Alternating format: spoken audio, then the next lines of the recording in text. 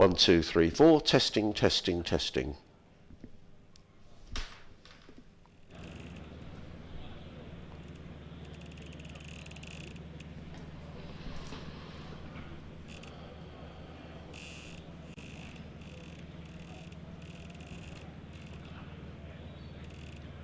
Shall I do my update first and then just come on? Yeah, I mean, I'm just one.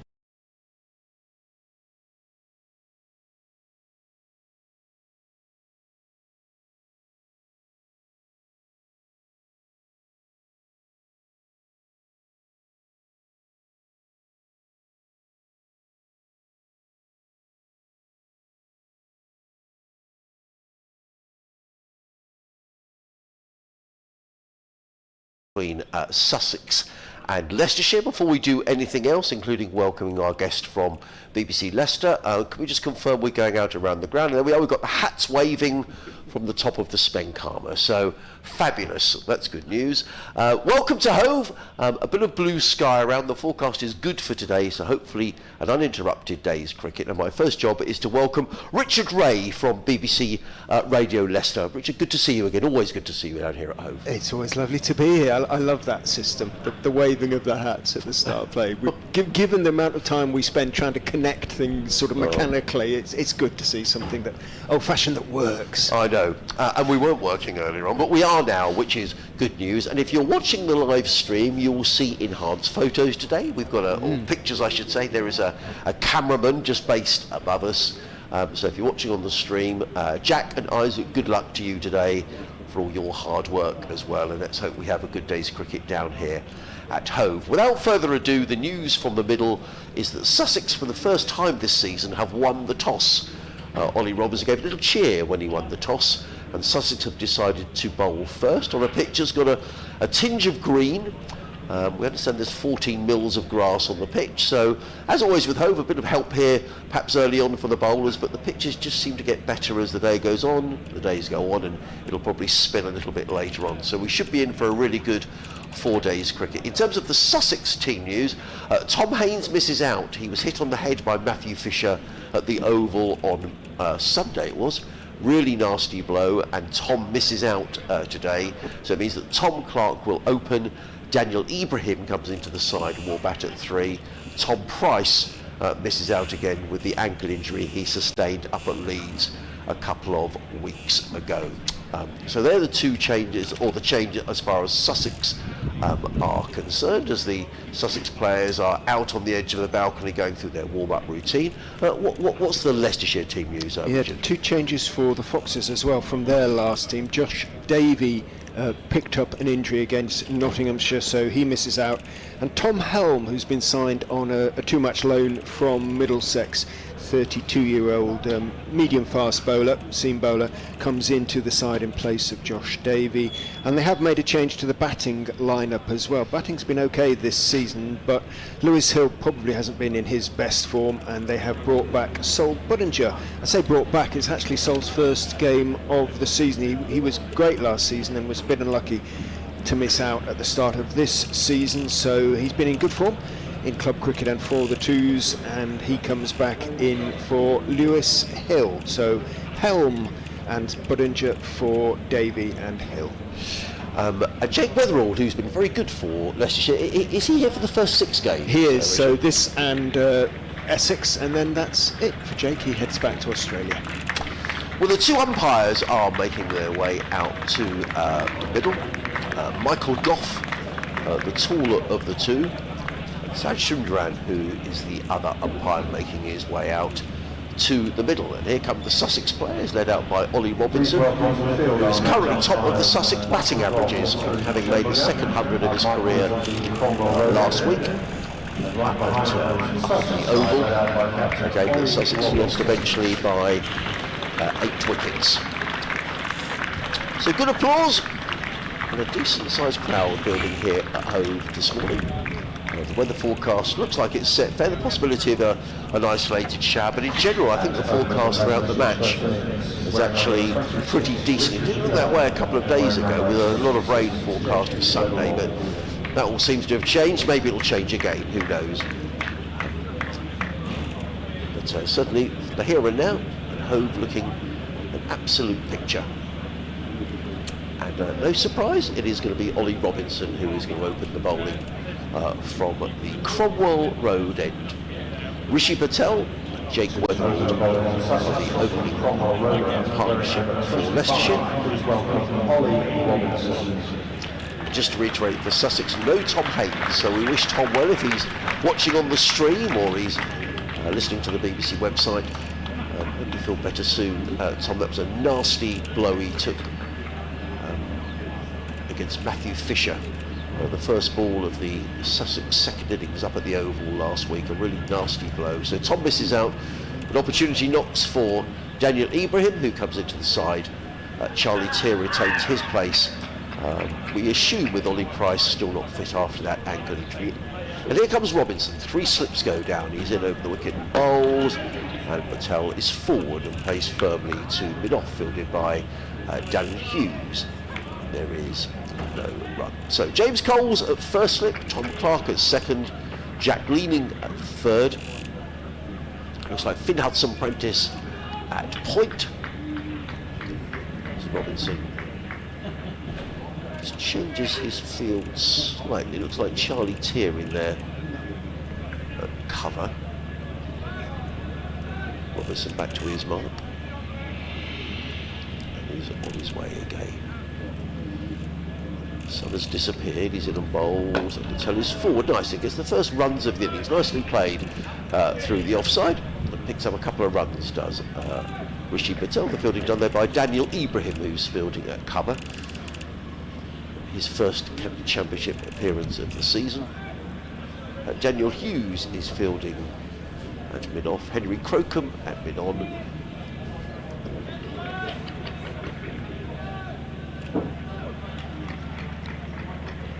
Robinson wheels around at the far end of the ground. Down the hill from the Cromwell Road in bowls to Patel, who solidly and securely forward plays that into the covers, and there is no run. Now, I'd assumed, it looks suspiciously to me like Wally Carter at mid-wicket with his hands in his pockets. So there's been a late change for Sussex that I hadn't picked up on. James Coles is waving from first slip as in comes Robinson. Down the hill bowls, and Patel's beat. There's a good delivery by Robinson. Now the wrong line is Patel. Ball whistles through to John Simpson. And there is no run. James Coles is still signalling furiously for something to be brought out to him.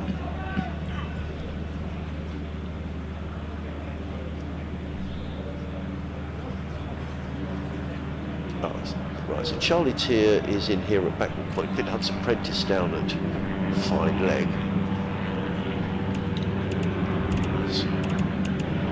Robinson in again. Bowls and Patel is forward, plays out to the other side. And there is a helicopter. Some light aeroplane makes its way across the ground. Of course, you can send us your emails, sussexsport@bbc.co.uk. Scouring the field, I'm slightly concerned because it looks to me like Jack Carson isn't on the field, unless I'm missing something.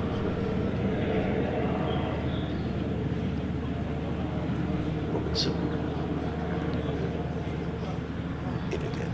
Bowls and Patel is forward. Your ball, good length, plays out into the offside, and there is no run. So end of the opening over. Leicestershire have been asked to bat this morning, are 2 without loss, 2 to Patel. Jake Weatherald is yet to score.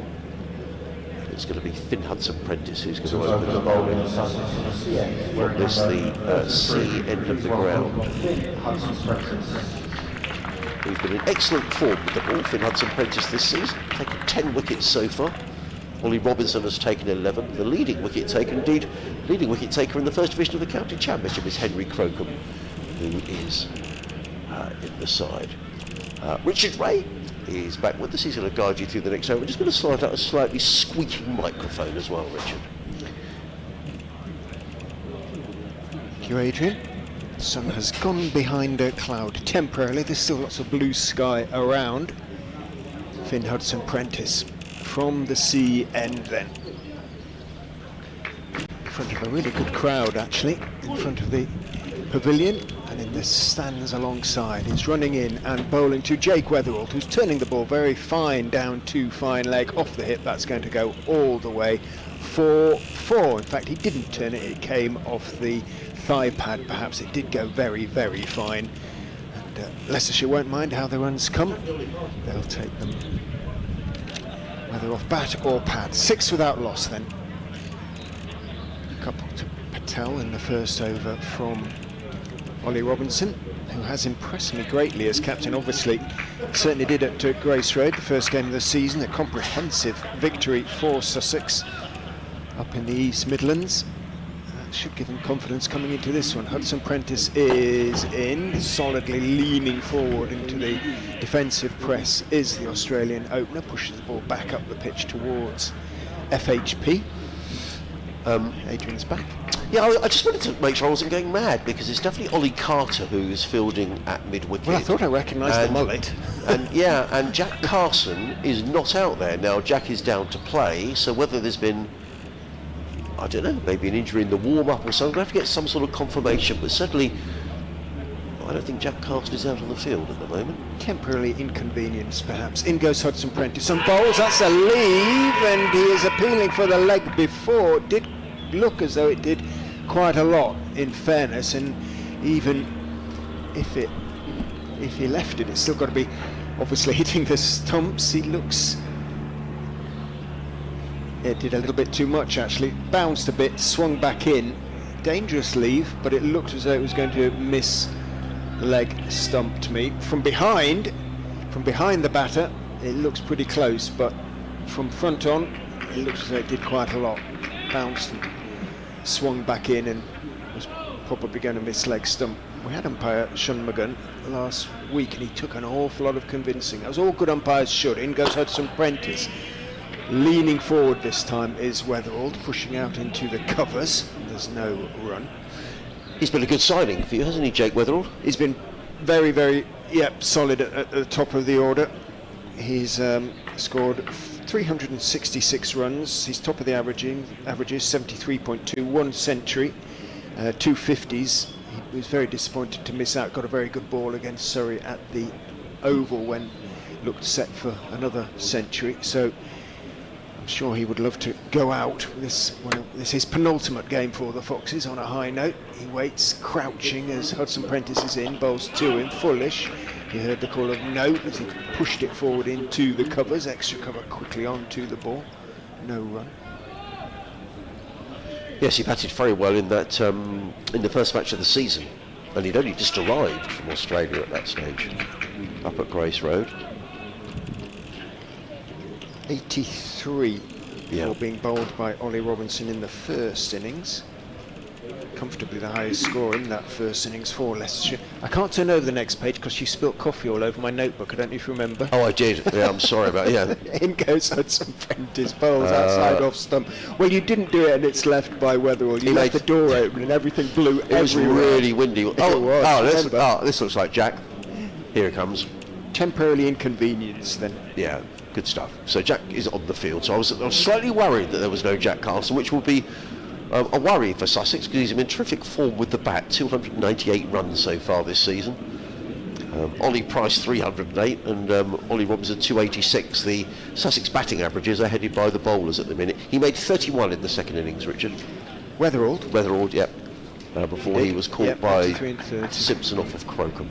So, full salam, Jack Carson is okay, which is good news for Sussex. He takes his place on the field, and Ollie Robinson is going to come in bright sunshine now, down the hill, comes in and bowls, and Patel whips this one away through square leg, picks up a single. Hudson-Prentice is quickly round at fine leg to field, one more to the total. Leicestershire 7 without loss. Patel on 3, Weatherall yet to score. One of the many privileges of this job is that we get to walk on to the pitch. Yes. Beforehand, not on the pitch, but to the pitch. But the outfield was just glorious to walk on. It looks beautiful, and it is beautiful. out there, so smooth. The ground looks a picture. Robinson. In the sunshine. In bowls to Weatherald, who is forward. He's beaten outside the off stump. Bit of bowling by Robinson, taken by Simpson. There is no run. That's a good delivery. Yeah, he's beaten outside the off stump. If you're watching on the live stream, an enhanced live stream this week, so I hope you're enjoying it. Operated by Jack and Isaac next door to us in the media centre. And the camera just honing in, I can see, on Ollie Robinson. So everything is working well today. That's good news. 3 slips go down. Robinson makes his way in from the Cromwell Road end of the ground. Bowls to Weatherald, who shoulders arms, lets that one go. From the howl from behind the stumps, that suggests that was a good leave by Weatherald. Yeah.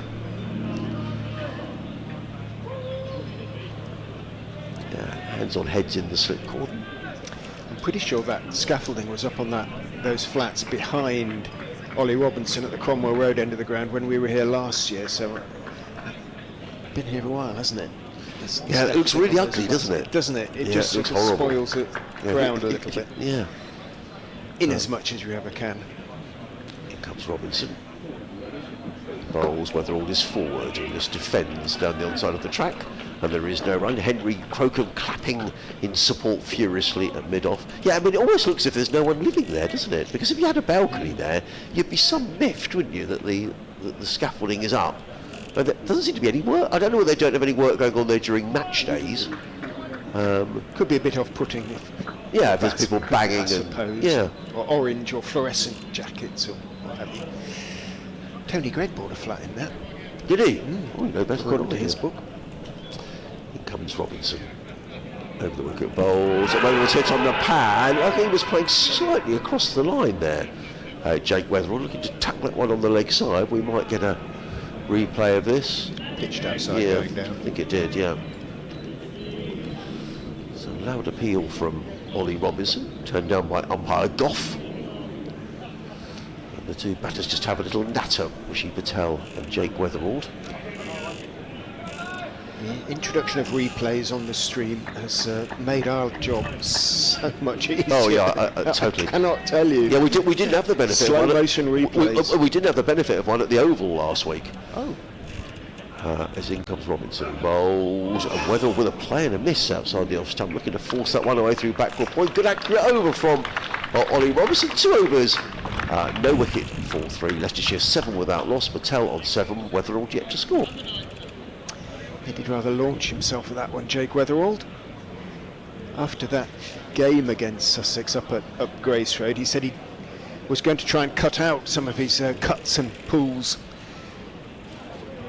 to adapt to English conditions. Obviously much more used to batting in Australia on hard, bouncier tracks, getting a fair proportion of his runs with those 2 particular shots. I have to say, having watched him in each of his innings so far, he doesn't look to have particularly done that, i.e. not cut out the cut and the pull. I think he's probably calculated that he'd lose too much in so doing. Hudson Prentice is in to Patel, outside off stump. Patel steps forward and leaves. He too has been in a pretty good form at the top of the Leicestershire order. 346 runs, only 20 less than Jake Weatherald. That's in 6 innings in the 4 games played. Highest score of 164. He's averaging 57.66, also with 1 century and 2 50s. But I suspect a little like Weatherald, he'll be disappointed not to have gone on. Should have gone on at Cardiff against Glamorgan. Looked absolutely nailed on for a century. In goes Hudson Prentice, bowls to him. Nice high left elbows. He stretches forward and blocks that one out into the covers. That is obviously no run. And top edged a slog sweep.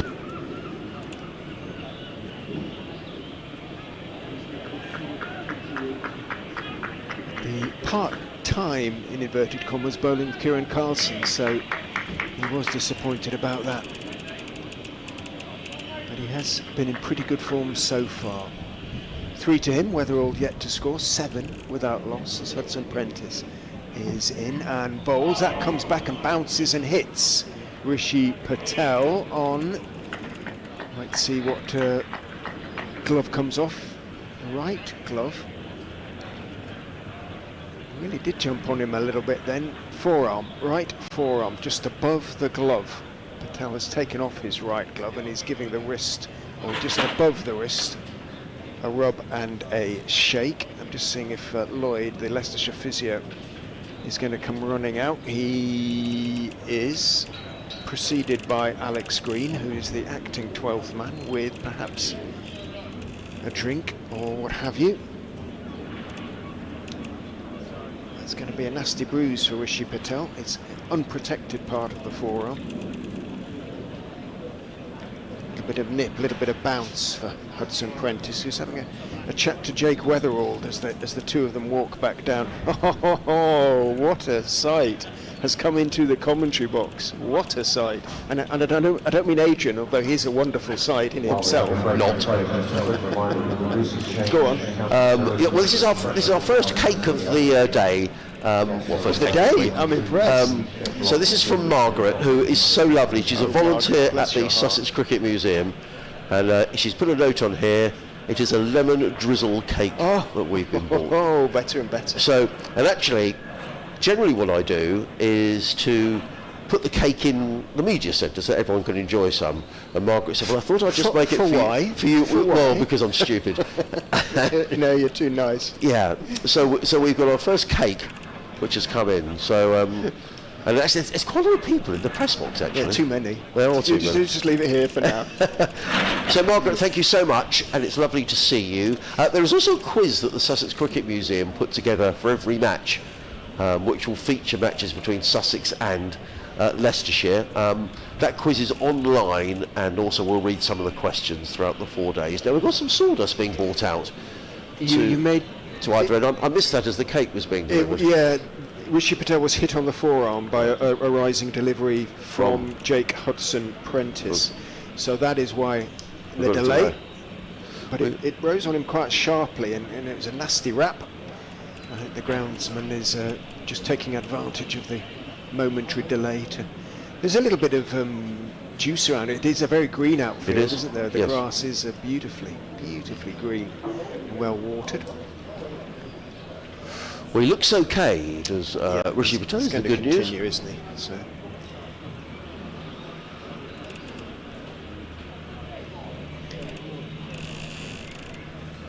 Hudson Prentice in past Shanmugam and bowls and wraps Patel on the pad again. A little bit of movement just at the moment. The Sussex seamer is finding that little bit of extra nip.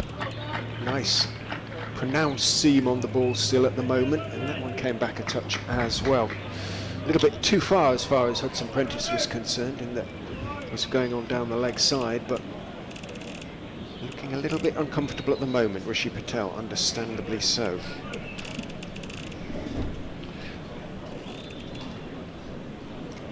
Hudson Prentice turns. Athletic run is in and bowls too wide outside off stump. Patel can step forward and just watch the ball rather die into the gloves of Simpson behind the stumps. It suggests that actually there may not be too much pace in the pitches, as has so often been the case at the start of this season. And it may, I think it is a bit of an issue for county cricket at the moment. Some of the pitches just have been a little bit very batter friendly, haven't they? Yeah. But not that easy to score quickly on. In goes Hudson Prentice, leaning forward Patel. Again it comes back a touch. He turns his wrists on it, thickish inside edge, and runs it out to deep backward square and takes a single. Moves on to 4-8 without loss. Good to see that the Sussex electronic scoreboards are as fast, lightning fast as ever. The run goes on as it's being run. 8 without loss, Leicestershire, after just the 4 overs. And listening to live cricket on the BBC Radio Sussex, BBC Radio Leicester. Adrian Harms, Richard Ray, your commentary team are here today on a lovely dry day at Hove. Quite a lot of cloud around, but some patches of blue sky as well. The forecast seems pretty good for today. And if you just joined us, Sussex winning the toss, the first time Ollie Robinson has won a toss this season, and electing to bowl first. And in he comes down the hill for the Cromwell Radio. Bowls to Patel, who flirts with a ball outside the off stump, ball goes through to John Simpson, and there is no run. 3 slips in place, a backward point, cover mid-off, mid-on, mid-wicket, and a fine leg. If you'd like to get in touch, the email address is sussexsport@bbc.co.uk. It'd be lovely to get your views throughout the match, and of course we'll keep an eye on the other matches going on in the county championship as well. We're in the 5th round of matches already, so we're already a third of the way through the season. Crackers really, but in comes Robinson. In bright sunshine, bowls, and Patel covers up and plays to mid-on, and there is no run. Rishi Patel, of course, who was victim of that extraordinary run-out by Jack Carson in the game at Grace Road, where Jack went herring around the boundary down on fine leg, fielded the ball. Rishi Patel thought he had a comfortable 2, and Jack fielded the ball, hurled the ball in, hit the stumps directly, and Rishi was run out. That was in the 2nd innings, wasn't it? He was, and Jack Carson was on his knees when he threw. Do you remember? He was kneeling from the boundary. Robinson in and bowls, and Patel gets a big inside edge, and the ball whistles away down to the boundary for 4 runs. So a little fortunate there, Rishi Patel, who, in fairness to him, has probably been unsettled by this blow that he took on the arm from Finn Hudson-Prentice, but he was looking to drive, big inside edge. It goes past John Simpson down to the fine leg boundary for 4. Patel goes to 8 with a total of 12. To nip around, isn't it? Out there. He looks a little uncomfortable, Rishi Patel. He's shaking that right hand, isn't he? It'll be sore. Yes, it will be sore. Bruised. Clearly not broken. Lloyd came out and had a good sort of feel around, but yeah, it'll be a big old lump and a bruise.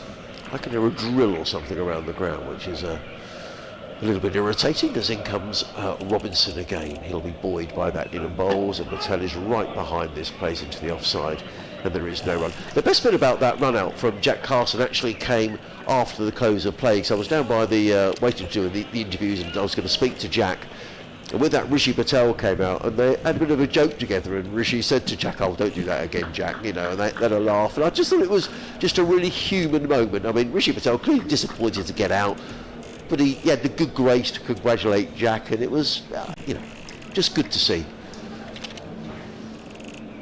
3 slips go down again. The sun has disappeared. It's going to be that sort of a day, I think. Bit of a breeze around the ground as in comes Robinson. Bowls or Patel's beat. That's a good delivery by Robinson. Pacey delivery, good bounce through to John Simpson. And there is no run. So Leicestershire start to the season. You lost to Sussex, then a good draw at the Oval, Richard, because that's not an easy place to go to, as Sussex found out last week. It isn't, but the pitch was so very, very flat. They would have been disappointed to have been bowled out twice on it, and they weren't. So they saved it pretty comfortably, to be honest. Robinson in again, bowls, and Patel's going to get 4 more, but it's an edgy boundary, goes past 3rd slip and runs down just below us. There's a Charlie Tier, who made a nice 61 at the Oval last week, has to leap over the boundary boards and retrieve the ball from underneath the blotter. So a couple of boundaries to Patel in that over, neither of them particularly convincing. Nonetheless, he's still there, he's 12.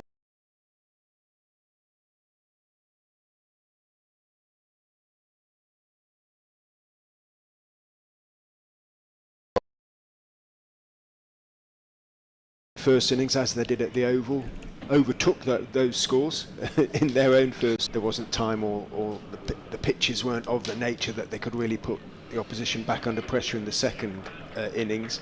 But then comprehensively really beaten by Nottinghamshire last week, who look a pretty strong side. In goes Hudson-Prentice, bowls to Weatherald, who is going to get off the mark this time. He turns his wrists on that one, pushes it out towards square leg. There isn't a square leg, mid-wicket has to run round to field, and Weatherald is up and running off his 12th delivery. 17 without loss, so it's sort of the start that was semi-expected. That the batting has been pretty solid for the most part, or individuals certainly have performed within it, but they have struggled to bowl sides out.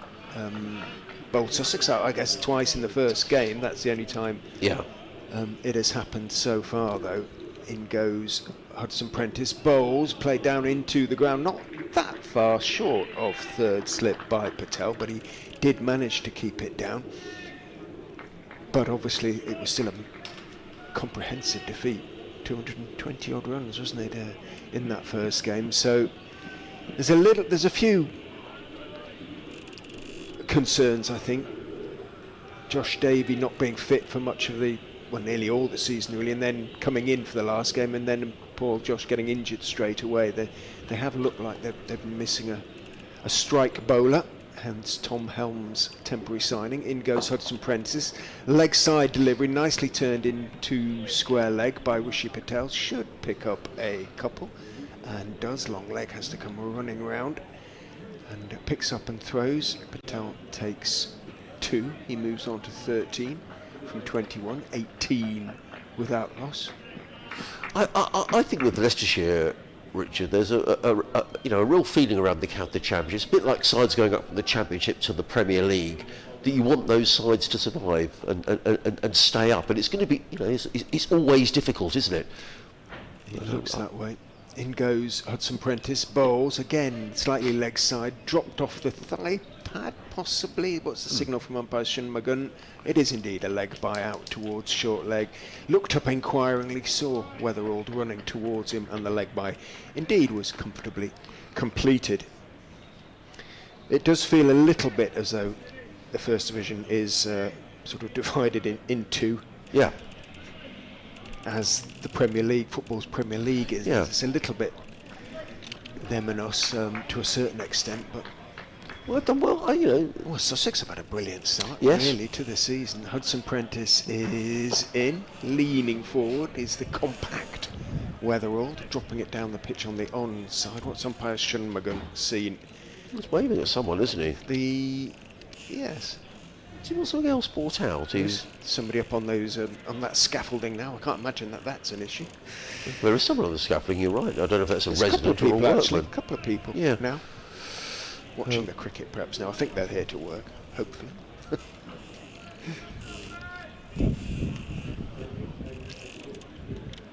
Hudson Prentice turns. In, bowls, outside off stump, cut away by Weatherall. That's the shot I was talking about earlier. The width was there from Hudson Prentice, who sort of raised the right arm in acknowledgement, almost in apology to his teammates. It was outside off stump, and well, got such strong wrists, supple wrists, Weatherall. Cut it away in front of square, and his best shot of the morning, and arguably the shot of the morning, moves on to 5-24 without loss. And if you just joined us, a very good morning. Welcome to Hove Live Cricket here on the BBC. Adrian Harms and Richard Ray, your commentary team. Sussex winning the toss this morning, electing to bowl first. Tom Haynes missing out after being hit in the head last week at the Oval. Tom Clark will open for Sussex. Daniel Ibrahim will bat at 3, as in comes Ollie Robinson down the hill. Bowls to Patel, who's forward solidly to a ball of good length, plays down the offside of the track, and there is no run. He's now got a 4th slip in place, is Ollie Robinson. Jack Carson is in there. Jack leaning at 3rd, Tom Clark at 2nd, and James Coles at 1st in his white sun hat. Has to be said, actually, when Tom Haynes was hit, it was a really nasty blow, Richard, but the first person down the wicket to make sure he was okay was Matthew Fisher, which I thought was really good to see. I mean, he literally on his follow through just carried on running down the wicket because he realised it was a nasty blow that Tom took. As in comes Robinson, bowls, he beats Patel outside the off stump. Good bowling here this morning by Ollie Robinson. He might have picked up a couple of wickets, but Rishi Patel is gutsing it out. And very nearly took the outside edge and very nearly bowled Patel as well. That was a really good delivery from Robinson, taken by Simpson.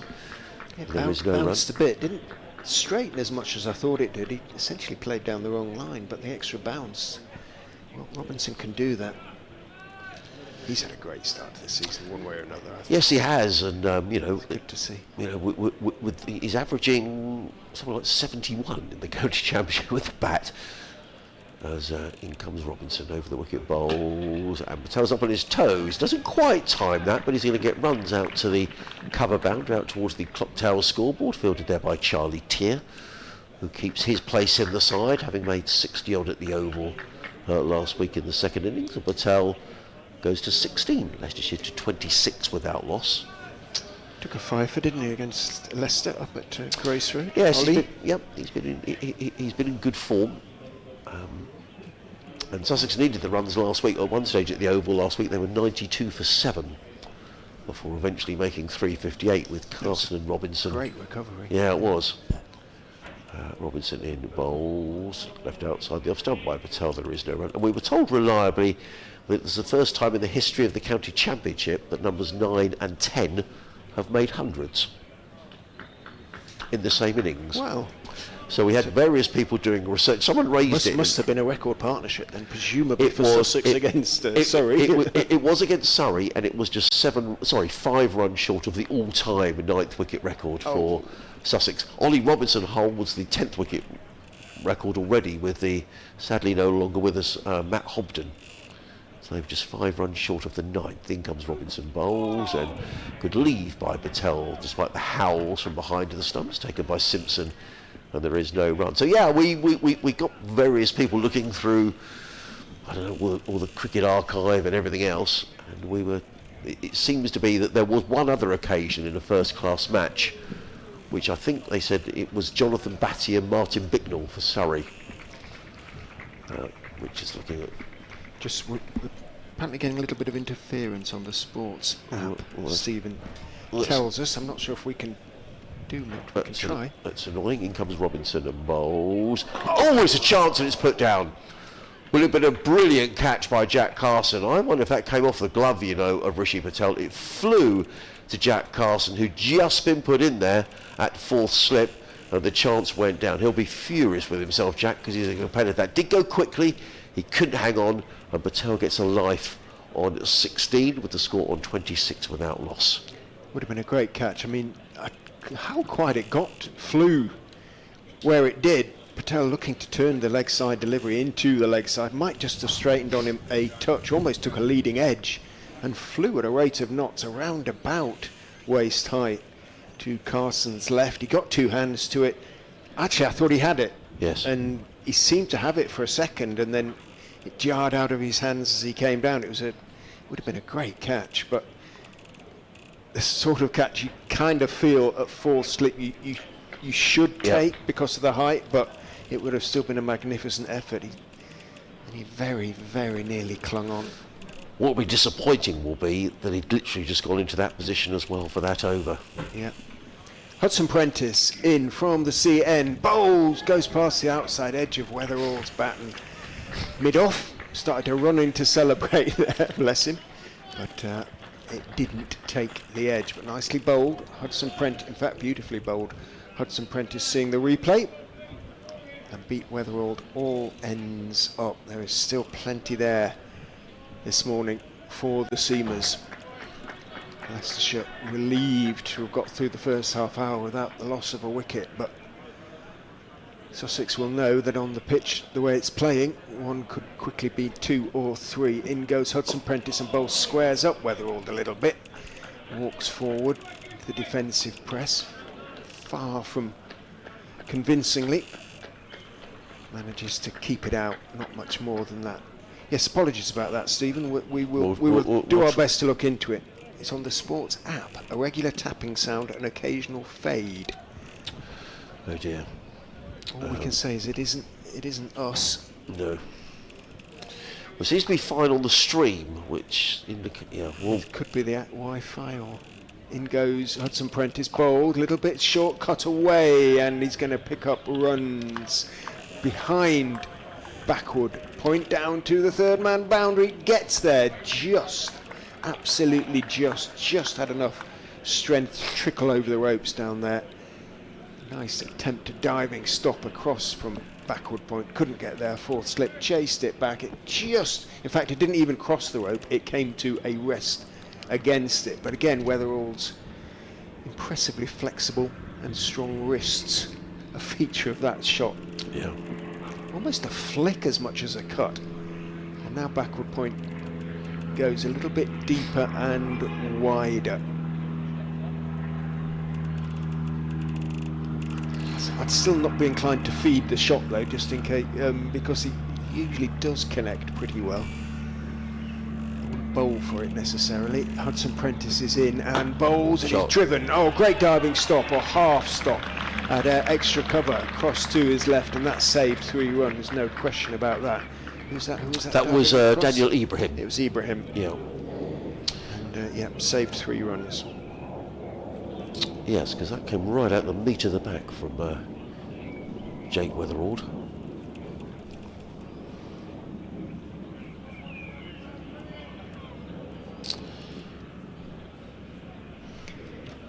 He's moved into double figures though with that single, 10 off 18. Hudson Prentice into Patel, who is beaten on the outside edge, stepped forward and again held its own off the seam, and again beat him by quite a long way. Well, actually, watching the replay, he might just have tucked the bat inside the front pad. Ooh, update for BBC Radio Sussex potentially.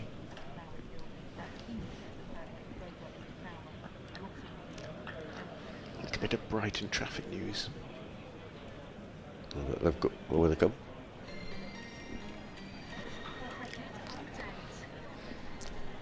In comes. Yes, thanks very much indeed, Sarah. Both Surrey and Sussex in action in this current round of matches. We're at Hove this week, where Leicestershire are batting first, having been asked to bat by Ollie Robinson this morning. They made a decent start as well, 32 without loss. Rishi Patel is on 16, although he was dropped by Jack Carson at 4th slip just a moment or so ago. The Australian Jake Weatherald is on 10. So Leicestershire here, 32 without loss. Surrey are playing Nottinghamshire this week up at Trent Bridge. That's a clash of first place Nottinghamshire against second place Surrey, and Surrey have started well because they've taken the wicket of Hasib Hamid, the Nottinghamshire skipper. He is out, wicket taken by Dan Worrell. Nottinghamshire are 16 for 1. In comes Ollie Robinson. Down the hill, bowls to Patel. Lets that one go outside the off stump, taken by John Simpson, and there is no run. BBC Radio Sussex are talking hedgehogs. Yes, they are. I heard that. That would be interesting for Martin Brunt, big Leicestershire supporter, and a volunteer at a hedgehog sanctuary, basically. He's the one who names the little hedgehogs after each Leicestershire sanctuary. Oh, right, yes. And I was listening to you and Mark Church up at the Oval the other week talking about that. I'll just send a message to the studio, ask them to... There we go. Thank you very much. Yeah. Comes Robinson. Down the hill, bowls, Patel is forward. Let's that go through to Simpson now.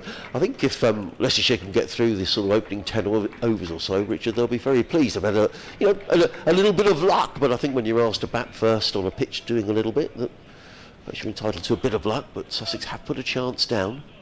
Yeah, there's clearly something in the pitch, but it's not pronounced. It doesn't look a particularly fast pitch. Whether it will, well, I imagine it will quicken up under the sun if we get a bit more sun. A bit of blue sky around at the moment, plenty of cloud as well there. Robinson in again, bowls, and Patel plays this one to Jack Carson, who's fielding in there at 4th slip, and there is no run. Yes, I mean, it was a strange the drop, was it? I don't know. Did you think it came off a bit of glove? I mean, it just. It looked like a leading edge. He was looking at the replay because he was literally trying to turn it out to square leg. So it sort of absolutely the sort of edge, or almost the back of the bat, and it flew. How he got it there.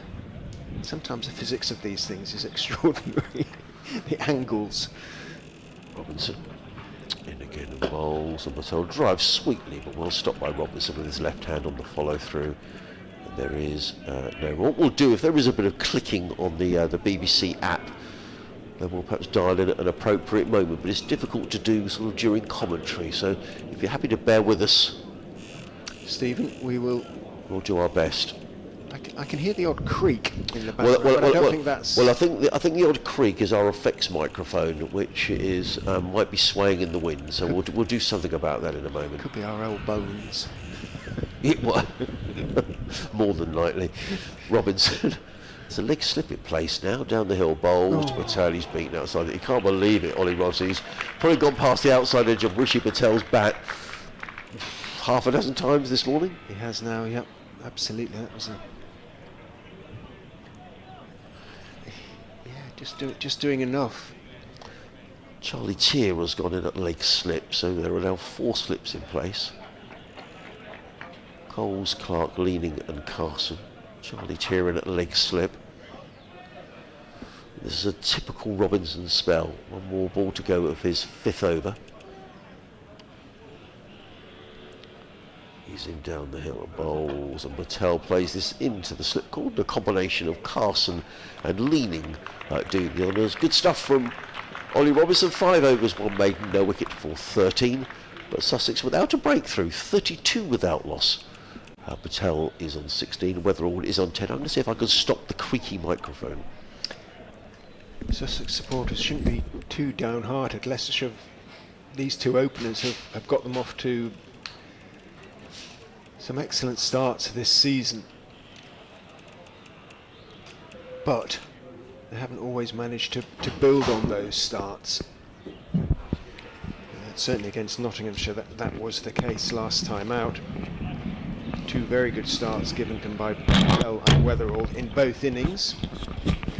That's the noise of Adrian with the effects mic. As in goes Finn Hudson-Prentice and bowls. It's a shout for leg before. Umpire Shanmugam immediately shakes his head. The bowler knows his fate very quickly with this umpire. Yeah, it was 2-leg side, I'm afraid. Might just have pitched outside. Was probably going on down leg side as well. It's not pitching on.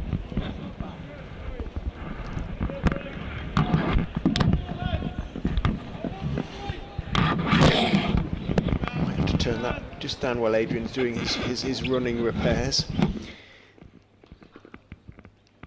Once he's happy with the placement, we'll turn it back up. In goes Hudson-Prentice and bowls a little bit short up on his toes. Weatherall plays it firmly down into the ground to silly point and sort of hops a couple of times down the pitch just in case. There is a quick single to be had, but Rishi Patel wisely going absolutely nowhere. 32 without loss remains the score. 40 minutes into play. Adrian is back alongside, having effected his running repairs. Hopefully that sounds a little better. It does actually. I Good. think. As Hudson-Prentice turns, runs in, bowls, squares up Weatherall a little bit, but you heard the very Australian yeah. As it thickish outside edge ran the ball towards backward point.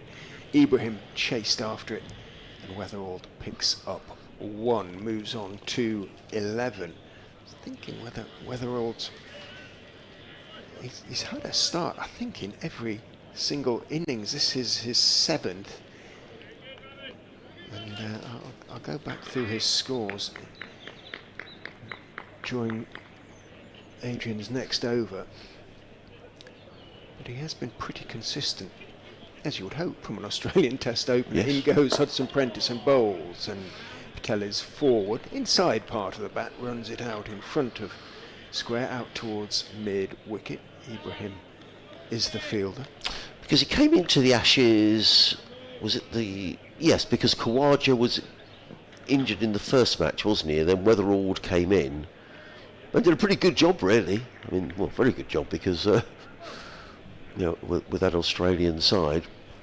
But when he arrived for that game against Sussex, first game of the season, I think he'd only been here a couple of days, hadn't he? And he batted really nicely. Hudson-Prentice is in, lofted by Patel, but he got plenty of it. For a minute I thought that was going to go more or less straight to mid-on. In fact, it was high and wide of mid-on, and there was no real chance for him to get across there and make the stop. Well, I thought it was an authentic shot. He got plenty of it in the end, didn't he? He He did. seemed to know what he was doing. Hughes, the fielder, the mustachioed Hughes. He couldn't get there, and down the slope it ran towards the sea. You get value if you're hitting down the ground here at Hove, for sure. Hudson-Prentice is in, and excuse me.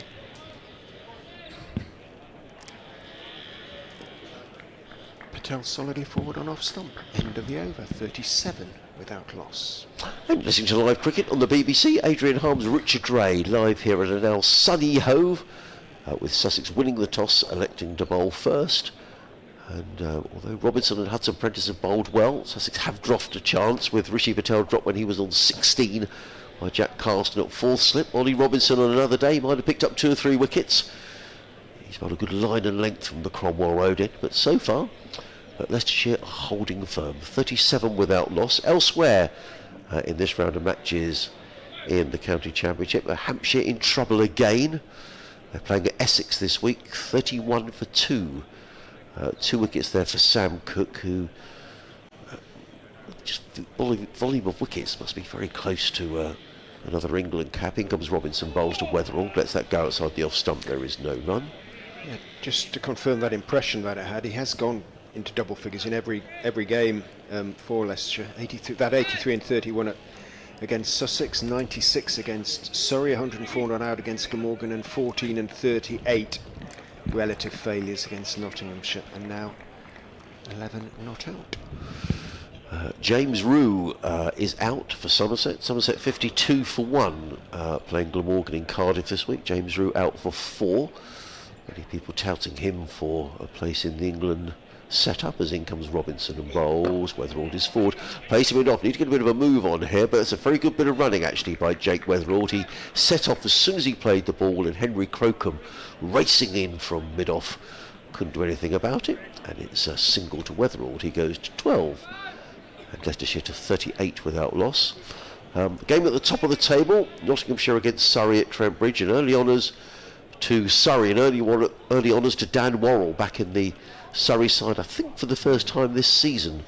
He's picked up the wickets of Hamid for 7 and Slater for 9, so Surrey very much on top there at Trent Bridge in the early stages.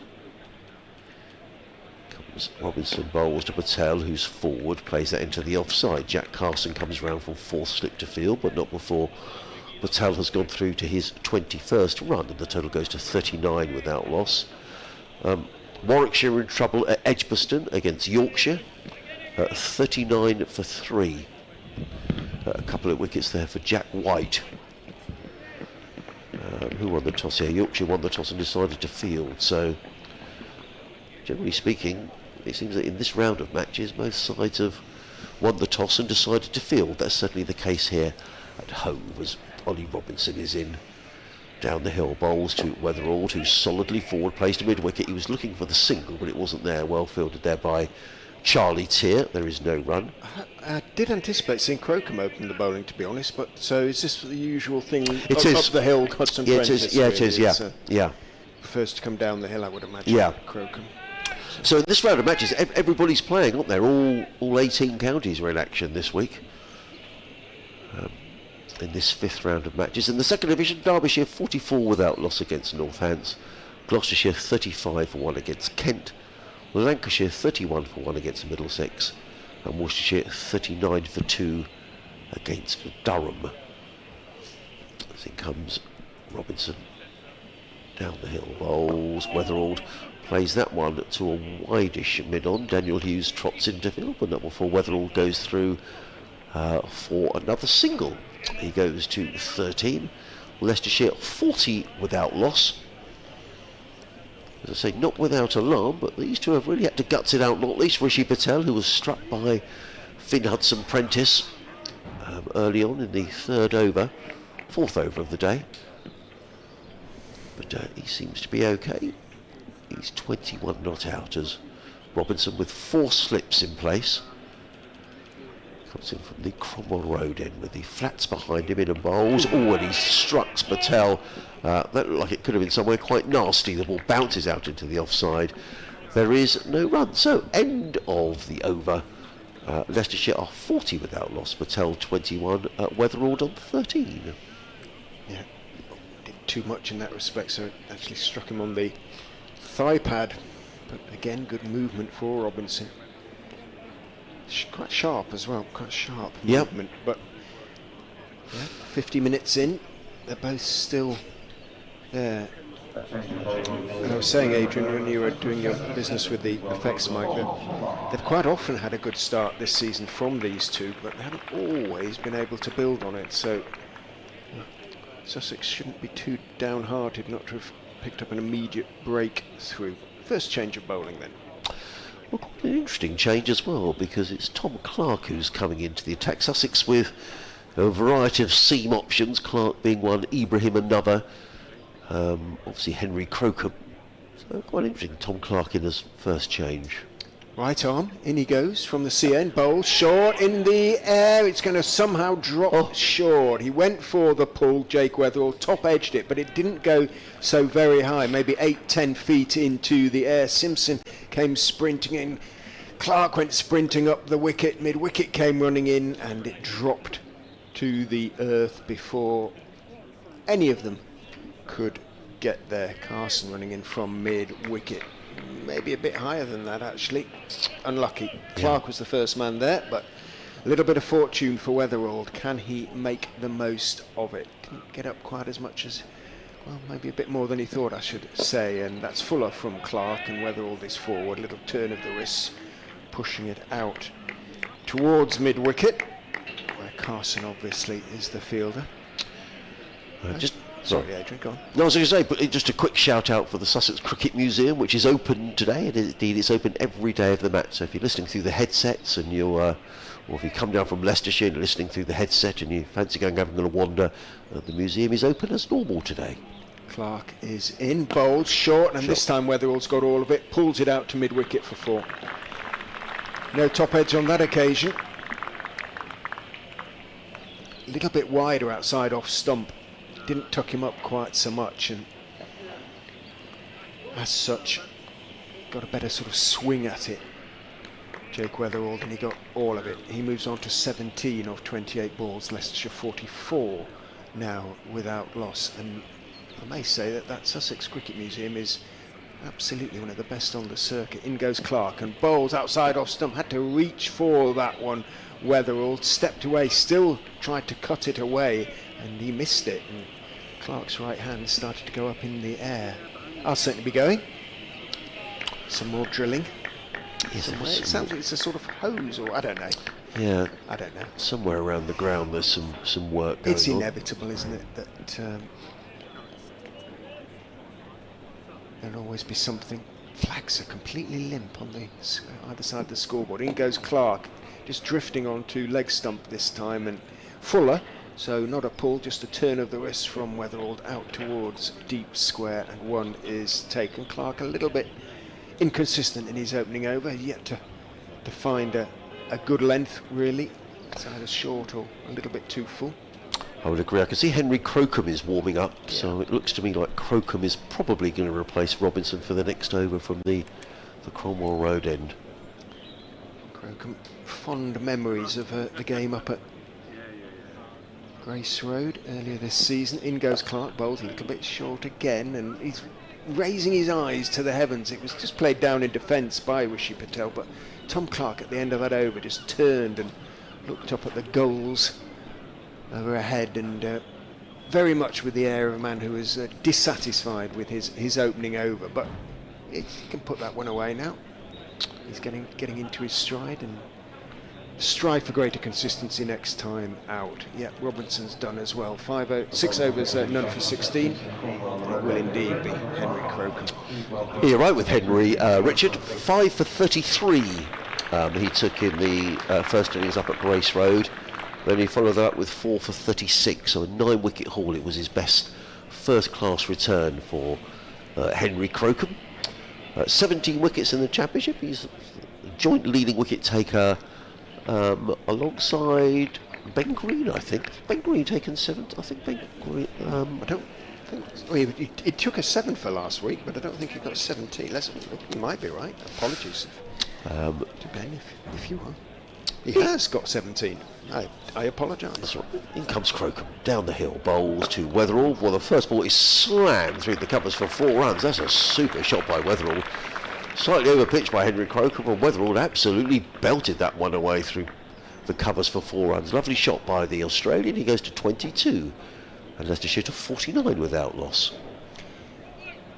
no messing with that one, Richard. No, I was saying that after that first match against Sussex, he said he was going to try and put the cut and the pull away for his time in England. Croker in bowls, and Weatherall turns that onto the onside, picks up the single, no run. Because of the sort of lower bounce and it not coming through as quickly as Australia, and despite the fact they were his two favourite shots. And I have to say, he hasn't put either of them away. I think he's thought, oh look, I get so many runs with this that I'm not going to change this for 6 games. And he's enjoyed, as I mentioned, his scores, a reasonable amount of success by continuing to play with them. So he's still doing so. Crocombe in bowls. Weatherall's done it again, cuts that one away. That's going to be more runs. It's just going to be a single on this occasion as Hudson prejudices round the boundary edge and fields. Good throw at the top of the stumps to Simpson, but 50 up. 51 without loss. Oh, no, it was 50 up after the last one. 51 without loss. Weatherall to 24. Popular member of the dressing room? Yes, I think so. He's certainly not shy of offering an opinion on the field. As Ian Holland has remarked with a grin, he's gotten involved. He's not quiet.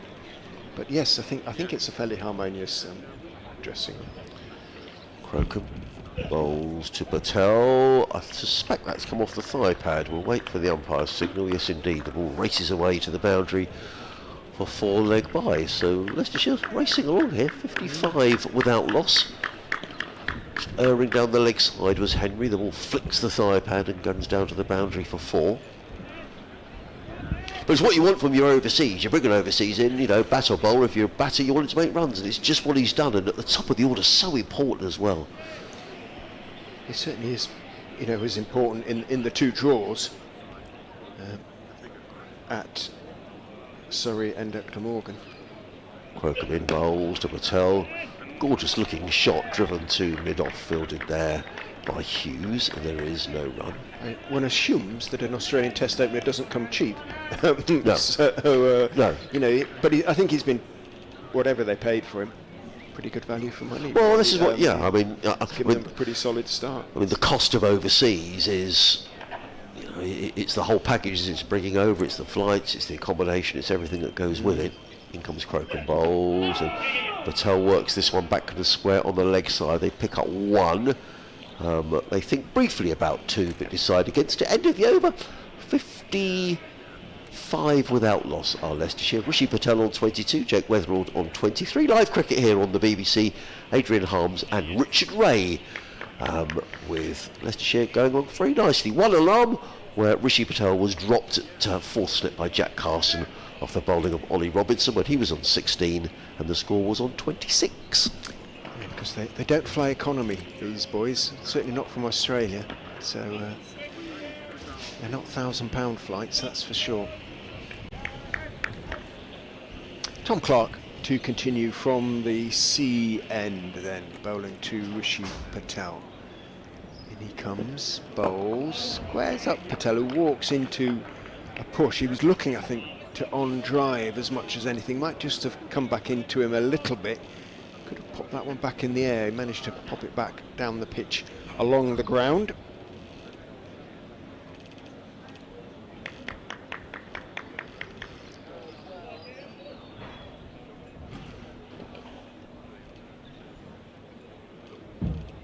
Clark in, bowls. That is 2 leg side, and Patel with real insouciance clips it away through the onside for 4. And again, Clark turns with head down because he knows that was absolutely a delivery to one of Patel's real strengths. Whipped it away. Well, I didn't whip it away. It was gentler than that almost. There was a flourish, but it was all about timing. He knew exactly where that was going and came right out of the middle. He moves on to 26, 59 without loss. Clark is in, bowls. It's a better line, just outside off. Perhaps a fraction short. Patel stayed on the back foot, dropped it out towards point. Running in from slippers, Jack leaning, and there was no run. Just the 2 slips now for Clark, bowling to Patel. Jack Carson warming up now as well. I was going to say already that, but I can't imagine that, given we've only had 2 quick changes. We've just had 2 changes. In goes Clark, bowls short, outside off stump, cut away off the back foot by Patel for 4. It's not been great from Clark. He got away with it in the first over to a certain extent, conceded just the 5 runs from it, but both those 2 that have gone for 4 from Patel, and he moves on to 30 with that cut, have been poor deliveries, relatively poor deliveries.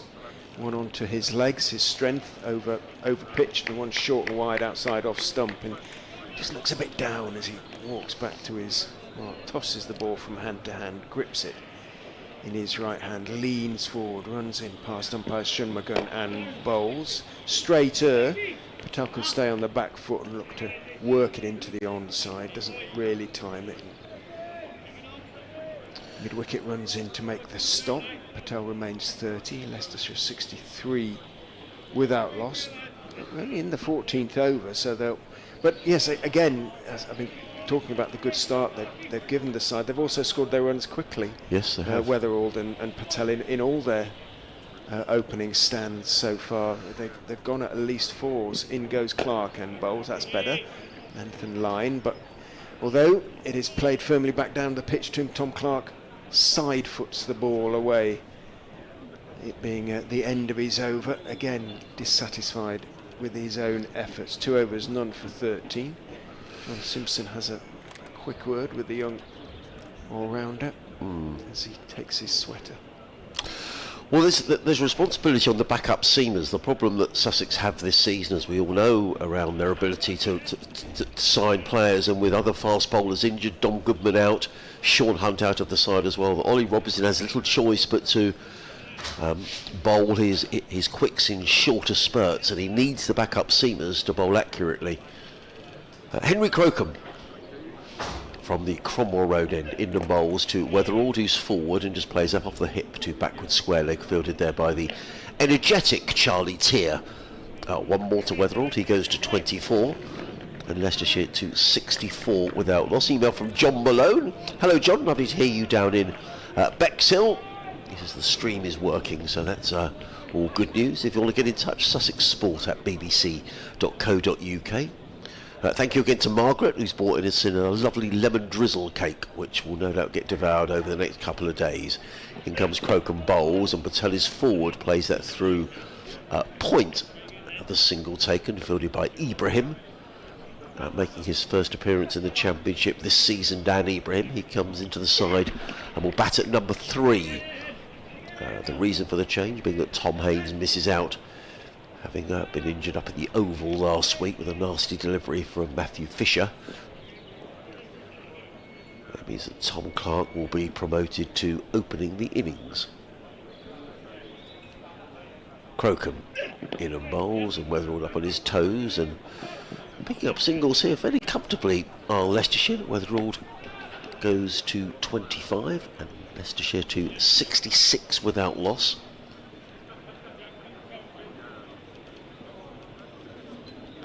Elsewhere in the Championship, West Hampshire now 50 for 3 at Chelmsford against Essex. Hampshire bottom of the First Division at the moment.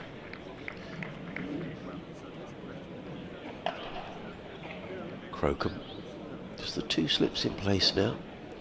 In and bowls, and Patel is forward, played out into the offside. Good bit of running by Weatherald actually, who called his partner through. Patel acknowledges that was a good call. So, quick hit there by Leicestershire. The ball played out into the offside. Crocombe very quickly to the ball, threw the ball at the stumps, but Patel trusted the call of his partner. Got the first 4 balls of the over. Leicestershire have picked up 4 singles. 2 slips and a gully for the left-handed Jake Weatherald. As Crocombe is in again, bowls, and Weatherald hammers that one away through point. Picks up a single, fielded on the point boundary by Finn Hudson-Prentice. 1 more to the total, 26 to Weatherald, 68 without loss. Daniel Hughes clapping his hands at mid-off. But Leicestershire will be very pleased with their work in this opening hour here. Having lost the toss and been asked to Bat first, in comes Crocombe. Bowls. So that's a better delivery from Henry Crocombe. The ball lifting. Let go by Patel outside the off stump, taken by John Simpson. And there is no run. So end of the over. Leicestershire 68 without loss. Rishi Patel on 32. Jake Weatherald is on 26. There's a bit more cloud drifts across Hove. But there are patches of blue sky. The weather forecast pretty decent for today, and indeed pretty good, I think, for the rest of the match. There was perhaps a bit of rain around on Sunday, but hopefully we're going to get 4 good days cricket here at Hove, and Tom Clark will be hoping he can bowl a better over with his 3rd over. In he comes from the sea end, bowls to Weatherall. That's a better delivery, just outside off stump, just dropped down into the off side, wide of cover. So Weatherall always alert for the quick single, calls Patel through. I think Rishi has become used to that over the last few games. Responds and one is taken. Weatherall on to 27, 69 without loss. It's been interesting to talk to Rishi Patel about what he's gained from batting with an international test opener like Weatherall. I think in approach and in positivity he's gained a lot. Clark is in and bowls. A touch short, straight though, and Patel, having initially looked to go forward, weight stays on the back foot, drops it down the pitch on the on side, and there's no run. That's Jack Carson clapping away at a shortish extra cover, about 3 pitch widths back.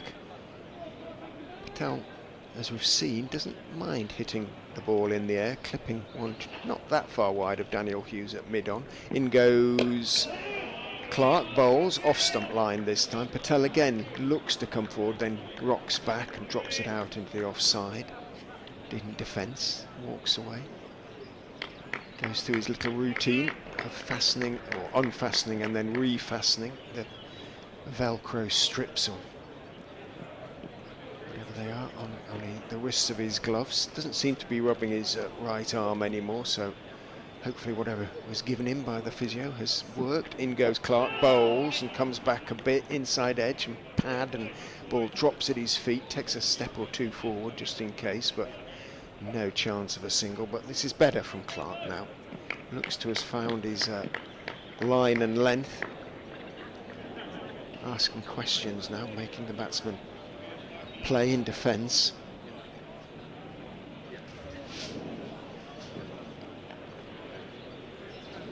Turns, kicks up his heels, runs in and bowls a no ball that beats Rishi Patel. First no ball, I think, of the day. Umpire Shanmugam turns to the scorers up there in the old next to the old press box, or maybe part of the old press box. I remember sitting up there in old days.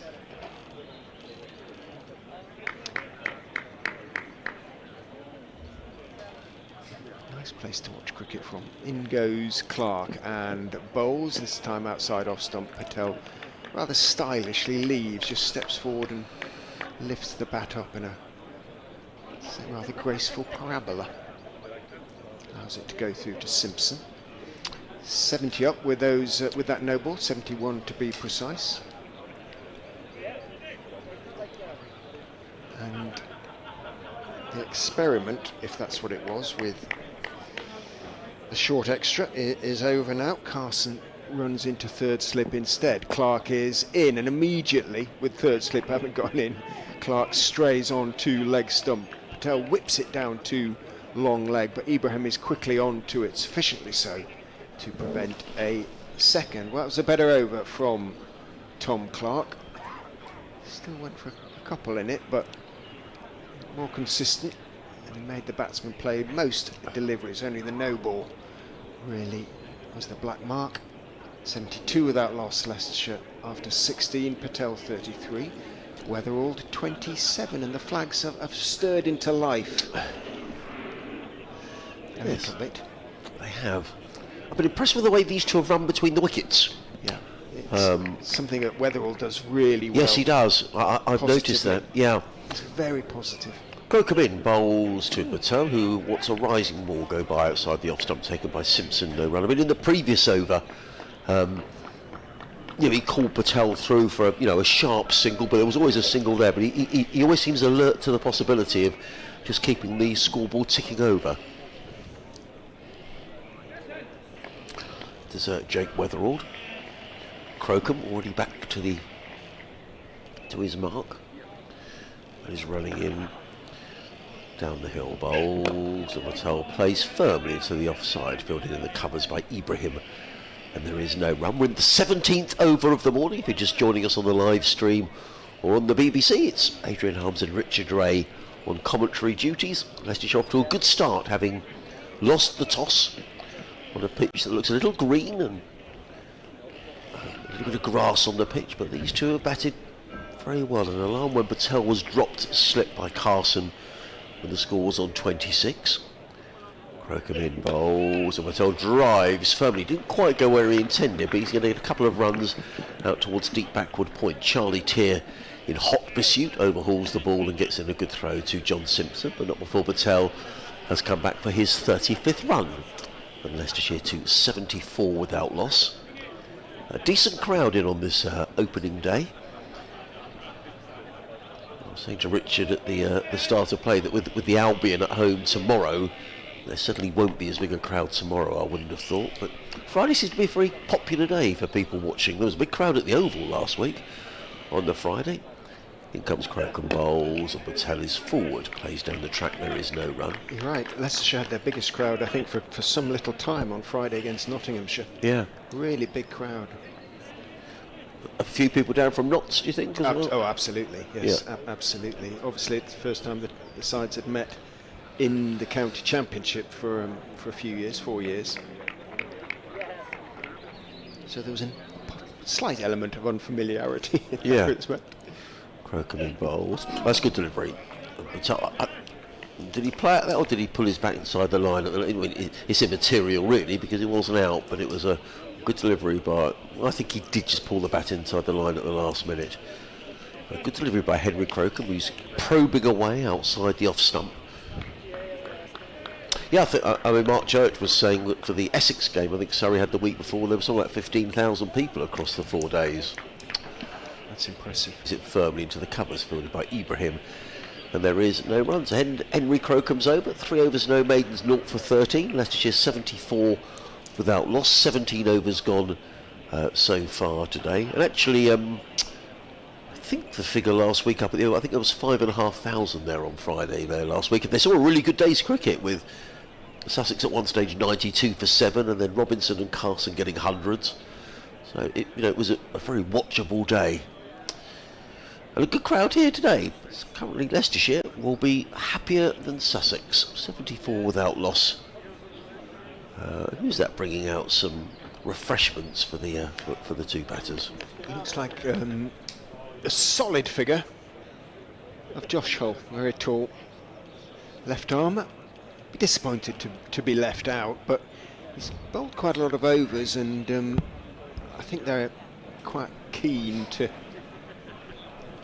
just ration them a little bit for Josh this season. He's still, to a certain extent, sort of growing into his body, really, but...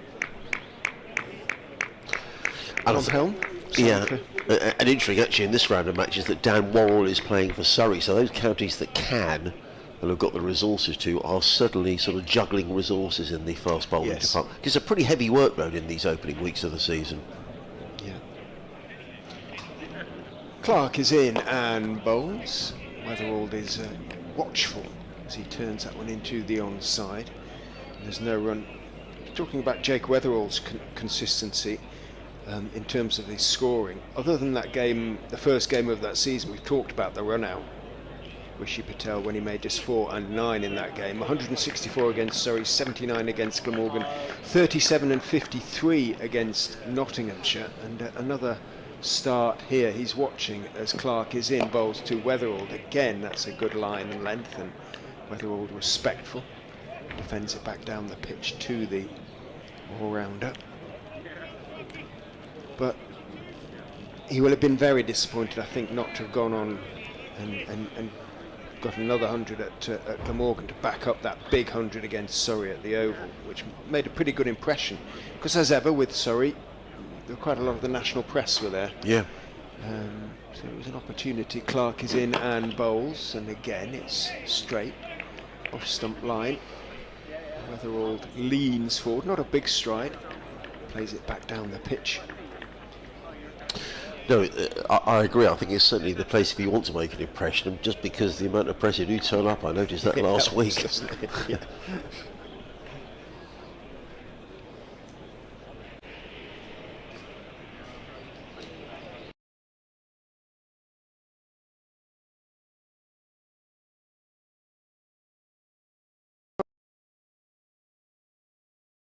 Where there's an appeal, but not one.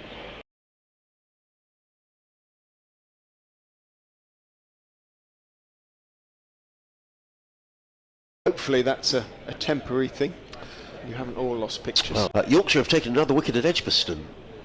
George Hill, who's a very fine cricketer, has taken that wicket, 50 for 4. Warwickshire. I see Harry Brooks playing for Yorkshire in this round. No Joe Root. Ah, okay. Clark is in, bowls. Patel leans forward on off stump. Is there a quick single to be had? No, the two batsmen both decide. Just been handed the quiz from the Sussex Cricket Museum. It's the Leicestershire Sussex quiz, 10 questions. You can find the quiz itself on the Sussex website, and they give the questions at the end of the match. The answers. The answers, I should say. Sorry, not the question. So we can have a little play around with these, Richard and myself, over the next couple of 4 days. In goes Clark, and that one is a little short and onto the legs of Patel. And I mean, Clark his body language is expressive. You know what he's feeling after each delivery, and he threw both hands into the air with disgust, really, because his first 5 balls had been there or thereabouts. That one was reasonably easy for Patel to work down to long leg. He did, and Clark walks back to his position as though the weight of the world on his young shoulders. I wonder whether it had the word from the skipper that this might be your last over, Tom. Well, Robinson's bringing himself back on for Crocombe. I wonder if Crocombe's going to have a go from this end then. Quite possibly. We're trying to think what other options they may go for. I mean, they've got Dan Ibrahim who can bowl seam. Tom Price not in the side. He made runs up at Grace Road, but Tom got a nasty ankle injury up at Headingley. And missed last week and now this week as well. In comes Robinson steaming down the hill, bowls to Patel, who whips that one away down towards fine leg. Hudson Prentice, who's a very good fielder, is round very quickly to prevent anything more than a single. There is no run. So much you feel in terms of this Sussex attack hinges on Ollie Robinson. They've got J. Devon Nudcat coming for the last 8 county championship matches, but it was always going to be a heavy workload for Robinson in these early 6 games, a trip to Taunton coming up next week.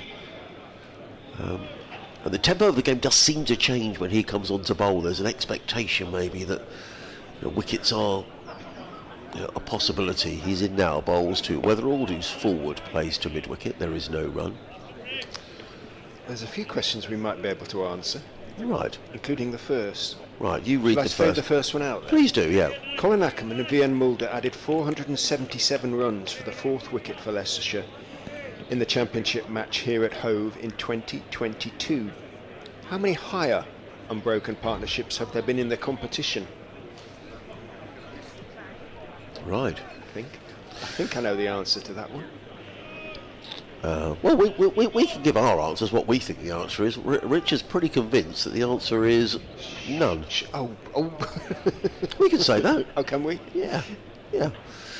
Robinson in bowls. Weatherall cuts this one away down Hudson Prentice down at deep backward point. Picks up a single. He goes to 28. The total 78 without loss. Yeah, I think we can give what we think the answer is. I mean, whether that's correct or not. Do you remember? Do you think that? I'm pretty sure we were.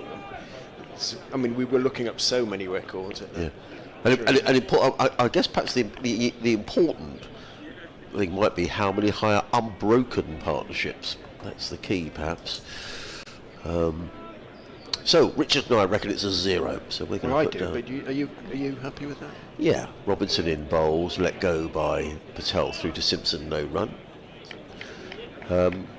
Also here at Hove, Louis Kimber's 243 in 2024 is the highest score by a number 8 batter in the championship. True or false? That's a good question. A number 8. It was record breaking in terms of the speed. Yes. But whether it's the highest ever by a number 8. Robinson. Down the hill bowls, driven by Patel, a super shot. That's probably the best shot he's played, I think, Richard. It was slightly over the pitch by Robinson. He's absolutely belted that away through mid-off for 4 runs. Lovely shot. He goes to 41, and Leicestershire off to a real flyer here, 82 without loss. Classical off drive. Lovely shot, wasn't it? My feeling is that it might not be the record. By a number 8. Yeah, in the whole history of the championship. I mean, it's a remarkable. I mean, Richard and I were here. It was just one of the most remarkable innings I've ever seen.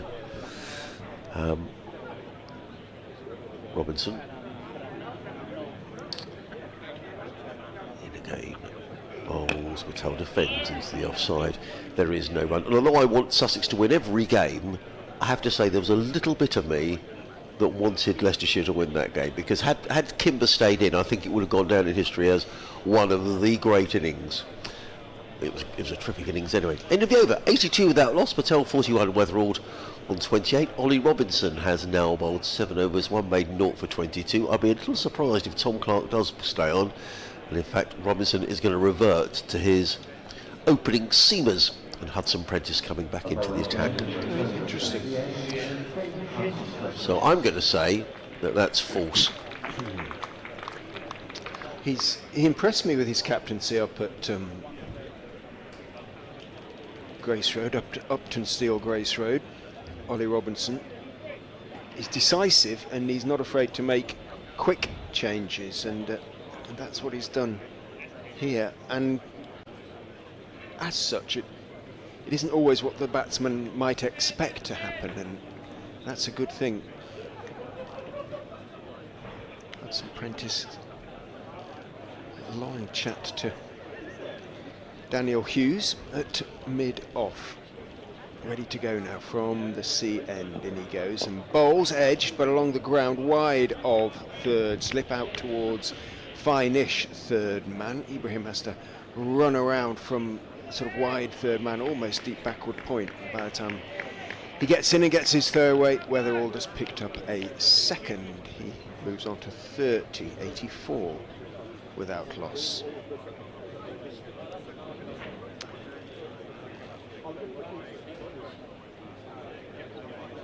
If they can actually get through to lunch, these two, then Leicestershire will be overjoyed, really, after being put in on a greenish pitch. Absolutely. As Hudson Prentice is in and bowls. Good leave from Weatherall. Again, it goes through a little bit low to John Simpson, which isn't encouraging from the bowler's point of view. Dying as such, but I say just a little bit of lack of bounce and pace at the moment. Might come. The sun comes out a bit more. Sometimes when there is quite a lot of grass on a pitch, it gets a bit sort of thatchy and absorbs the bounce. In goes Hudson Prentice again outside off stump. Again Weatherall leaves. It was a fraction shorter, went through a fraction higher, but again it was very much on its way down when it was taken by Simpson. Just in terms of runs, I was noting here, Weatherall, Cox, Patel and Eskenazi have all made over 300 runs so far for Leicestershire, so the Leicestershire problem hasn't been really scoring runs, is it? No. They've shown, I think, that they're going to be hard to beat. Yeah. And that's obviously a deliberate thing. I don't mean being hard to beat is deliberate. I mean that stacking the batting is. They've certainly reinforced the sort of middle and lower order. In goes Hudson Prentice, bowls. Weatherall defends on the back foot, drops it out into the on side. No run. Tattersall has come in and made good runs. Cox has been in good form until the last game when he wasn't. Managed a couple of ducks But he has been in good form. Well, so over 300. Did he get duck in both innings last week? 'Cause I'd have to look back through. But over three, he's obviously been in good nick though. Yes, he has. A good wicket keeper as well. And he dropped his first catch last week as well. Yes, sorry, just putting the mockers on him. Yes, it was ducks in both innings. His dad was alongside us up in the commentary box as well. In goes, round the wicket, goes Hudson Prentice. An appeal for leg before, but even without looking at the replay, that looked a touch high. We may see a replay. Here we go. I don't know. That was good shout. Not a bad shout. That. Yeah. Here we go again. Full speed though. A little bit hard to tell. There's a grin on Hudson Prentice's face at the moment. So it may have just done a little bit. Here's the slow down. Yeah, it wasn't a bad shout. Maybe just a fraction high. In he goes again. He brought it back in nicely to Weatherall. That's outside off stump and cut beautifully out towards deep backward point, but Ibrahim's in a good position out there really. Only had about 10 yards to go to his right, got to the ball quickly, got his throw away. Weatherall takes one and in so doing keeps the strike. 31 from 49 to him. Patel 41 from 72, 85 now without loss. We've just had 20 overs because we lost about 10 minutes, 8 minutes, something like that when Patel was hit on the right forearm by Hudson Prentice. Just the fourth over of the day, I think it was. Yes. He needed a little bit of treatment. So Sussex in need of a breakthrough here because these two have done very well. Ollie Robinson went past the outside edge of Rishi Patel's bat any number of occasions early on, but he survived. In comes Robinson, bowls to Weatherall, who plays the ball out into the offside. Let's make sure, was that a leg by? No, a bit of bat in that. So one more to Weatherall, who goes to 32. And Leicestershire to 86 without loss here. Well, BBC Radio Sussex, BBC Radio Leicester, Adrian Harms, Richard Ray, your commentary team today. Sussex Sport at bbc.co.uk if you want to send us an email on anything you want to talk about, really. Probably not politics. Cricket politics, if you like. Yeah, cricket politics, yeah. In comes Robinson, bowls, and Patel stands very tall and straight and punches that into the offside. And there is no run. Nice buzz around the ground. Good crowd here today. Friday, very much the sort of the working from home day now, isn't it? The traffic always seems to be a lot lighter on Fridays these days. Sussex, 2 slips, a leg slip, backward point, short extra cover, mid-off, mid-on, mid-wicket, and a fine leg. A bit more cloud around now. There's still patches of blue sky, but some slightly heavier cloud over the downs as Robinson is in and bowls, and Patel drives through the offside, 4 runs. I thought that was a little loose when he played the shot, but actually he's crunched that away through the covers for 4 runs, and a rather irritated Ollie Robinson makes his way back to the far end. 90 without loss. Patel goes to 45. Let's just see this shot again. Yeah, I mean, he did play a long way away from his body then, didn't he? But he absolutely thumped it through the covers. 4 more. Yes, it was wide, but Yeah. Geoffrey Boycott might not have approved, but he got right on top of the bounce and crunched it away. Yes, he did. Now that leg slip has gone back into a 3rd slip. There's Robinson. Tries again down the hill. Bowls, and Patel plays inside the line. Plays that to mid-wicket, fielded there by the eager Carson. But there is no run. The hospitality area looks like it's fairly full today. I'm not sure if that's a business lunch or a business group that are in today, but certainly plenty of people down there enjoying a glass of wine or whatever. It is the sort of day you probably need a jumper or a jacket, I think, Richard. When the sun goes in, it's not the warmest. I noticed they had snow in Shetland yesterday. Shetland Sea Cricket Club might have had to postpone it. Is there such a thing? In comes Robinson, bowls to Patel. That's a good delivery. It's a no ball, actually. But a good delivery by Robinson that beats Patel outside the off stump, and there is no run. I don't know. One imagines fixtures against other islands are few and far between. Let's see if there's a Shetland Cricket Club. Shinty, maybe. And I know somewhere in the Highlands it was something like -7 or something. They said the lowest May temperature for, I don't know, ages. Well, they have a table cricket team. Right. Okay, well, there you go. 3 slips go down again, and Robinson in and bowls, and Patel meets that with a firm, solid forward defensive shot, plays it down the offside of the track, and there is no run. Yeah, not too many sort of shorts in evidence around the ground today. Shetland Cricket Association. There we go. So they do have cricket teams up there. All weather and grass pitches, and a supportive network of clubs stretch across the islands. Well, there we go. I bet they quite often have to wear a couple of sweaters though. Changing the field, they've now got a deep backward square as in comes Robinson, bowls to Patel, who is beaten for the umpteenth time outside the off stump. Ollie Robinson stands there as if to say, can't believe he hasn't nicked one of these, but he hasn't. Rishi Patel survives, he's on 45. But Leicestershire 92 without a lot of crumbs or waiting. That moved a long way, didn't it? Well, it came back and went over the top of the off stump. Well, he has looked by far the most likely wicket taker as Ollie Robinson this morning, but he remains wicketless as the Sussex skipper. 8 overs, 1 made, 0 for 29. Spectators in the deck chairs at the far end, they're pretty well wrapped up, aren't they? You know, it's not cold, but you know, it's the sort of day if you haven't worn a jumper, you might be wishing that you had. Finn Hudson-Prentice, sweaterless, 6 overs bowled. Round the wicket he comes and bowls to Jake Weatherald, who says yeah, and then he sends Patel back and he's run out.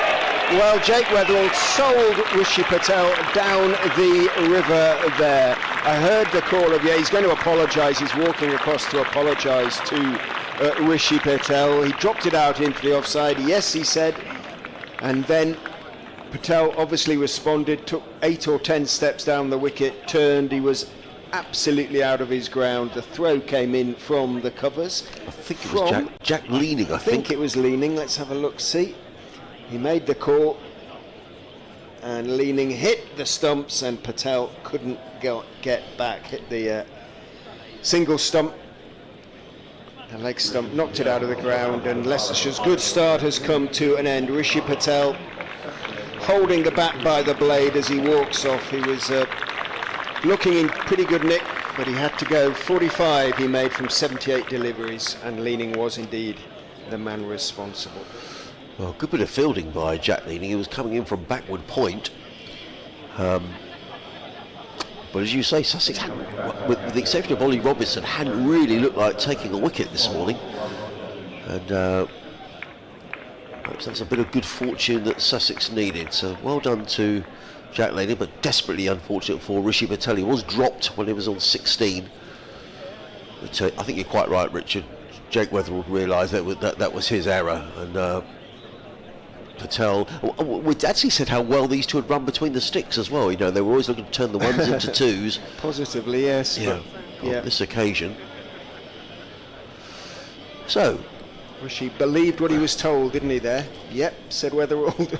Well, I think if your and I think if your partner says, "Yep, let's go," you have to go. I mean, it was Weatherald's call. It was, but then just stopped, didn't he? Realised there wasn't, and poor Patel couldn't put the brakes on. Sol Budinger has come in to replace him. First appearance of the season. He leaves outside off stump. I beg your pardon.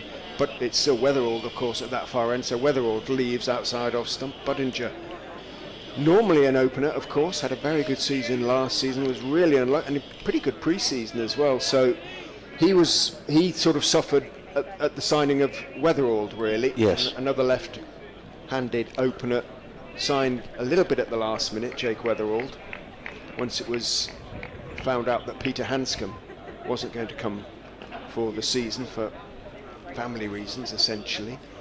Hudson-Prentice is in. Weatherald defends, turns it out towards mid-wicket. Good work diving to his left by Jack Carson. Means there isn't a run to be taken. And they went with the Weatherald-Patel combination, which has been pretty successful. And Paul Budinger was the one to miss out, but he's been brought in. Lewis Hill has struggled for a little bit of form this season. Lewis, in his testimonial year, and he was the unlucky one left out, and Budinger has come in. He will score his runs, as you know, fairly quickly. Yes. However many there are. Hudson Prentice is in, drops short, pulled by Weatherall, out to square leg for 4. Do not drop short to Weatherall once he's in. No, that wasn't a great delivery, was it? Good shot. Didn't really get up that much either, but it was short, and you saw it.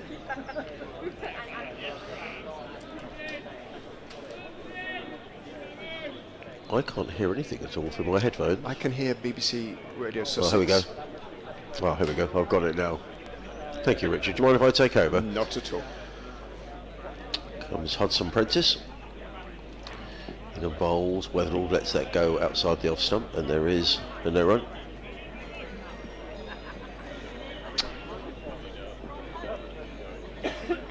Yes, Sarah, Leicestershire are the visitors here this week, and they've made a very good start, having lost the toss and been asked to bat first by Ollie Robinson this morning. They're 96 for 1.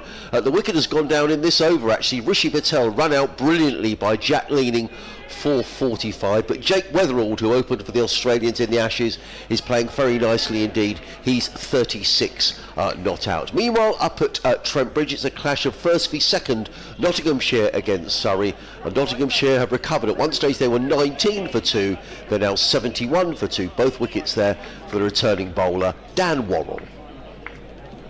The last ball from Finn Hudson Prentice goes through to John Simpson, and there is no run. 96 for 1. Budinger is on 0. Weatherall is on 36, and I think it's going to be Ollie Robinson who's going to carry on down the hill from the Cromwell Road end. Well, Budinger's used to facing opening bowlers. Yeah. So probably isn't too surprised to find out it's going to be Robinson he's facing, but if there's one thing Sol Budinger does not lack, it is confidence. Marks his guard.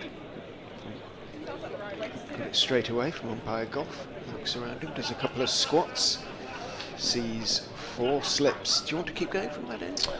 Okay, Robinson in bowls, let go by Budget.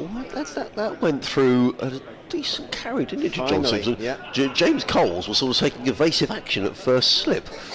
Taken by Simpson, almost sort of in front of his face. First one that's really taken off a little bit. Take off. Budinger watches it go through. There are 4 slips in place now, and Sussex might feel if they could grab a wicket or 2 here before lunch, it won't have been such a bad session, having won the toss and decided to bowl first.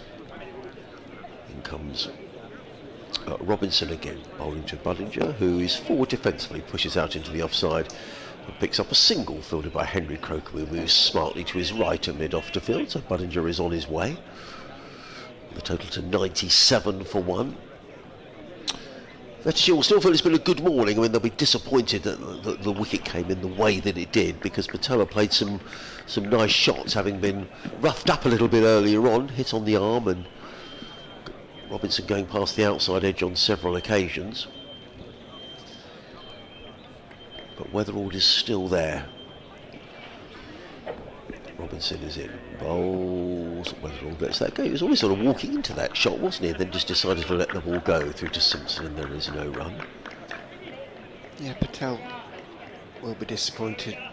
Another innings in which he's looked established and hasn't been able to go on, but in this instance, absolutely wasn't his fault. But curious, isn't it? Run out by Carson on his knees, wasn't it? Yes, it was. Yes. Good point. Yes, he's been run out twice. He's been run out by Leaning. Yeah, well remembered. Robinson in bowls, let go by Weatherall through to Simpson. There is no. Yeah, so 3 dismissals against Sussex this season, 2 of them run outs.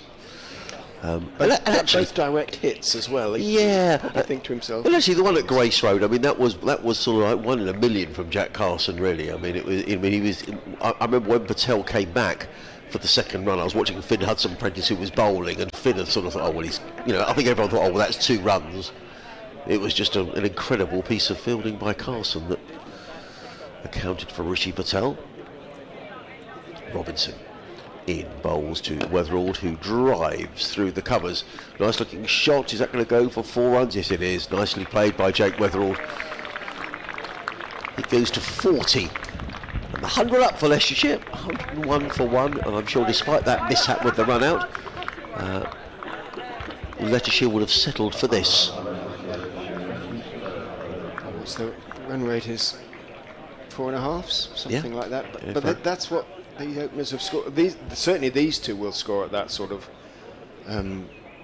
pace if they're together for any amount of time. And this is the first time they've been together, of course. Weatherald waits, and Robinson in again, bowls. Weatherald lets that go. There was an appeal from behind the stumps. Not entirely sure what that was for. End of the over, 101 for 1. Weatherald 40, Budinger on 1. I would be a bit surprised to see either a Carson or a Coles given a couple of overs before lunch. It's very much the Ollie Robinson way. That moved, Well, it was left on length, basically, and bounced over the top of leg stump. Quite a long way over the top of leg stump, but you're right, a little bit of movement back in. Robinson very much looking the man most likely, the skipper. Interesting there, Jack Carson sort of running in with Finn Hudson-Prentice's sweater, because Sussex have only bowled 23 overs this morning. Richard's quite right, there was a delay with the injury to Rishi Patel, but well, we've only got another 20 minutes till lunch, so just a little bit of an eye on over rates. Well, Dave Bracegirdle was telling me last week it's now a sort of based on only if you've sort of bowled more than 8 hours or something. Round the wicket goes Hudson-Prentice and bowls, dropped down into the offside by Budinger.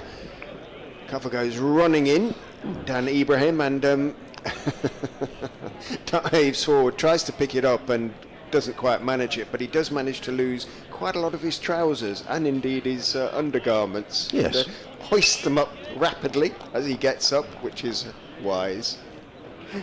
There's quite a lot of flesh showing there, momentarily. Well, a well-judged single, wasn't it? It was. In fact, I think Weatherald on that occasion was thinking, crumbs, I need to get on the skates here, because... Hudson-Prentice round the wicket to Weatherald, who is working it out into the offside, and this time the yeah is meaningful in that he goes as well. Budinger goes, and it is between the two fielders out there, and leaning can't affect what he affected last time, and he tosses the ball up to Ibrahim, who'd come running in as well. I think there was a rather irritating click on the line now and again, isn't there? So at lunchtime, if you are listening on the BBC app, we will just dial down at lunchtime and see if we can get rid of that rather annoying little... So, sometimes switching it off and on again. Yeah. At this end does it. Who knows why. Hudson-Prentice is in. Budinger covers up. No run, he says.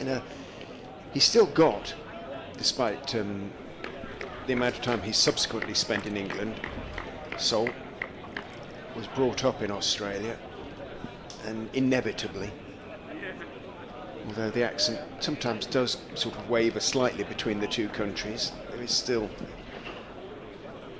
a slight Australian twang. Slightly open stance as Hudson-Prentice is in, bowls to him down the leg side. He steps inside the line, looks as though he's going to try and help it on its way, doesn't try and do so in the end, lets it run through to Simpson. Nice buzz around the ground with so many people in.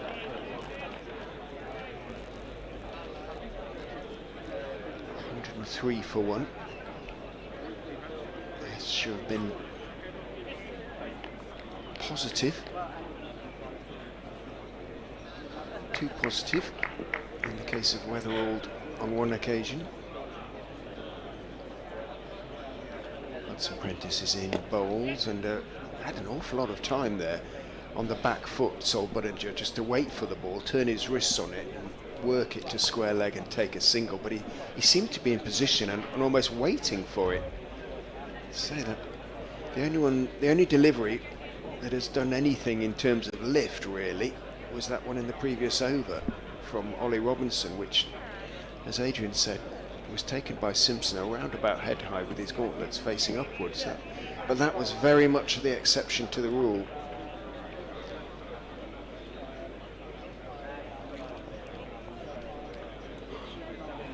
Hudson Prentice turns, runs in and bowls. Weatherall goes back and defends middle stump line delivery out into the onside. End of Hudson Prentice's 8th over, none for 28.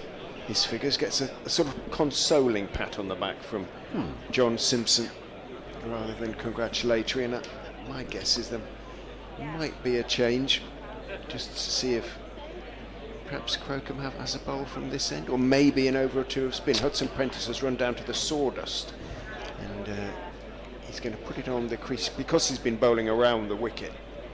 It's a sort of new foothold really, which needs a little bit of drying up.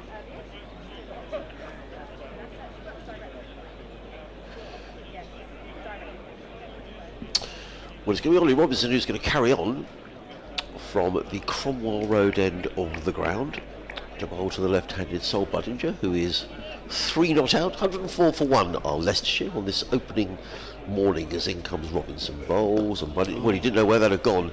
He's going to get runs, looking to clip that one through the leg side, got rather a leading edge, and the ball ended up going through the covers. Budinger picks up his 4th run, 105 for 1 are Leicestershire. Yeah, Robinson, Hudson Prentice, Crocombe, they've all bowled about the same number of overs in the championship so far. They're all around about the 100 mark. Robinson just a couple more. But they've shared the burden, haven't they, really, those three? They have. And Coles as well, of course. And in the absence of Dom Goodman and Sean Hunt, you know, what Sussex have got is what they've got. In comes Robinson. Bowls, and forward comes Weatherall, plays to mid-on. Again, it's a well-judged signal by Weatherall. The one that got Sol Budinger wasn't, but he played it straight to mid-on. That can be quite frustrating as a bowler, can't it? You know, Hughes is coming in from mid-on, but it's a well-judged single. Weatherall to 42. For the most part, he does judge them well, as you'd expect, which is why Patel went, presumably. Yeah, absolutely. Well, you trust him. Yeah, totally. Yeah, and found himself having to put on the anchors, and it was something of the oil tanker turning, wasn't it? Robinson makes his way in again. He's down the hill and bowls, and Budinger is forward and plays to mid-off, and there is no run. Only got 15 minutes to go until lunch. 106 for 1 are Leicestershire. If you're just joining us here from BBC Radio Sussex, BBC Radio Leicester, Adrian Holmes, Richard Ray, your commentary team. Sussex winning the toss this morning on a green-looking pitch, and through Weatherall and Patel off to a good start.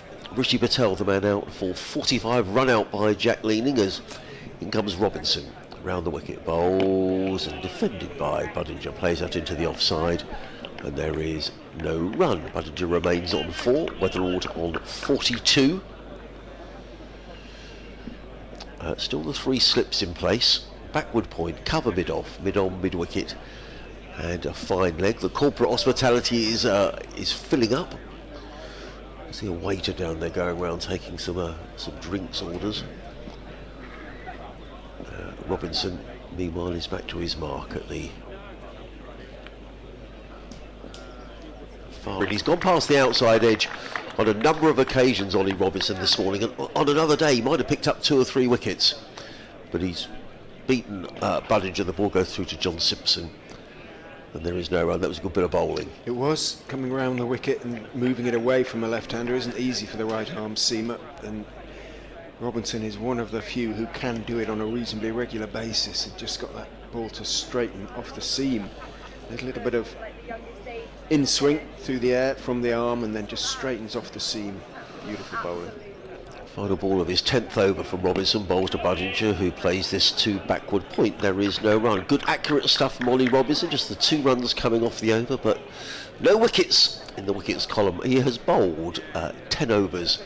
Ollie Robinson, 1 maiden at 0 for 36. At the end of the over, Leicestershire 106 for 1, Weatherall on 42, Sol Budinger on 4. And we are, as predicted, going to see a little bit of spin now. Jack Carson is going to have a bowl from the C end.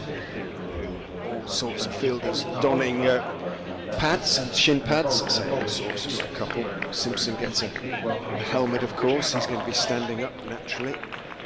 Carson is going to go around the wicket. The off spinner too. He's got two left-handers to bowl at. Weatherall doing all sorts of practice cuts and drives as he waits for the short leg, I would imagine. Maybe silly point. Shouldn't get too much turn early on. This could be very interesting. Well, we thought there might be a bit of Jack Carson or some sort of a change before lunch. With two left-handers, it's worth a try, isn't it? Oh, definitely. He should get certainly a couple in. And he is going to have a short leg as well, of course. Of Robinson at slip. He's going to have a conventional single saving field otherwise. Jack Leaning's going in at mid-wicket. Mid-on and mid-off, just drop a few paces. Tom Clark is quite close at extra cover. Carson steps in and bowls fullish. It's there to drive, but he has a sweeper. Ibrahim is out there in front of the scoreboard, and a comfortable single is taken by Weatherall, who may be slightly conscious deep down in his mind that he needs to score Patel's runs as well now, having run his partner out 20 minutes or so ago. I don't think Australians really think like that, though. I just think one of those things. As forward goes Budinger, more or less getting to the pitch of the ball, but tentatively, suspiciously almost, poking it out towards point. Ollie Carter's back with us. Instantly recognisable at backward point. Right, who's off? We'll always look for the bowler who's just been bowling. It is probably Hudson Prentice. Yeah, Carson is in. Budinger is driving. Just checked the shot slightly. Made sure he got to the pitch of the ball, out through the gap at cover, out towards Ibrahim. Takes one. No obvious signs of turn yet, but batsmen have pretty much got to the pitch of it so far. Carson bowling in sunglasses, blows on his right hand, stands still at the end of his run, just a couple of little steps and skips, and in he goes and bowls. Back goes Weatherall, looking to cut, doesn't really get wide enough for him to put this full weight into the shot, works it as much as anything out to backward point, steps back into his guard. This will improve the over 8 as well. Carson ready to go, ready. Steps past umpire Shanmugam and bowls back. It's a little bit short and it's caught. Weatherall has cut it straight, well not quite straight, to extra cover. Low but in the air to Tom Clark, who, falling away to his right, made no mistake. And Weatherall will be livid about that. It was short, it was there to put away through the offside. Didn't really get up on him though. He went through with the shot. He's thrown his bat, well I think he dropped his bat as he tossed it from hand to hand there, Weatherall, as he stalks off, but he'll be absolutely furious about that. And Leicestershire, well, he'll feel he's given it away, and having run out Patel as well, they could be in such a strong position here, but Sussex have picked up a couple of real bonus wickets, and the Foxes are 108 for 2. Well, I think you're absolutely right. I mean, you have to say in many ways you give credit to Ollie Robinson for making the change, but it wasn't really a wicket-taking delivery, was it? When it was short, it was slammed away by Weatherall, and he picked out the best fielder in the Sussex side in Tom Clark, diving low away to his right-hand side. And it's just the timing of the wickets, really, isn't it? You know, if Leicestershire go through to lunch having lost the toss just one down, that's a crucial time to lose a wicket. It is, and as I've mentioned a couple of times, they've had quite a few good starts this season and haven't always been able to build on them. So Ian Holland, the captain, who has been going in at 3, now finds himself coming in at 4 with Budinger at the other end, another opener at the other end, and his job just to see out the next 5 minutes really.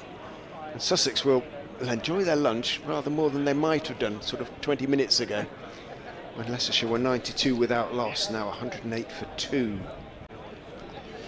Yes, I think when you put the opposition into bat, you're hoping to pick up at least a couple, or hopefully three. Yeah, I agree. But if Leicestershire had gone in just the one down, Sussex would have been very disappointed. Carson back over the wicket then to the right-hander with a silly mid-on as well as a short leg and a short mid-wicket. Bowls to Holland and maybe did turn a fraction because it came off the thick inside edge and squirted along the ground to short leg. So Carson's first over conceded 2 runs, but much more important, he picked up a real bonus wicket, and Leicestershire, after 26 overs, are 108 for 2. So, 5 minutes to go until lunch. If you're just joining us for the first time, very warm welcome to our commentary here on BBC Radio Sussex and BBC Radio Leicester. Adrian Hobbs and Richard Ray, your commentary team. And it looks like we've got a change of bowling for this. I reckon we'll get 2 more overs before lunch. Henry Crocombe is going to come back into the Sussex attack. 3 overs, no maidens, 0 for 13 for Henry, who going into this game alongside Ben Green from Leicestershire, one of the highest wicket takers in the First Division of the Championship. Sussex taking quite a while to set the field here. The sun is fleetingly back with us. Again, I like this from Robinson. He doesn't mind making changes. No, he doesn't. Crocombe is only going to get 1 over, which isn't ideal for a fast bowler, but he doesn't care about that. 2 slips in the gully are the close fielders as in comes Crocombe. Around the wicket bowls and forward comes Budinger, drives firmly down the pitch, and Crocombe makes a good stop off of his own bowling. And there is no run. So elsewhere around the country, Hampshire recovered slightly, 79 for 3 at Chelmsford against Essex. A couple of wickets there for Sam Cook. Hampshire bottom of the First Division of the County Championship. And Somerset also with a good recovery down at Cardiff. They're 102 for 1. James Rue out for 4. As in comes Crocombe bowls and clipped away by Budinger down to fine leg. He picks up a single and goes to 6. Leicestershire to 109 for 2. Josh Thomas with another half century for Somerset. He's 51 not out. Tom Lemonby is on 42. Josh's brother George is on the Sussex books here. Hasn't played in the Championship this season. At Trent Bridge, the clash between the top 2. Nottinghamshire have recovered as well. 2 early wickets for Dan Worrell. Knots now 100 for 2. Ben Duckett on 39. Joe Clark on 38. Crocombe with 3 slips in place. In and bowls, and forward comes Holland and plays to the hands of short leg, but on the bounce, fielded there by Charlie Tier. And there is no run. And Warwickshire in all sorts of trouble at Edgbaston against Yorkshire, 74 for 5. Sam Hain holding things together. He's 42 not out. 2 wickets there for Jack White for Yorkshire. Second Division, Derbyshire 102 without loss against Northamptonshire. Gloucestershire 84 for 1 against Kent in Bristol. Lancashire 76 for 3 at Old Trafford against Middlesex. Crocombe bowls, the delivery up. Give Holland the benefit of the doubt. I think he pulled the bat inside the line. And there is no run. Good carry through to John Simpson. And the second division leaders, Durham, have had a good morning down at New Road, Worcester, where Ben Stokes is playing in that game. Worcestershire 84 for 4. Ben Stokes has picked up a wicket, 7 overs, 1 for 19 for the England skipper. And Robinson has reinforced the close field. He's brought a leg slip in now. Crocombe in a bowl, short down the leg side. Good diving take by John Simpson. There is no run. There's probably put a few on the gate at New Road, I should think, with Ben Stokes playing here in the Worcester area. I would imagine so. And of course, Marcus North. Yeah. Durham. Has that been confirmed now? I don't think officially it's confirmed yet, but it seems to be generally accepted that he's going to become one of the England selectors, join the England selection group. Crocombe. That's a good shout from Henry Crocombe. Michael Goff says that's not out. But look, a good shout from Henry Crocombe. End of the over. We will get 1 more over before lunch. With Leicestershire 109 for 2. Just seeing the replay. It's a bit high as well.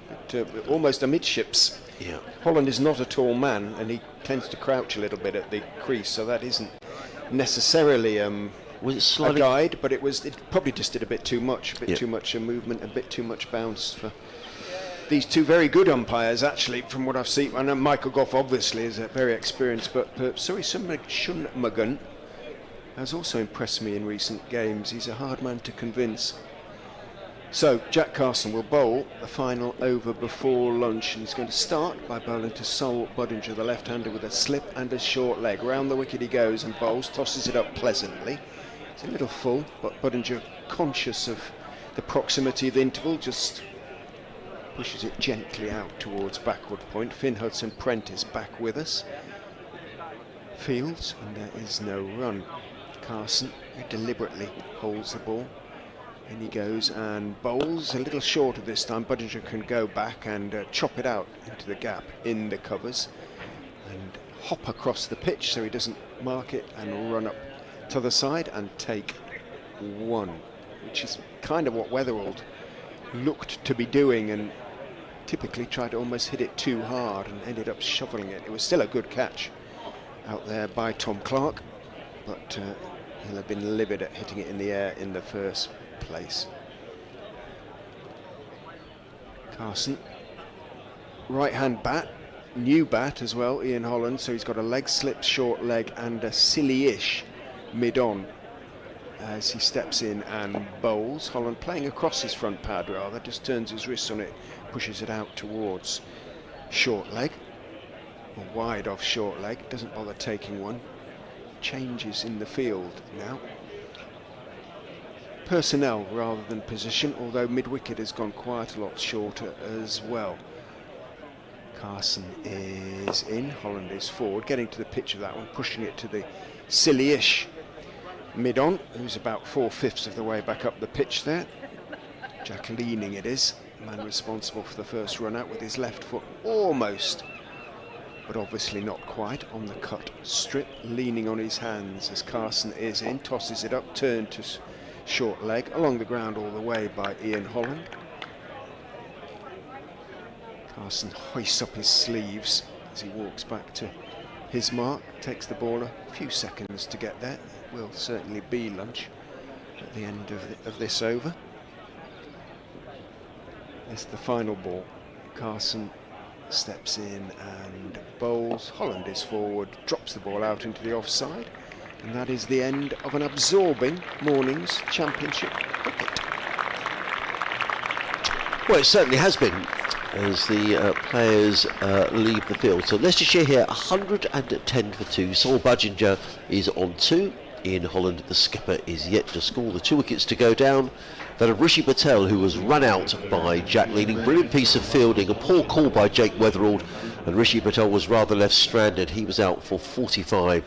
And then Jake Weatherald himself holding out, looking to drive away through the covers. A shortish delivery from Jack Carson, but very well caught by Tom Clark in the covers for 43. That was on the score, was on 108. So the players leaving the field as the sun breaks through here at Hove. Richard and I will be back in about 35 minutes time for the second session of the day. But thank you for listening, and we'll speak to you after lunch.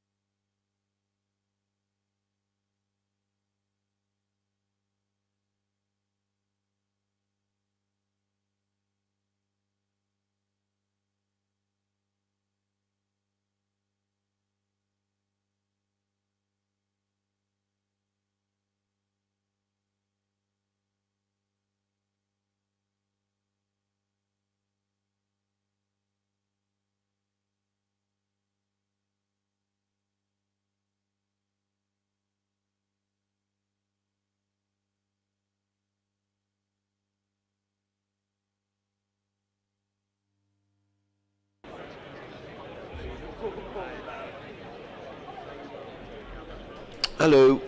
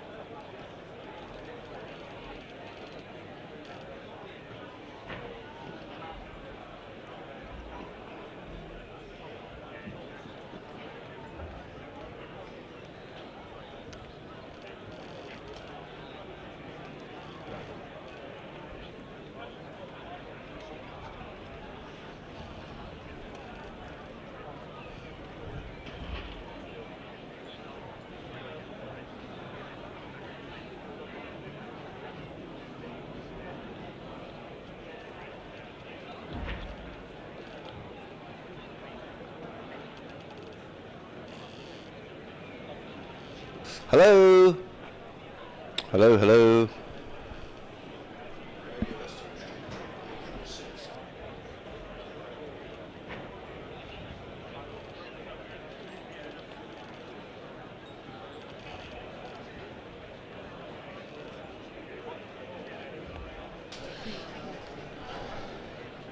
I'm ready when you are.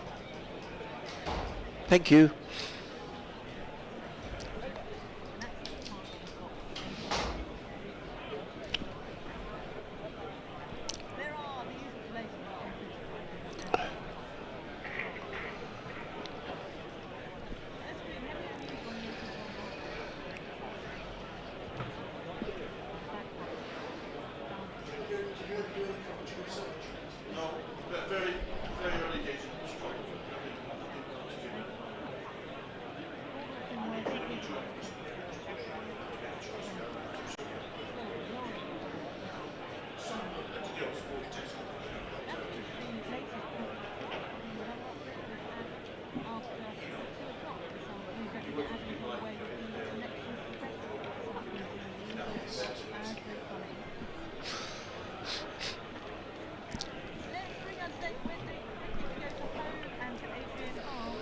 Yes, sir, it's lunch here at Hove with Leicestershire, who were asked to bat this morning 110 for 2. A couple of wickets on the stroke of lunch for Sussex. First of all, Rishi Patel brilliantly run out by Jack Leaning. That made the score 92 for 1. And then Jake Weatherall, the Australian Ashes opener, he was caught in the covers by Tom Clark off the bowling of Jack Carson. So Leicestershire here, 110 for 2. Meanwhile, up at Trent Bridge, it's been a good morning for Surrey. The top of the table clash. Nottinghamshire, 105 for 3. All 3 wickets taken by Dan Worrell. Ben Duckett, the last man out there, for 42.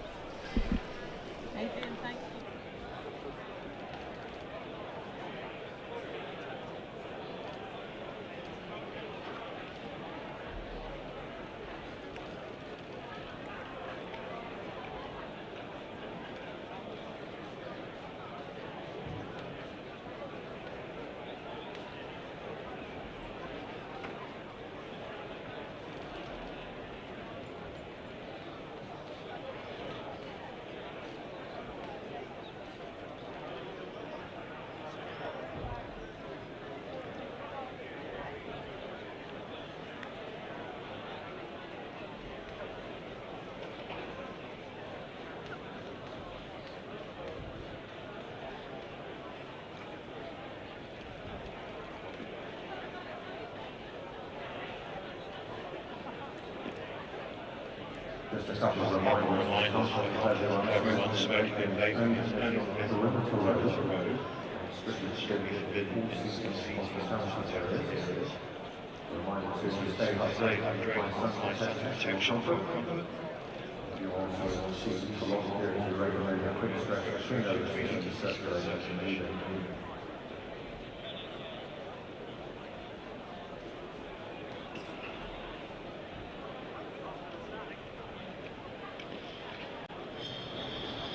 Once again, the recent change of county total version of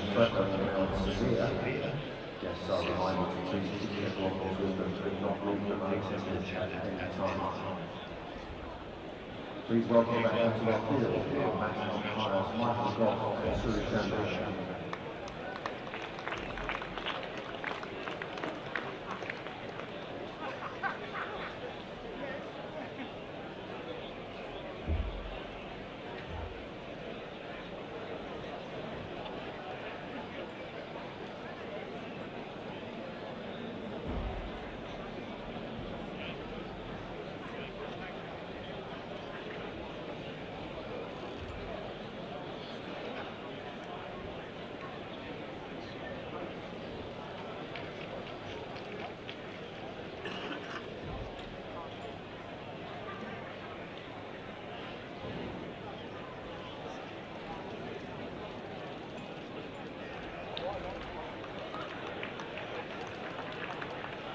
Please welcome back Sussex. Welcome back to Hove, where the players are just taking the field for the afternoon session here. Leicestershire about to resume on 110 for 2 with Budinger on 7, Ian Holland yet to score. If you're just joining us for the first time this morning, Leicestershire We're asked to bat this morning by Ollie Robinson of Sussex, the first time Sussex have won the toss this season, but a good start, putting on 92 for the first wicket before Rishi Patel was run out by Jack Leaning for 45. A poor call really by Jake Weatherald, the other opener for Leicestershire, who was then caught on the stroke of lunch by Tom Clark in the covers off the bowling of Jack Carson for 43. I think actually Richard Ray sitting next door to me, if you'd have said to Leicestershire, would you take 108 for 2 when play started this morning, I think they would have probably taken that, you know, on a pitch which a bit of grass and a little bit green as well. Yes, they certainly wouldn't have taken it at 92 for none though. So No, yeah. totally. I take your point, and I suspect they probably would have bowled as well, but didn't get quite as much out of the pitch as they would have hoped. I suspect the Sussex bowlers and the 2 wickets were something of a bonus. Well, Ollie Robinson's going to get us underway after lunch. He's running down the hill from the Cromwell Road end into bowl to Buttinger, who's forward to his first delivery. Plays it down the onside of the track. Robinson fields. And there is no run. John Simpson doing a bit of jogging behind the stumps. Again, that stopped on him a bit, didn't it? It's slow to me at the moment. In places, the pitch. He was in position very early, Buttinger. There are 3 slips. Backward point Hudson Prentice, who seems to be warming up, which suggests he might bowl from the C end of the ground, the second over after lunch. There's a cover mid-off, mid-on, mid-wicket, and a fine leg as Robinson makes his way in past umpire Goff from bowls, and Budgie looked as a no ball actually from Ollie Robinson, looking to glance that one down the leg side. Might be a bit annoyed he missed out on that. So Buttinger taken by Simpson. There is no good crowd in today, Richard. We had a little wander around at lunchtime. It is good queues in the pavilion. But for the chicken schnitzel. Yeah. Schnitzel. But Friday cricket is popular. You know, there was, I think we were saying, a lot of people at the Oval last week, and you said there was a good crowd at Grace Road last week. Best for years. Yeah. Well, there we go. On that Friday against Nottinghamshire. So the schedule is always open to debate, but certainly Fridays are popular. Robinson in bowls to Buttinger. He's right on the stumps, and Buttinger just plays forward into the covers, fielded by Jack Carson, who comes from cover to field. And there is no run. We were talking about the quiz that the Sussex Cricket Museum put together. And if you want to see that quiz, you can go onto the Sussex Cricket Club website and see it, but it keeps Richard and I amused, some of the questions. So question 3, Richard, was Sussex have won the championship 3 times. How often have Leicestershire taken the title? That I can answer. Right, okay. That's really straightforward. We can give the answers, and, you know, as I said, we might be wrong, we might be right. In comes Robinson over the wicket, bowls, and driven nicely down the ground by Buttinger, and he's going to pick up a boundary. Henry Croker won't catch that up, beautifully timed, straight down the ground. He goes to 11, and Leicestershire to 116 for 2. It was in the air for a while, but never got more than about a foot off the ground, and it was sweetly timed. He is a lovely striker of the ball, Buttinger. It's one of the things about both Rishi Patel and Sol Buttinger, really, is that they are very natural strikers of the ball, and it looks classy. And that's sort of innate, isn't it? It's something you can't really teach. Robinson again on bowls, let go by Buttinger outside the off stump, and there is no run. One here that I think I could get right. Which Leicestershire player was said by Francis Edmonds as difficult to be more laid back without actually being comatose? That's a man with whom I commentated at the Oval earlier this season, right. I suspect. Right. His initials are DIG, yes, are they not? I think you're probably right. And he's charming company, he really is, and it was lovely to see him chatting about his times at Grace Road. Here comes Robinson. Bowls, and Buttinger is forward, and the turn that on the leg side was rather squared up by Ollie Robinson, plays to mid-off, and there is no run. Is there a stand name after him or anything at Grace Road? There's a suite which is occupied excuse me, by people who pay enough money over the year. You know, it's a sort of luxury, classy suite, which you would expect nothing less really for a suite that's named after D.I. Gower. Robinson in again with bowls, and Buttinger just plays that one back to the square on the leg side. Picks up a single fielded there by Charlie Tier. 117 for 2 at the end of the opening over after Budinger is on 12. Ian Holland is yet to score. You listen to live cricket on the BBC. Adrian Harms and Richard Gray here at Hove. We thought it was going to be Finn Hudson-Prentice, and I think he was thinking he was going to bowl, you know, because he was on the verge of taking off his jumper. August, which is a real blow for Sussex. In comes Robinson again, bowls, let go by Holland, taken by Simpson. Again, there is no run. In terms of Sean Hunt, we understand that Sean may be having to have some problem for Sussex, because I'm sure in these opening matches the plan would have been to have rotated Goodman and Hunt into the side to give a rest to some of the Sussex bowlers who are, you know, what they've got is what they have. They're just going to have to keep going. Robinson in bowls and Holland defends. Or dribbles out into the offside, no run. He says, thank you for the commentary. Do you find it tricky when there's only two of you? Well, what's tricky is that we don't get a chance to eat anything, and we've got this lovely cake that was baked by Margaret from the Sussex Cricket Museum. It's a lovely lemon drizzle, which we're keeping in here because if the press lads get wind of the fact we've got a cake, it goes before we get a chance to have any. And it's sitting there under a lovely container. Shall I unwrap it? No. Oh, okay. Well, personally, we can. In comes Robinson and bowls, and Holland is rather squared up by Robinson and plays that to backward point, but none too convincingly fielded by Tier, and there is no run. So yeah, that's the main problem with there only being two of us today. But it's great fun being with Richard. And another one from Mark Cotteridge from Birmingham, who's been in touch. He says, good morning, Adrian, hope you're well. Have you read Tony Pygott's autobiography, Leicester and the Deck Chair Revolution? I highly recommend it. By the way, the camera at the Cromwell Road end is mostly out of focus. Oh, I should mention that to the guys. In comes Robinson, bowls, let go by Holland outside the off stump. Again, there is no run. No, I haven't read that autobiography, but thank you for recommending it. Leicester and the Deck Chair Revolution. Might just be at your end, I don't know. We've got a new camera at Hove this week as Robinson wheels around at the far end of the ground. The three slips go down, the sun back with us. Robinson in, bowls, he beats Holland, all ends up. This is a good spell by Ollie Robinson, and you know, we're just struggling a little bit, as Richard suggested, perhaps a little short of runs. He's faced 17 deliveries for his one run, not that that's overly important. End of the over, 119 for 2 with Budinger on 13. Robinson is bowling really, sensibly is the wrong word, but he's bowling within himself. Obviously he's not trying to push it through at 85, 86 MPH, I would think sort of 80, maybe 81, 82, something like that. But he's bowling for movement, and he's getting movement. He knows it could be a long job on a slightly slowish wicket, and he's adapted his bowling accordingly. Crocombe round the wicket to Budinger, back foot defensive shot, just drops it out into the offside, off stump. And his figures, 12 overs, 2 maidens, Robinson's that is, none for 43, don't reflect how well he's bowled, Adrian, really. I don't think he's I would agree. Beaten the bat 10 times? Yes. You know, something like that. He beat Rishi Patel a number of times, and now he's beaten Ian Holland several times as well. But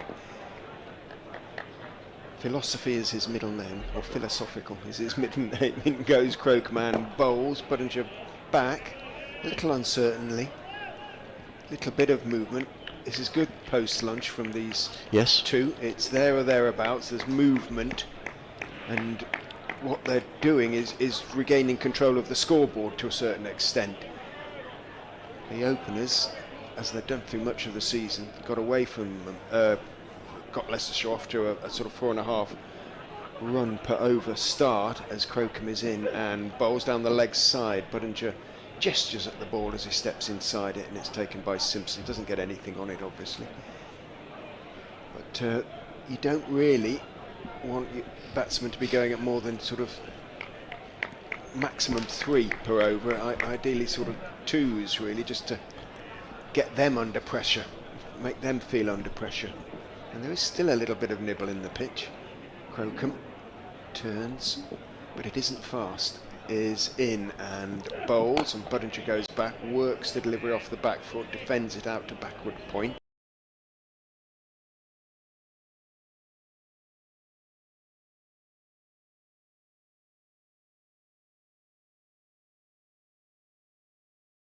buzz around the clear from the corporate hospitality next door. I think they've all gone in for their lunch, so It'll get livelier. well, it will when they come out, definitely. As Crocombe, shortest run is in, bowls, good bit of lift on off stump, Budinger rides it nicely again out to tier at backward point. Good battle. Proper cricket. Well, I think Sussex are bowling better. I think you're right. Before lunch, I thought, with the exception of Ollie Robinson, the Sussex bowling wasn't great. I thought he looked by far the most threatening of the Sussex attack. Yeah, Tom Clark's just struggled for a little bit of consistency. Crocombe is in and bowls fuller, but Budinger stayed on the back foot and guided it rather than drove it out into the covers. Fielded out there by Dan Ibrahim, a maiden over from Henry Crocombe, so backing up his captain nicely by giving Budinger nothing to get away.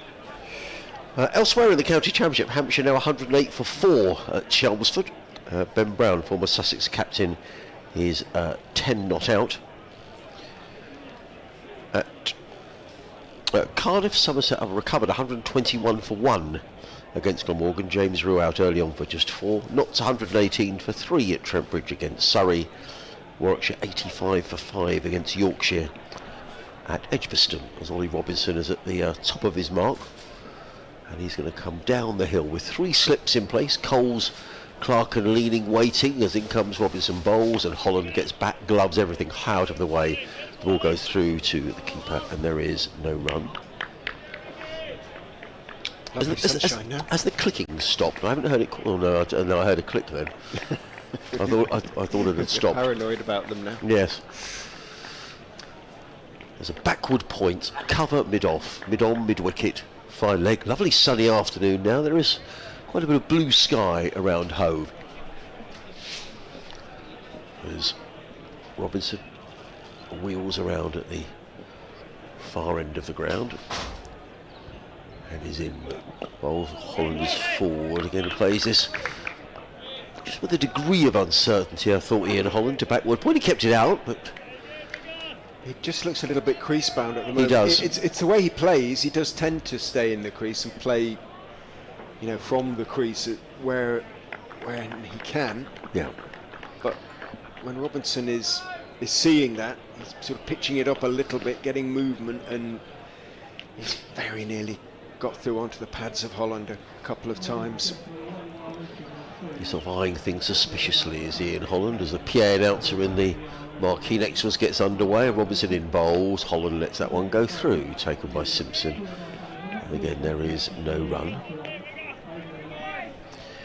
I think I've got to do updates. There's some sort of an election programme on, so I think I've got to do updates on the hour and the half hour now, right through the day. Well, we're done. Are you? In terms of updates, yes, there's a few tomorrow during the sports programmes, but just the mornings now on BBC Radio Leicester. Robinson. The leg side field, there's a fine leg, a mid-wicket and a mid-on. There's Robinson in again, bowls, Holland down the leg side. John Simpson doesn't take it cleanly, which is a collector's item, and a bye is signalled. Doesn't concede too many byes, John Simpson. Sort of parried that one round the post. Total goes to 120 for 2. Ollie Robinson in his 13th over. Usually they picked up that wicket before lunch, but they haven't decided to go with Carson after lunch. Left-handed Budinger waits. Robinson again bowls, and Budinger is forward, plays into the covers, and again there is no run. Umpire Goff just had a little wander down the pitch just to see where Ollie Robinson is landing with his front foot. It's one of those sort of just having a little look, wasn't it? Just to sort of make Robinson aware. He's just got an eye of where he's following through. Bowling around the wicket to the left-hander might just create a little bit of rough for, say, Carson to bowl into to the off-spinner to the right-hander. Yeah. Robinson again, bowls and let go outside the off stump.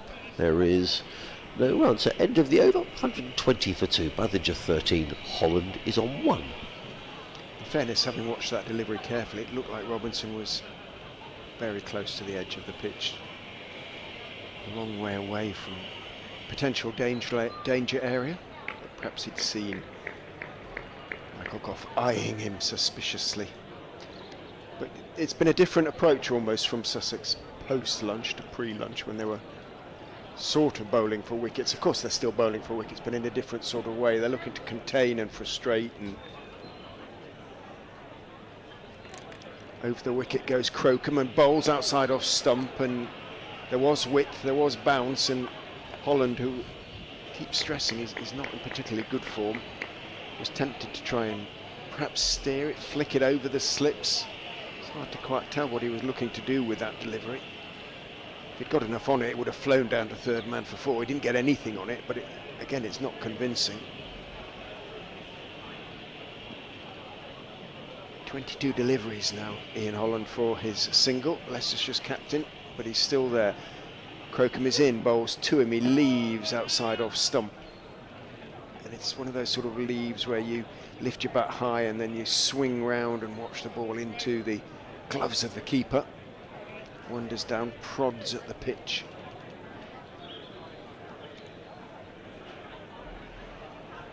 As I say, has been going in at number 3. It's just now shuffled down to number 4. Whether that might have changed had a wicket fallen quickly early on, not sure. Crocombe is in, bowls to him, he's bottom hand off the bat and he's pushing it out towards square leg, running in from mid-wicket. I think that's the diminutive figure of young Mr. Tier. It is, yes. And he sort of kicks the ball at the stumps, knowing that Buttinger had made his ground. Wicketkeeper, batsman, yes. wicketkeeper, but Yes. obviously in this game. Update coming for possibly? Yeah, I think. Well, here we go. So, do you mind if I just take over, Richard, just while we do this update? As in comes Henry Crocombe, round the wicket, bowls, and up on his toes is Buttinger. Good bounce again from Crocombe, who's bowling a decent lick up the hill here since lunch. Leicestershire 121 for 2. Just the two slips or 3 slips? Oh, the third slip's going to go back in now. It's Jack leaning.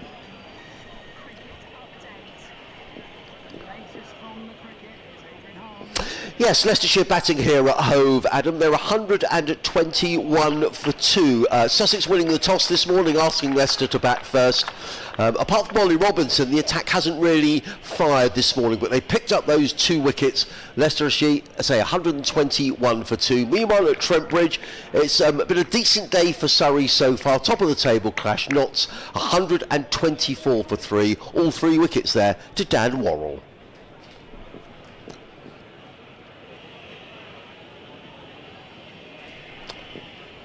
Crocombe in and bowls and clipped away by Buttinger down to fine leg. He'll pick up a single, and I'll have to ask him to turn off the ELO, I think. yes, I recognise those few bars of music. Quite like a bit of ELO, but probably not while we're commentating. So I'll just make a call. We bowled one beauty in that over. The penultimate delivery from Henry Crocombe that beat Sol Buttinger really was a super delivery. On off stump, perhaps fraction outside, just bounced and moved away. Beat him comfortably. 7 overs, none for 18 for Crocombe, so he too retaining good control on the scoreboard. Robinson round the wicket is in and bowled him!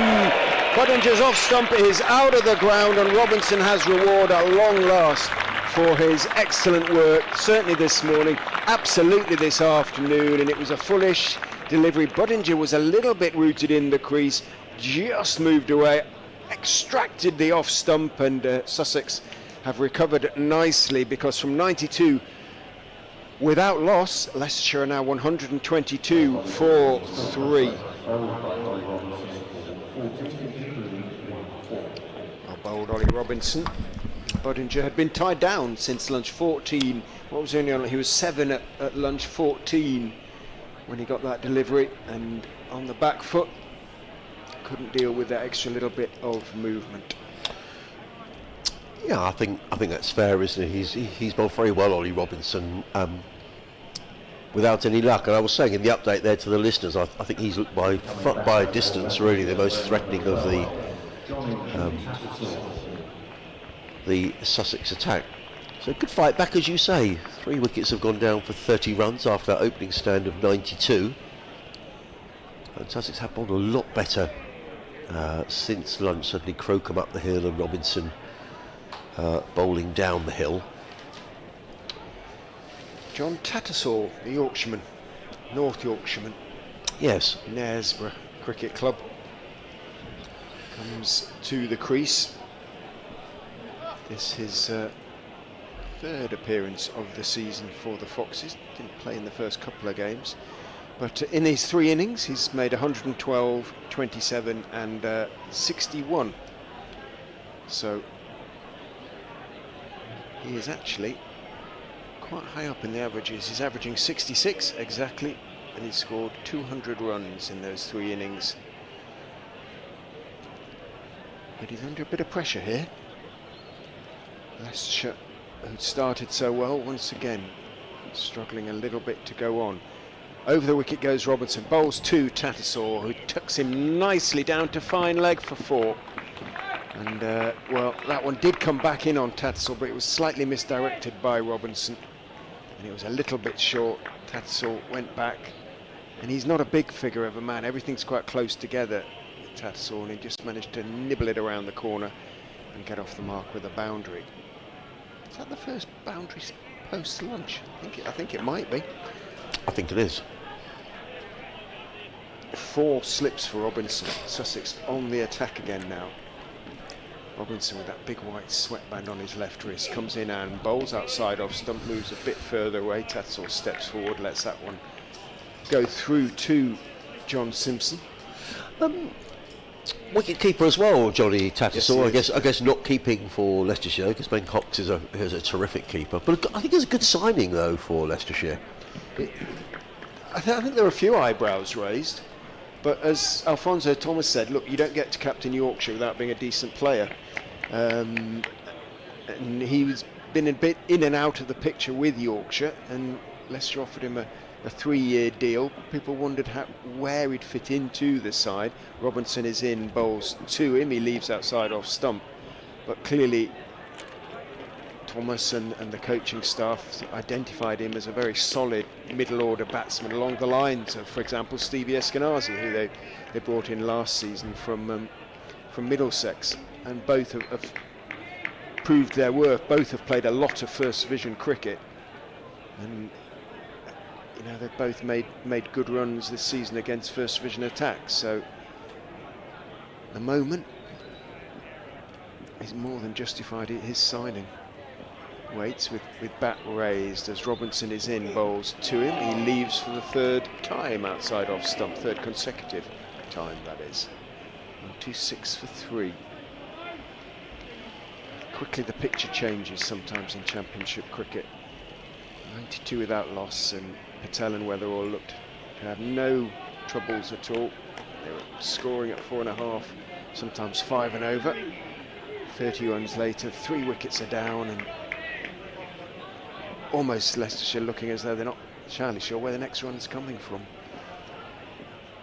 Robinson is in and bowls, beauty, absolute beauty, that bounces and leaves Tattersall outside off stump and beats him by inches. Woof. Bounce and movement, and that was just a little bit too good. Well, actually quite a lot too good, to be honest. You don't want to beat the bat by that much. But well, Robinson is bowling really nicely at the moment. 1 for 47 from 14. Just look at those tomorrow. If that was his figures tomorrow, you think, oh, he had an ordinary day. It's not that way. No, I agree. Certainly went past the outside edge of Rishi Patel's bat on a number of occasions. You know, perhaps you'd expect on the opening morning of four-day game. In comes Henry Crocombe coming in and bowling to Holland, who's surprised by some extra bounce from Henry Crocombe, and Holland actually does pretty well to keep that down. Extra bounce from Henry Crocombe, who's by far the quickest of the... See this again. Well, it was quite short, but it really did rear at Ian Holland, who really did pretty well to keep that down, Richard. That could have gone pretty much anywhere. Crocombe is encouraged and shines the ball on his jumper. 3 slips, expectantly wait as Crocombe is in over the wicket bowl. So there's a steepling delivery from Crocombe that goes through into the gloves of Simpson, and there is no run. We thought, or I thought maybe as the pitch sort of dried a little bit under the sun, and it has changed colour a little bit, got a bit harder. Yes. There would be a little bit more bounce. Certainly, though, the lengths that Robinson and now Crocombe are bowling, it's as though they've had a real talk about it at lunch, and the coaching staff said, look, slightly short of a good length. Crocombe in bowls, forward comes Holland. That's a more confident looking shot from Ian Holland. Comes down the wicket, does a bit of gardening. One of the Sussex players shouts out, come on Henry. Do you like the way Henry, he gets on with things, Henry Crocombe. He sort of marches back to his mark. I like that. He's a quick bowler, but he's already back at the pile of sawdust where he pretty much starts his run from, and comes running in up the hill and bowls to Holland. That kept a little low, and Holland flicks that one down to fine leg. He's to pick up a boundary. Sounded a bit paddy. I don't think they're going to... Or was it? No, it didn't go. Let's wait for the signal. You're right, Richard. Like signal his leg buys? Yes, he did. He did. He pointed to his leg as well. Just erring down the leg side is Henry Crocombe. Very nearly fielded down there by... See, who came herring around the boundary, actually. I think it's Dan Ibrahim out there, but okay. I may be wrong. Well spotted. He's a long way down in the distance. Crocombe in bowls. Stylishly steered by Holland to backward point. And again, there is no run. I do sort of flinch a little bit, Richard, when you see these cricketers throwing themselves around the outfield. Now, already I saw that poor old Luke Wells, former Sussex player's out for a while. He dislocated his shoulder diving to prevent runs. And I just, you know, I know T20 cricket perhaps, but in a championship match you do risk that injury with, I mean, it's the modern way, I know. Crocombe in bowls, and Holland just bends at the knees, and watch that one go through to keeper Simpson. So, end of the over. Someone's doing some very rigorous warm-ups out on the square. Finn Hudson-Prentice, I think, doing some bit of Pilates by the looks of it. End of the over, 130 for 3. Tattershaw on 4. Holland yet to score. It's been really good post-lunch from these two, Crocombe and Robinson, but the last 3 balls of Crocombe's over there, just where they got a little bit excited with that extra lift he found at Holland early in the over, just misdirected a couple, and that's what Sussex mustn't do, really. They mustn't let Leicestershire sort of let the scoreboard tick over. 4 slips behind John Tattersall as Robinson bowls to him. He stretches forward, doesn't stretch, he walks almost forward into the defensive press, pushes it back up the pitch towards the Sussex and England medium fast bowler. A lot of talk about Robinson and England and what his chances are of a recall this summer. Good, I would have thought, if he keeps up his performances so far in the season. In he goes and bowls. Tattersall leaves outside off stump. Grunt of effort from Robinson, and an indication from him, not from Tattersall but from Robinson, that the ball had seamed back in. It did, but Tattersall probably left on length as much as anything, and it was a good few inches above the height of the stumps as it went past the batsman. Still a few of the old stripy deck chairs left as I look out at the Cromwell Road end. A lot of them are now the sort of Sussex blue with the club symbol thereon. As a plane goes overhead, perhaps to Shoreham Airport. Tattersall drives, thick outside edge, but along the ground he's going to pick up possibly 4. It's running towards the ropes. He is going to pick up 4.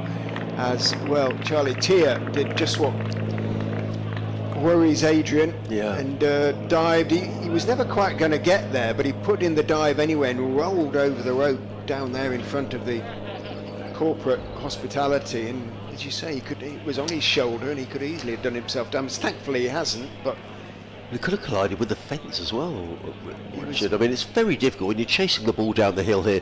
9 times out of 10 the ball wins, and whilst commendable though that is, and well done, you do risk an injury.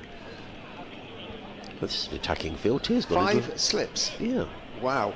Well, 4 slips in a gully. They're all very well. Tier's just taken a step to his right, so we'll put him in the gully and say 4 slips and a gully. But Robinson, feeling that Tattersall wants to play outside the off stump, now has just 2 men on the leg side at long leg and mid wicket.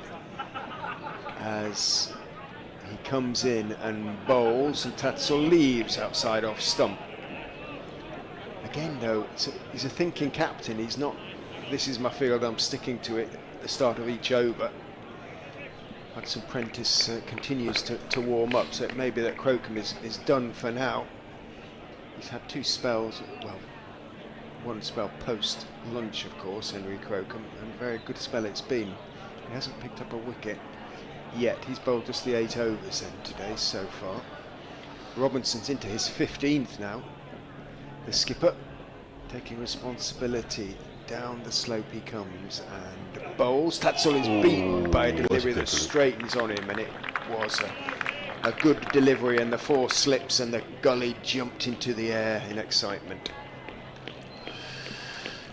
Yeah, I agree with you. I don't think Ollie Robinson's figures really do him justice.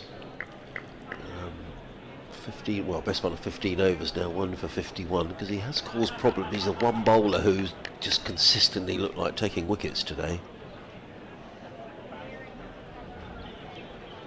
Walks back to his mark, not one to get overexcited. Robinson apparently turns in past umpire Gough and bowls. Seams back in. Again, Tattersall leaves on length as much as direction, knowing that there's movement back in, and it does seam back in, but again it is well over the height of the stumps as it goes past, or indeed possibly just over them. Tattersall, 2 scoring shots. He's on 8 from 11 balls. Holland, it has been a slightly tortured innings. He's on 2 off 30 at the moment. Yeah.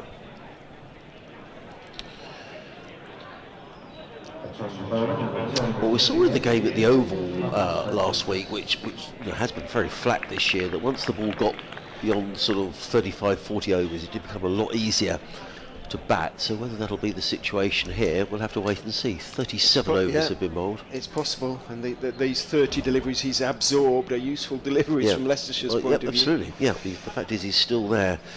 The skippers, Hudson Prentice motors in to bowl to Holland, who he very nearly nicks that behind. Does Ian Holland?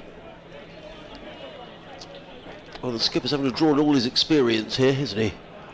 Well, he definitely played at that. Oh yes, yeah. No, it was the shot of a man who's struggling to feel bat on ball, and Hudson Prentice walks back to his mark. I suspect the way Ollie Robinson's bowling, he might fancy a couple more overs here, because another couple of wickets, Sussex would find themselves in a good position. Hudson Prentice in bowls, and Holland is forward and plays more confidently on this occasion to backward point, fielded by Carson, and there is no run.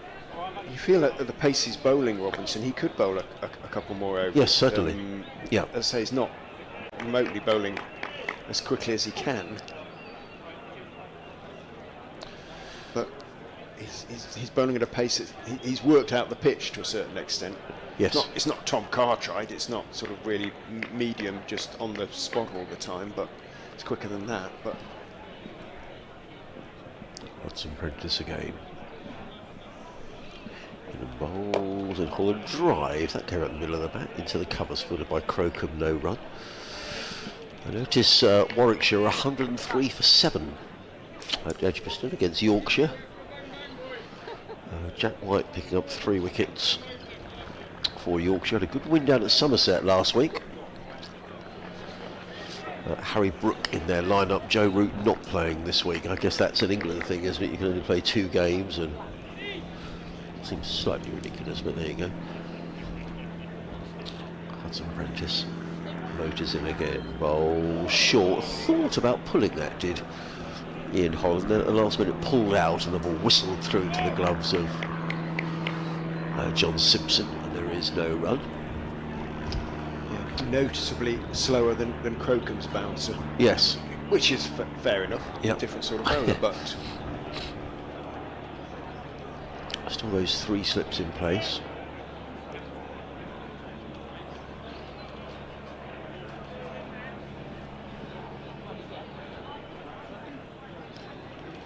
It is in again. Oh, that's a better shot. That's a nice shot. That should be 4 runs. It's rolling out. It may not reach the boundary, actually. Tier is in hot pursuit. Oh, well done. Pulls the ball up inside the ropes without a dive. Ibrahim completes the throw, or the piece of fielding, I should say, and 3 runs to Ian Holland. You'll feel better about that, Richard. Nice little clip through mid-wicket. yes, that was it. Comfortably the best shot he's played, isn't it? The Leicestershire skipper. Looked for all the money that it would travel, but the outfield is lush Yes. almost, and it's slowed up a bit. It is lovely, the outfield here. I mean, they do a magnificent job. I'm not biased. It's just the way that you walk across the outfields. I think this is one of the best in the country here. It really is. At the moment, no question about it, I would say. Super condition. Hudson Prentice in and bowls. Forward comes Tattersall, and he's going to pick up a single backward of square on the leg side. Ibrahim is being kept busy. Comes running in and gets in the throw. So Tattersall will pinch the strike. He's on 9. Holland is on 5. Leicestershire 138 for 3 here on BBC Radio Sussex, BBC Leicester. Adrian Harms and Richard Ray at your commentary team. Yes, I was going to say that over on the scoreboard went down to Crocombe, but it was definitely Hudson Prentice. It was. It has now been changed accordingly. This is a few people, shirt sleeve order now, as the sun is a little bit more consistent, a bit less cloud in the deck chairs. I think there's some gulls on the roof directly above the commentary box because they're wheeling over in front of our window, very close. Robinson, 4 slips and a gully, is in, bowls down the leg side to John Tattersall, who steps inside the ball, does sort of play at it, but without any conviction. Doesn't get anything on it. Robinson wheeling away from the Cromwell Road end. This is what you can do if the batsmen aren't scoring. You can load up the close field. Really squeezing Sussex here. Just 28 added since lunch. In goes Robinson and bowls and beats the outside edge of Tattersall's bat. It was a full delivery, and Tattersall did step forward. And it did hold its own outside off stump. He feels, because he has been bringing it back in as well, but he kind of has to play to a certain extent. Well, they're going to feel with Ollie Robson. I think you're right, Richard. I think he has got a good sense of the game, that he feels now that it's the right time to bowl himself. You know, he's bowling well, got a couple of 2 new batters at the crease, and this is an opportunity for Sussex. He'll have another one now. As he comes in with that shortish run, bowls on towards middle and leg, and Tattersall is in control of that defensive push out towards mid-wicket, the only man on the leg side in front of square, as well as the 4 slips and a gully. There's a point, and then there's a sort of mid-off / extra cover, trying to cover both positions. Mid-wicket, fairly conventional, saving one and a long leg. Hudson Prentice down there as Robinson is in and bowls onto the pads of Tattersall. There is an appeal as it thumps into the pad and trickles down the leg side, but Robinson's appeal was delayed. It was sort of in response to that from Simpson and the slips, and well, we can see why when we see the replay. You could see off stump and a bit of middle as well. It was slipping down. Good stop actually by Simpson. Came off the pads and was trickling, was heading down towards fine leg. Could easily have been 4 leg byes. Simpson ensured it wasn't. Robinson already back to his mark, turns. The angled run, outside off stump, thick inside edge from outside off stump, misses the stumps by not very much, the leg stump that is, runs down towards Hudson Prentice. Robinson turns with his eyes to the heavens. I mean, to be fair, he could have had 3 or 4 here today, Robinson, the way that he's bowled. He could. I was talking to Ben Green last week, who picked up 7 wickets in one innings against Nottinghamshire, and he only picked up, I think, 2 or possibly 3 wickets on the first day, and he'd bowled beautifully, and he could easily have had 6 or 7, but he said, yeah, it happens, you know, and maybe tomorrow I won't bowl as well and pick up 3 or 4, you know, and he actually did bowl as well and picked up another 4 wickets as Robinson is in and bowls. Forward goes Tattersall. So I think Robinson has now been around long enough to adopt something of that same stoic, if you like, attitude. Applause for Robinson, and thoroughly deserved. The single came from the over. Batsman didn't know much about the single, and Robinson now 16 overs, 3 maidens, 1 for 52. He may give himself a little break now. Wouldn't be surprised. Yes, I mean, he was looking to seize the opportunity, having picked up that wicket after lunch of Sol Budinger. A bit of a natural way there to Daniel Hughes. Yes, that sort of suggested, didn't he, that maybe he may be going to come out of the attack. We shall see. The Sussex vice skipper Tom Haines not playing in this match after injury last week at the Oval. As in comes Hudson Prentice up the hill. Bowls. Just works that one down to backward of square on the leg side, fielded by Tier. His problem is, and who does he bring up? Well, that's the problem. If you Clark didn't bowl well this morning. No. If you go to Clark, there'll be a discernible perhaps drop off. He might bowl a lot better, obviously, in his second spell. I'm sure he will, but there would be a discernible drop off. Does he go to the spinner, or does he want the spinner just to bowl from the C end? That's the conundrum, because he's looked by far the best. Here comes Hudson Prentice. Bowls driven nicely by Holland. Doesn't quite time it as far as Robinson mid-off. There is no run. I think they're beginning to emerge from the lunch away to our right-hand side. You don't want Crocombe bowling 22, 25 overs in a day, really. He's not a shock weapon, but you know, he does need to bowl in sort of 4 over bursts, really, for me, Crocombe. Yeah. In comes Hudson Prentice over the wicket. Bowls driven more comfortably on this occasion by Ian Holland to mid-off, and there is no run. So the gentleman just come out with a nice looking bottle of white wine, Richard, and poured him and his colleagues a glass or two. Very pleasant now, sitting in the sunshine. The thought of the weekend to come. Yeah, as you say, very little breeze, so if you're in the sun, it's really very pleasant here at Hove this afternoon. Hudson Prentice with 3 slips in bowls and played by Holland onto the leg. So there's a howl from bowler and slip called, but Holland goes through for a single. He goes to 6. He's faced 39 balls for his 6, but you know, at this stage of a 4-day game, that's largely irrelevant. The important thing for Leicestershire is that the skipper is still there and he's battling away, and deserves a lot of credit for that, because he's had a bit of a working over since lunch. Hudson Prentice in again. Bowls. Tattersall is forward and plays to mid-wicket, fielded by Tier, and there is no run.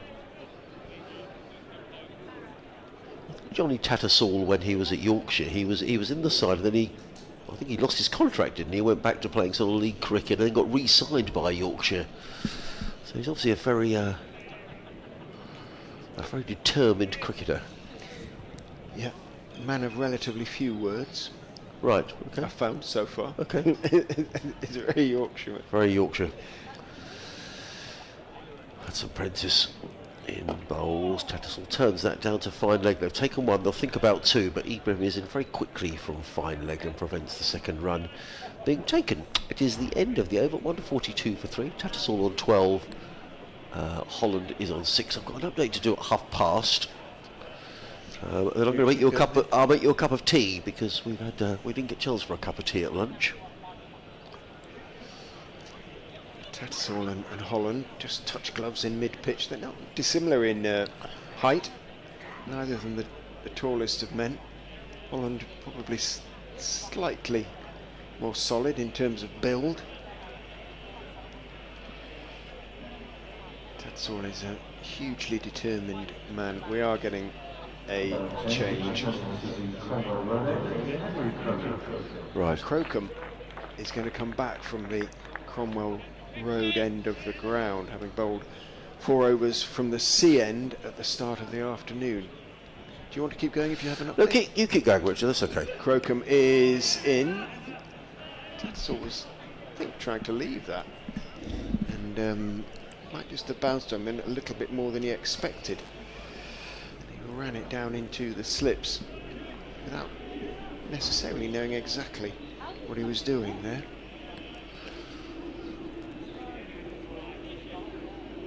Crocombe's 9th over coming down, none for 18 for the young fast bowler, which talked about in terms of international recognition. In he comes and bowls edge, dropped at second slip. That was a reasonably straightforward chance. Went for the drive. Clark has got his head in his hands because he saw it all the way, we saw it all the way. It was low to his right, but he got 2 hands to it comfortably enough, looked to have it, was sort of bringing his hands up to the ball, and the catch went down. He can't believe what he's done, Tom Clark there. Well, we know he beats himself up from his bowling, but he'll beat himself up more about that drop chance. In goes Crocombe, bowls down the leg side, doesn't get anything on it. Tattersall. Well, that could be a biggish moment because Tattersall, as I say, has been in good form. And on 12, he should have gone really. Gone into the drive. No slip catch is straightforward. But no, but he's a very, very fine slip fielder, is Tom Clark, and he will be. I can't remember the last time we put one down in the slips. He'll be desperately disappointed to have put that down. Crocombe is in, bowls edged and dropped again at first slip this time. Leaping 2 hands above his head. Is it Carson there? Coles. Coles. James Coles got 2 hands to it and twice in 3 balls. Well, Clark and Coles can console each other because, well, it's Crocombe who'll need the consoling really, because he's twice found the edge of Tattersall's bat, and, well, both Clark and Coles looking back up the pitch, trying perhaps not to catch Crocombe's eye. Yeah. Tattersall picks up 2. Dear oh dear, hold your catches, win your matches. Sussex put 3 down today. In goes Crocombe bowls. And he meant that one. He Yeah. banged it in hard, and well, Tattersall got out of the way and taken above his head by Simpson. He's a pretty pragmatic character, is Henry Crocombe. I wouldn't think it takes takes quite a lot, I think, to wind him up, but he'll be really disappointed about that. Well, he'd done his job twice, hadn't he? Found the edge. Yeah. In he comes and bowls down the leg side, and well, that won't make him feel any better because it is going to be stopped at fine leg. Nice work down there by Hudson Prentice. Might be leg buys, in fact, and it is leg buys. And Crocombe takes his cap from umpire Goff, and he'll feel that should have been his first wicket of the innings, and well, it most certainly should. Yeah. Daniel Hughes just trying to sort of raise Sussex spirits a little bit by giving both Coles and Carson a conciliatory pat on the backside. But no one means to put them down, but Sussex have put 3 down today. And generally all very good fielders. Carson Coles and first Clark. slip, second slip and fourth slip Yeah. of all drop catches today. Well, I don't know if we're having an up late or not. I thought we were, but perhaps we're not. So let's just carry on the commentary as in comes Hudson Prentice over the wicket, bowls, and forward comes Tattersall, plays to mid wicket, and there is no run. Well, so I had him on, because he's now on 14. Yeah. Yes, I had him So on 12 on yes, both. Yeah, of them. both drops. And 142 for 3. What will disappoint them most is that they got both hands to the ball on each Yeah. occasion. Neither was completely straight. Neither was into the breadbasket or anything like it. But Hudson Prentice motors in, bowls, nicely played by Tattersall onto the front foot, driving to Robinson in the covers, and there is no run. I guess also the frustration is having Robinson bought himself out the attack. You bring on Crocombe, and 2 chances go down, so he'll be frustrated as well. yeah, it was the right call.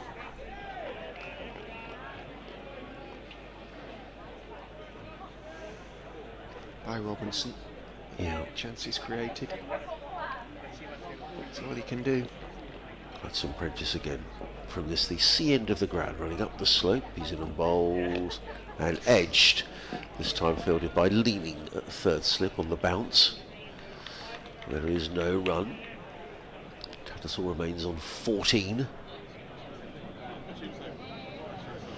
As more and more customers make their way out from the lunch next door to us, enjoying a beverage or two. Hudson Prentice on his way again. He's going to come up the hill to bowl to Tattersall. He's in a bowl who has a wild waft at the delivery that was rising outside the off stump, taken by Simpson, and there is. He wouldn't have been too happy to go out to that shot, I don't think, Johnny Tattersall. That wasn't a great looking shot. He needs to put those 2 chances behind him and reapply himself. He was playing well up to that point. Yes. Runs have been hard to come by here, haven't they, since lunch? They have. 35 really since well. lunch. Bowled so well since lunch. Yeah. Sussex.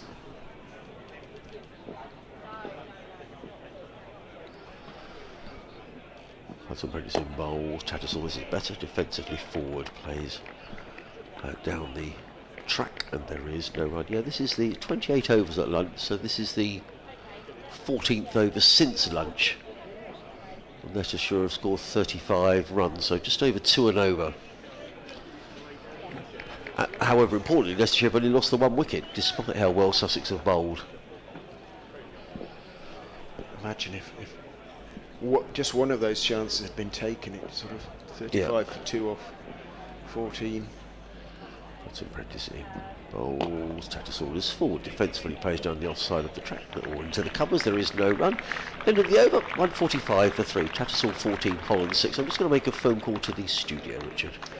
Made an over for Finn Hudson Prentice, so he too has come to the party as far as the Sussex bowling attack is concerned. None for 35 from 11. But if he can tie up an end or not let the batsman get away, then Robinson and Crocombe, the chance creators, so to speak, from the C end, can alternate. Crocombe is in and bowls to Holland. There's an appeal for leg before, as he did seem to step across slightly, trying to whip the full delivery away into the leg side. Didn't get anything on it, thumped into the bottom of the pad, almost the foot, almost the instep, but was going on down the leg side. Adrian is going to take his life in his hands by taking the cake next door and cutting it. And maybe the vultures of the press room will smell it. In goes Crocombe and bowls forward, half forward goes Holland, and he's going to pick up a run as it squeezes between gully and backward point. Gully Tia runs across the field and one is taken. Feels like a long time ago that Ian Holland scored his 6th run. Well, that's his 7th. 7 from 41 deliveries for the captain. Brings Tattersall down on strike. Robinson jogs to leg slip. So 3 slips, conventional slips, and a leg slip, and a deepish backward point / gully as Crocombe is in. Shortish ball into the body. Tattersall rides it nicely. They think about a second, but Jack Carson sprints back from mid-wicket to deep square fields and keeps them to 1. Tattersall on 215. 147 for 3.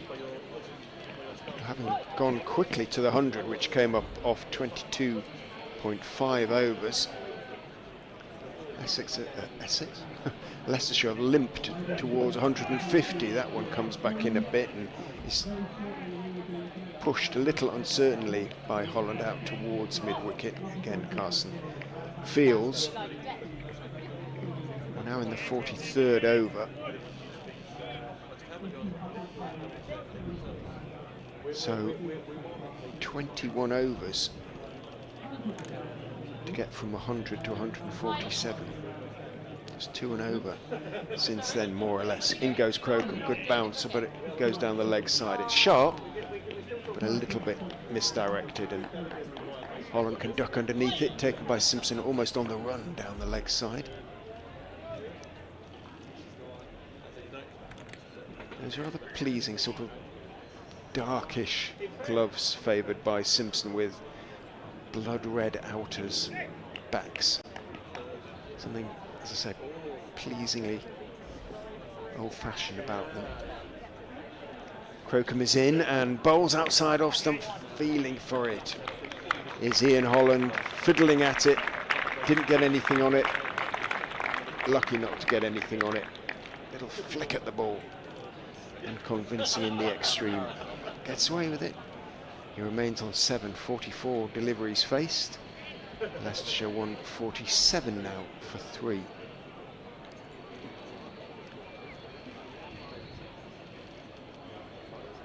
What Sussex are doing to Leicester at the moment is what Leicestershire did to a lot of sides in the 2nd division at the start of last season. And they weren't taking wickets, they were keeping things incredibly tight. And so when chances were created, and by and large taken, the scoreboard hadn't gotten away from them. Hudson Prentice is in, bowls straight. Tattersall covers up, plays it down the pitch on the onside. Dan Hughes comes into field. Adrian returns, cake in hand, bless him. Well, slices of cake in hand. Dangerously he's left it there for the well-populated press box to sniff out. Looks lovely, Margaret. A lemon drizzle cake. Hudson Prentice is in. That one is just drifting towards middle and leg, and so it can be nibbled around the corner by John Tattersall so effectively, in fact, that it has gone for 4. Chasing round the boundary. Dan Ibrahim couldn't get there, had a long way to go. It is slightly uphill along that boundary at the Cromwell Road end of the ground. And a rare and welcome thing as far as the Foxes' batting is concerned, a boundary post-lunch, and that takes them past 150. It gets the faintest ripple of applause. So 43.2 overs for the 150.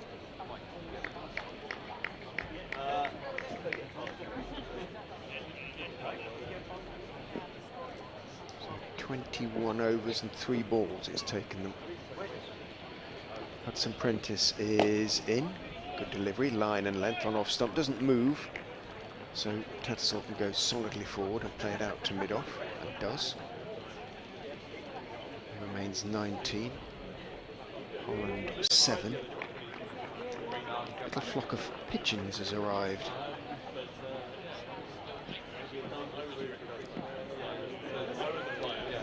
This lovely outfield. They're sort of deep backward square at the moment. Gulls have disappeared for the time being. Hudson Prentice is in again on off stump.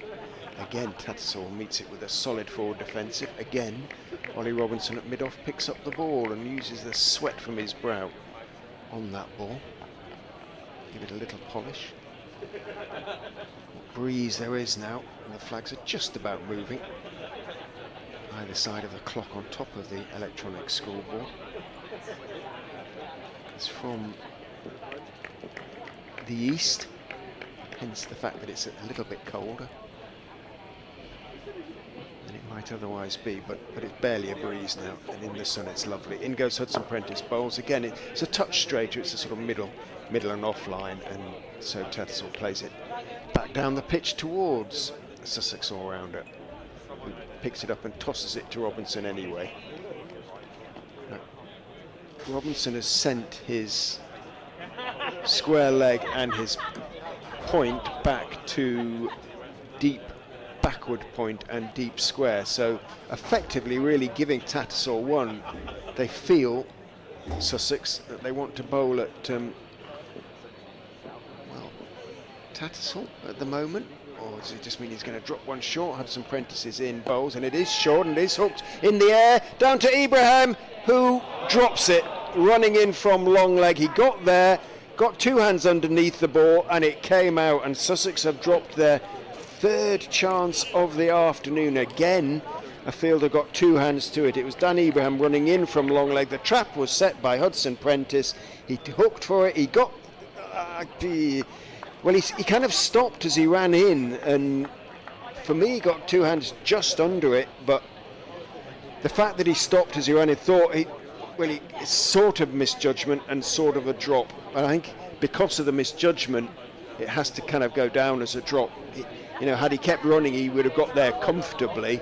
He stopped, then went forward again. Two hands under the ball, couldn't hang on. Applause for Hudson Prentice for having created the chance. Oh dear. I think it does go down as a chance. Has to, doesn't it, really? So, Henry Crocombe coming in from the Cromwell Road end, bowls to Tattersall, who's living a slightly charmed life. Well, I was going to say, if he doesn't now go on and score 150, he's going to... So that's on 19. Yeah. So dropped twice on 12. Yeah. And once on 19. It's just as you said, they'd set the trap, lo and behold, that's what happened. He walked straight into it, didn't he? Yeah, he did. Crocombe. In again. Bowls. And clipped to mid-wicket. And there is no run. You can hear some of the conversations down to our right-hand side with people coming out of the lunch. Sitting in the sunshine, enjoying the cricket. I've just had my taste of Margaret's excellent lemon drizzle cake, which is she brought up this morning. So thank you, Margaret. If you're listening in the museum, please say to Margaret that the lemon drizzle cake is magnificent. And the press boys are looking very jealously as we tuck in comes Crocombe. Bowls, that's a good delivery, and Tattersall looks to drive. He's beaten on the outside edge through to Simpson, and there is no run. This is a good spell by Henry Crocombe. He's had a couple of chances dropped, but he's bowling with good pace down the hill. Three slips, I'm sorry. Backward point. There's an orthodox point. Extra cover. Shortish, straightish mid-on. Or straightish mid-wicket, you should say.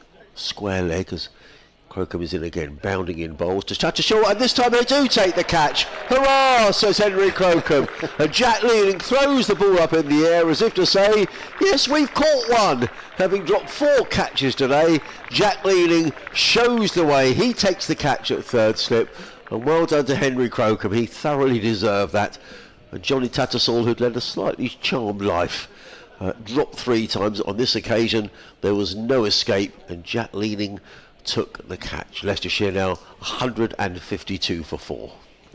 Well, you keep giving catches and chances, and eventually one is going to be taken. And Crocombe didn't really celebrate, he just turned with his eyes to the heavens. Oh, you managed to catch one, have you? Yes. And it was a neat catch, actually, two-handed, lowish to his left by Leaning, and well, to say it's been coming would be definitely not an exaggeration.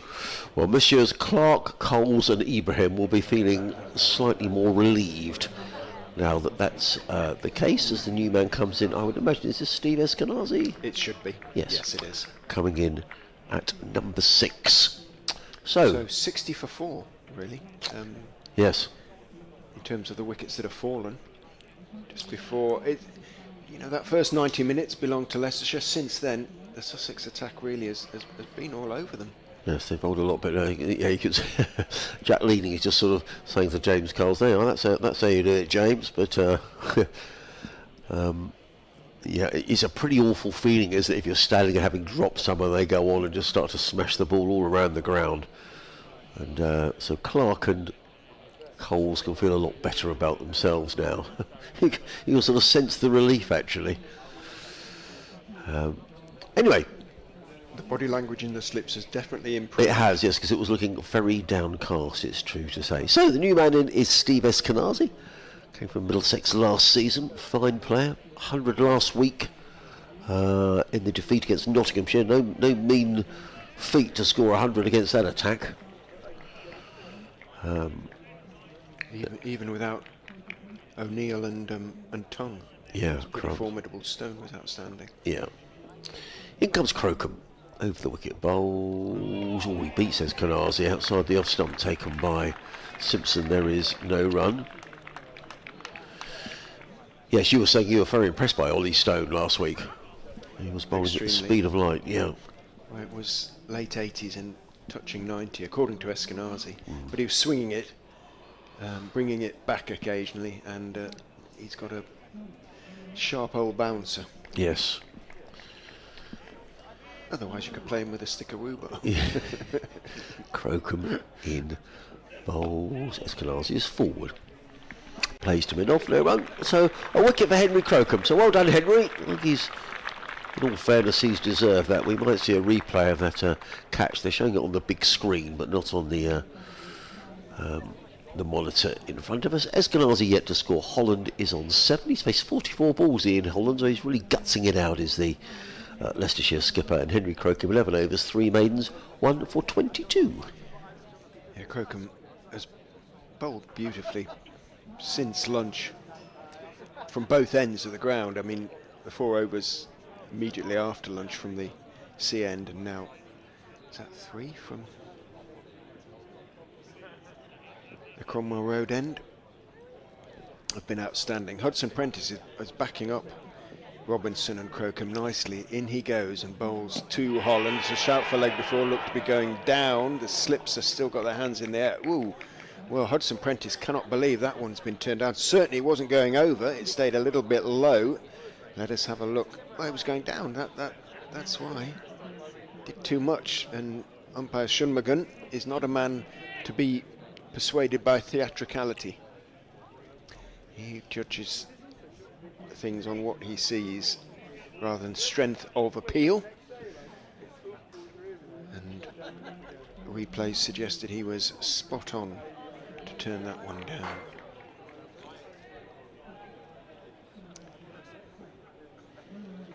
Hudson Prentice turns in, bowls, bouncer, and just bobs at the knees there. Ian Holland leaves the bat raised, which is always slightly dangerous. 1 for the over, says Michael Goff, and so Surrey Shunmagan signals accordingly, points to his shoulder. I don't think I've ever seen a no ball for a third bouncer in an over, or third over shoulder height, or overhead height, I should say, in an over. But they do keep signalling on.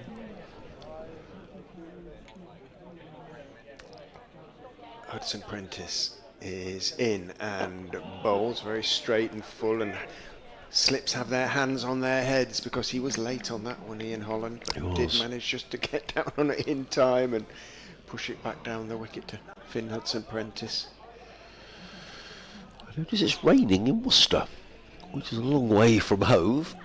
It's Ben Stokes playing for Durham in that game today. Worcestershire 149 for 4, but currently off the field for West. Rain. Always rains in the west. Hudson Prentice bowls down the leg side, not down the leg side, but middle and leg line, and Holland can turn it down towards deep backward square. Ibrahim Good bit of chases fielding. around from long leg, too deep backward square, gets his throw away. And as Adrian says, it is a sharp piece of fielding, and he keeps them 2-1.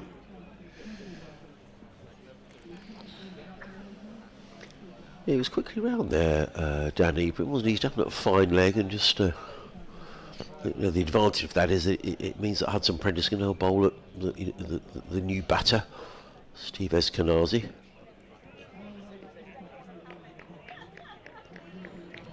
Who, as you said, is in form.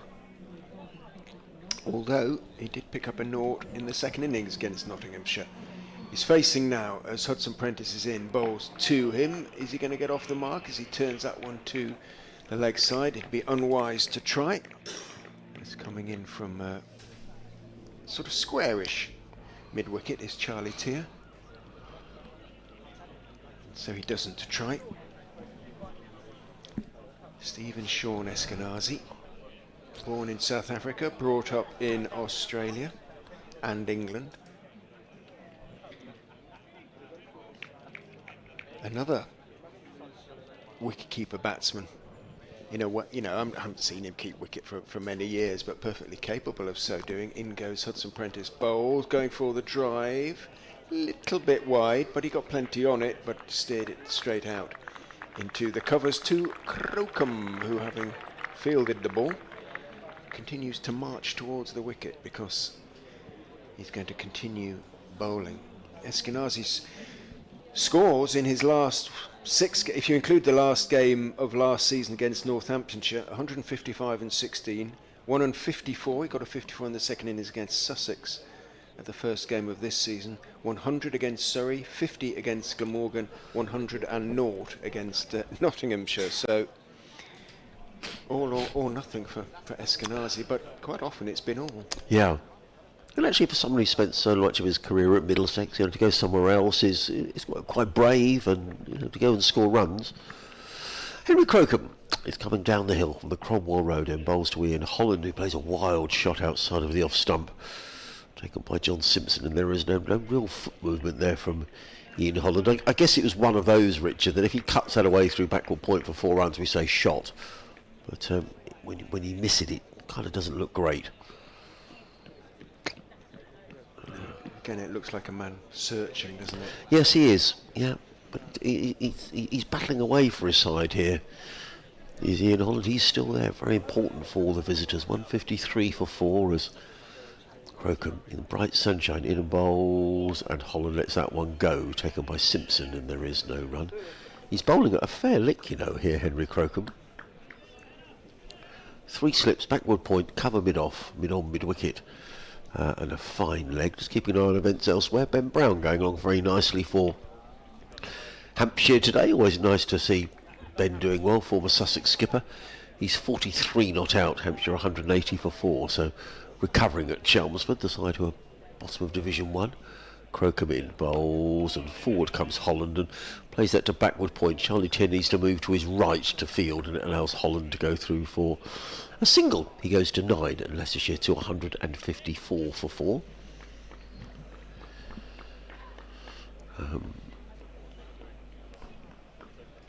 Somerset now 171 for 4 at Cardiff against Glamorgan.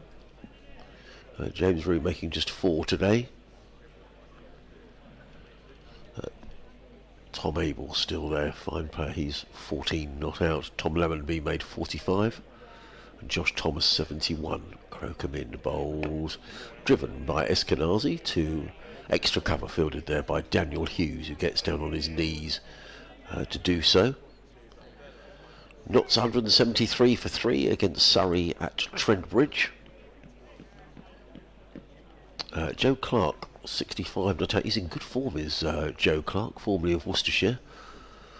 But he's going along very nicely there. And Warwickshire in a real mess at Edgbaston as comes Crocombe and bowls, and he's beaten outside the off stump. It's Eskenazi through to Simpson. There is no run. Warwickshire 117 for 9 against Yorkshire at Edgbaston. Wickets shared around really. 3 for White, 2 for Cliff, 2 for Hill, and 2 for Van Beek. Yorkshire having had a very good win at Taunton last week against Somerset. Now more slips going in place. Jack Carstairs joining the three-man slip cordon to make it 4. And Crocombe is in down the hill. Bowls let go by Eskenazi. Good take by Simpson to a ball that was rising outside the off stump. Good carry through to the keeper from this pitch today. Another good over from Henry Crocombe. 12 overs, 3 maidens. Is it 3 maidens or 5 maidens? 12 overs, 3 maidens. Yes, yeah. 1 for 23. It has quickened up a little bit under the sun as the sort of juice has dried up a little bit, hardened up, but Crocombe is bowling nicely, really nice. He's running, he's jogging off now actually, so his 3rd spell of the day might be done.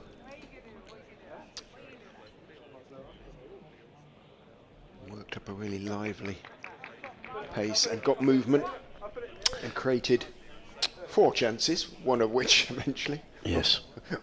No, 3 chances because the other one was off Hudson Prentice, wasn't it?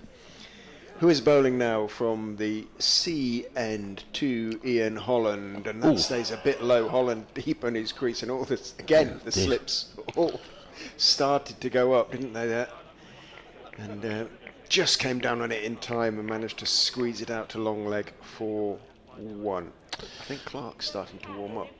Yeah, Clark's warming up, and also Carson is warming up, so I don't know whether he's thinking of a double change here, Ollie Robinson. Kind of makes sense, doesn't it? Hudson Prentice into his 14th Yes. over now. Yeah. And Crocombe has gone off. Important spells, if that's going to be the case for both Clark and Carson. Hudson Prentice is in, finds a beauty that beats Eskenazi.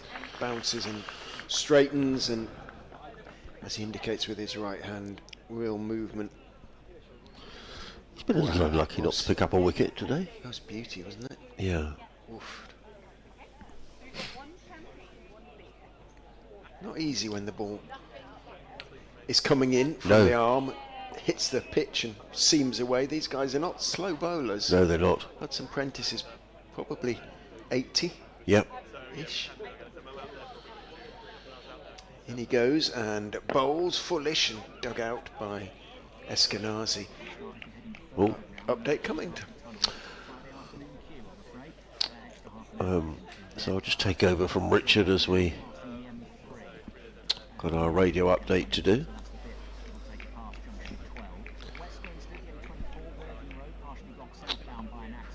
$155 for 4.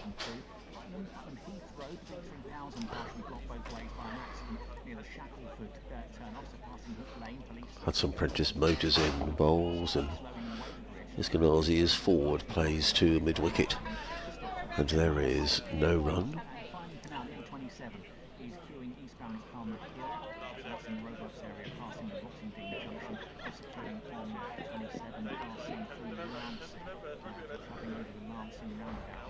Still 3 slips in place. There's a backward point cover mid-off. There's a mid-on square leg who's now going back towards the boundary.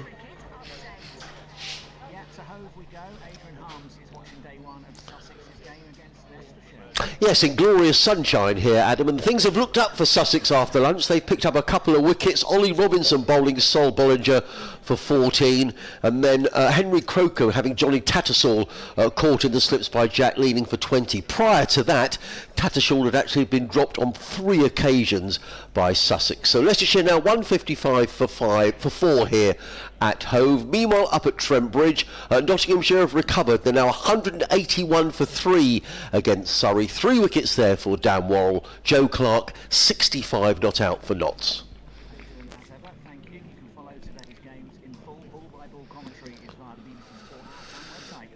Hudson Prentice makes his way in. Bowls let go outside the off stump by Eskenazi. There is no run. End of a tidy over by Finn Hudson Prentice. 155 for 4. Just the 1 run off of that over. We're exactly halfway through the day's play. Richard, 48 overs remaining. Ian Holland is still there, the Leicestershire skipper. He's doing a good job for his side. He's hanging around. He's faced 52 balls for his 10 runs. But the important thing for his side is that he's still batting. Yeah, it's not been pretty from Holland, but it's been gutsy. And just because you're not in form, it's not coming out of the middle, you can still graft it out, and that's exactly what Ian Holland is doing at the moment. 10 or 52. Looks around him, sees two slips, just the two slips now. A deepish gully for the skewed drive.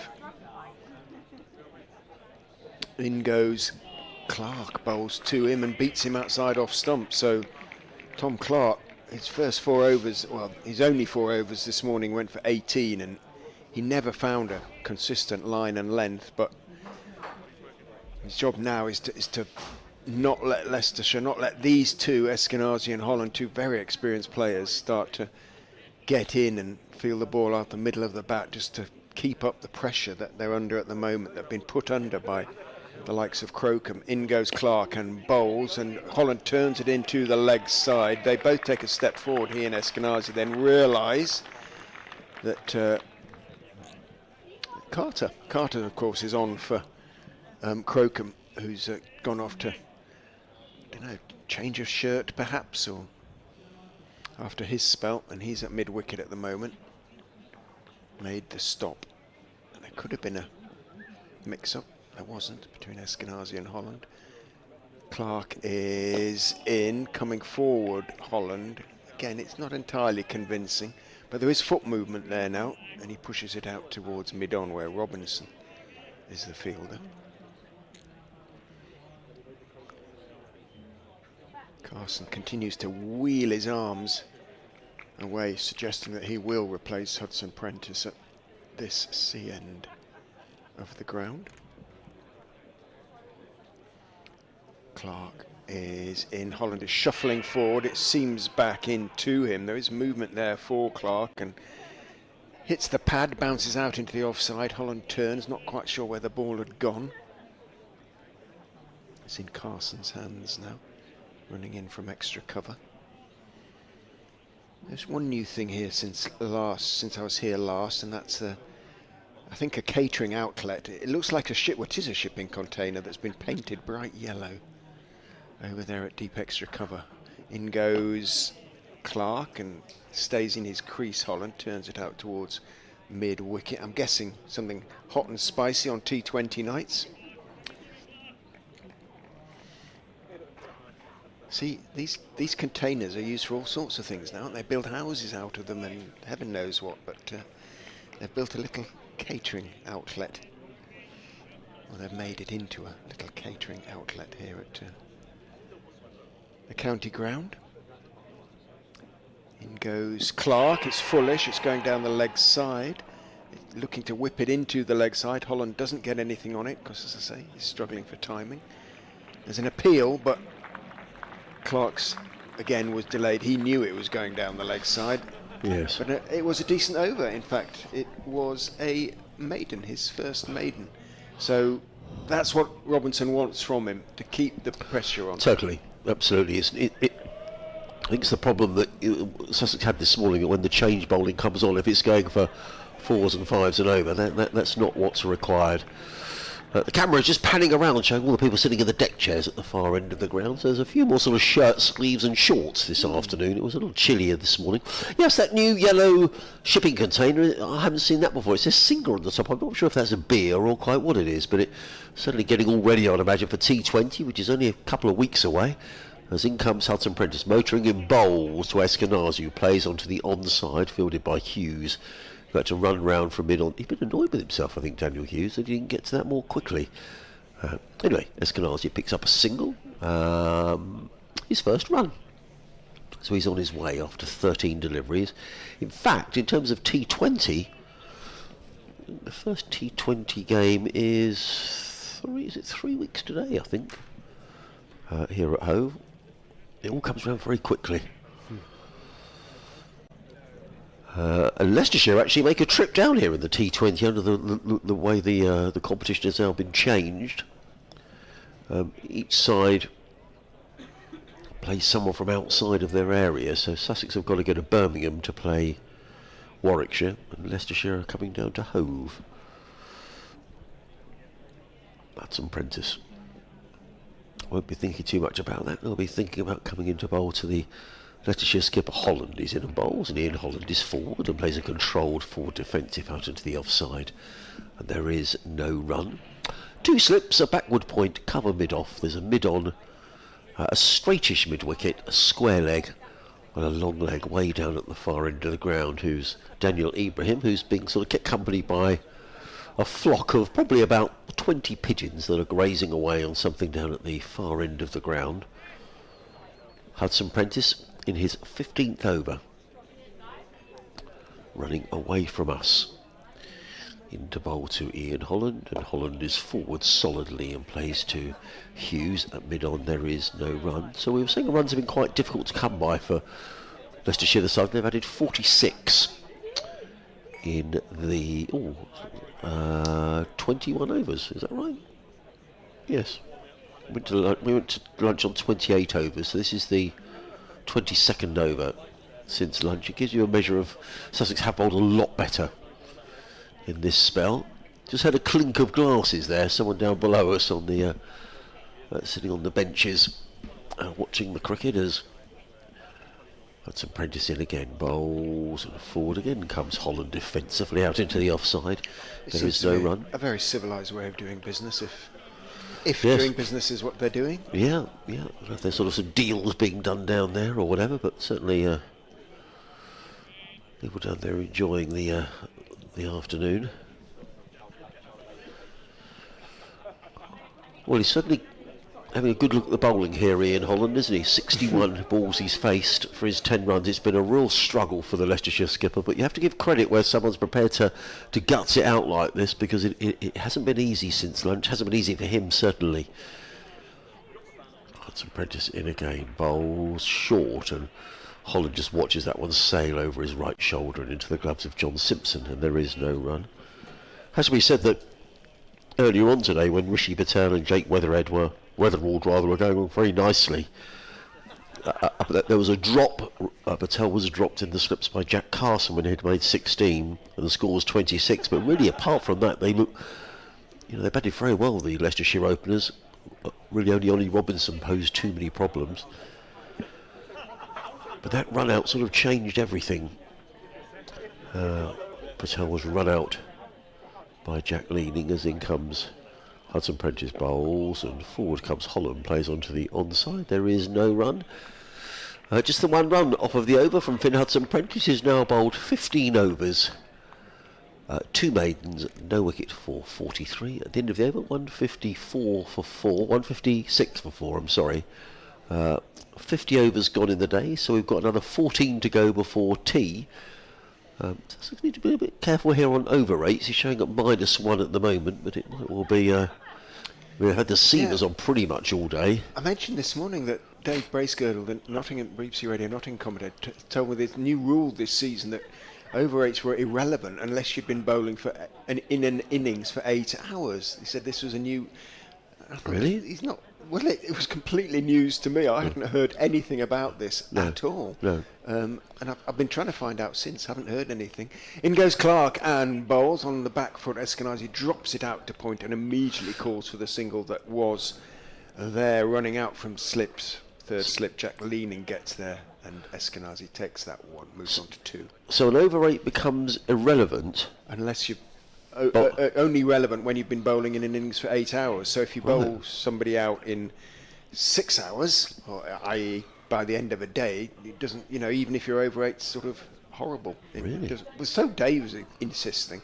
In goes Clark and bowls short, pulled, and a thick bottom edge, and it's going to run down to fine leg for 4. Certainly wasn't where Ian Holland was looking to hit that, but No. He's picked up 4, and his reward is at the moment is coming just because he's there as much as anything. But he is there, 14 off 64 deliveries for Holland, and I think that's his second boundary, but I'm not sure anything's really come out of the middle.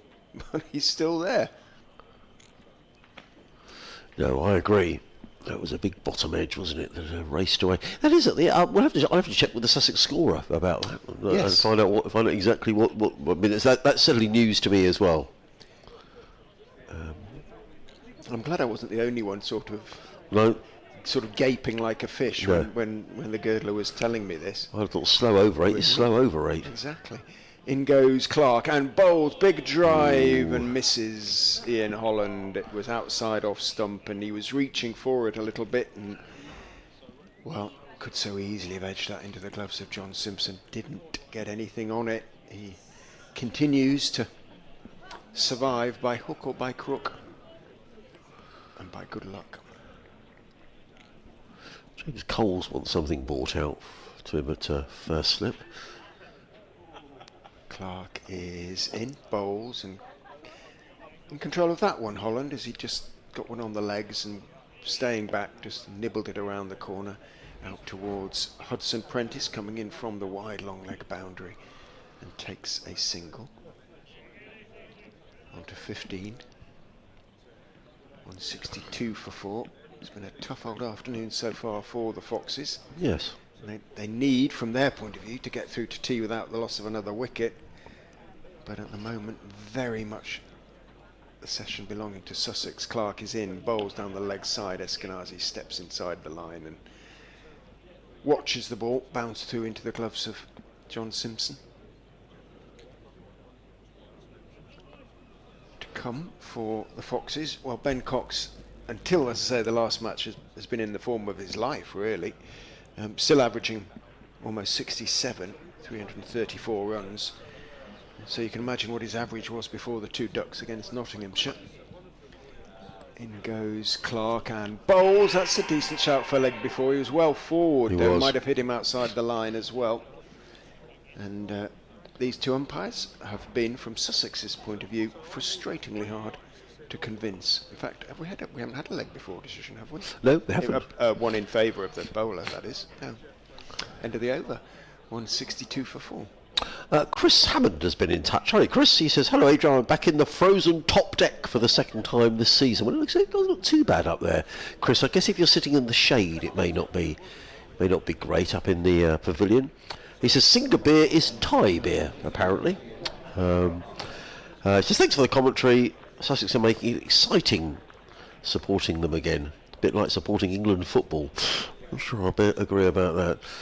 But it's exciting watching Sussex, Chris. No, I'm sure perhaps there's a touch in irony in what Chris is saying. But lovely to hear from you. Thanks for getting in touch, Chris. If you want to get in touch with us, Sussex Sport at bbc.co.uk. We've got some changing around of pads and various other pieces of equipment being bought out. Jack Leaning looks like he's in conversation with the umpires about something or another. What's that about? He's got something out of his pocket. Ball between his 2 fingers, or I don't know. he's showing it to the umpires, but yes, he was. He was holding it like a specimen between finger and thumb and holding it up. So it's obviously gone. If they did check it, it's gone through the gauge. Now the reason Ollie Robinson is at first slip, I was just looking to see where the skipper is fielding. So we have got a bowling change.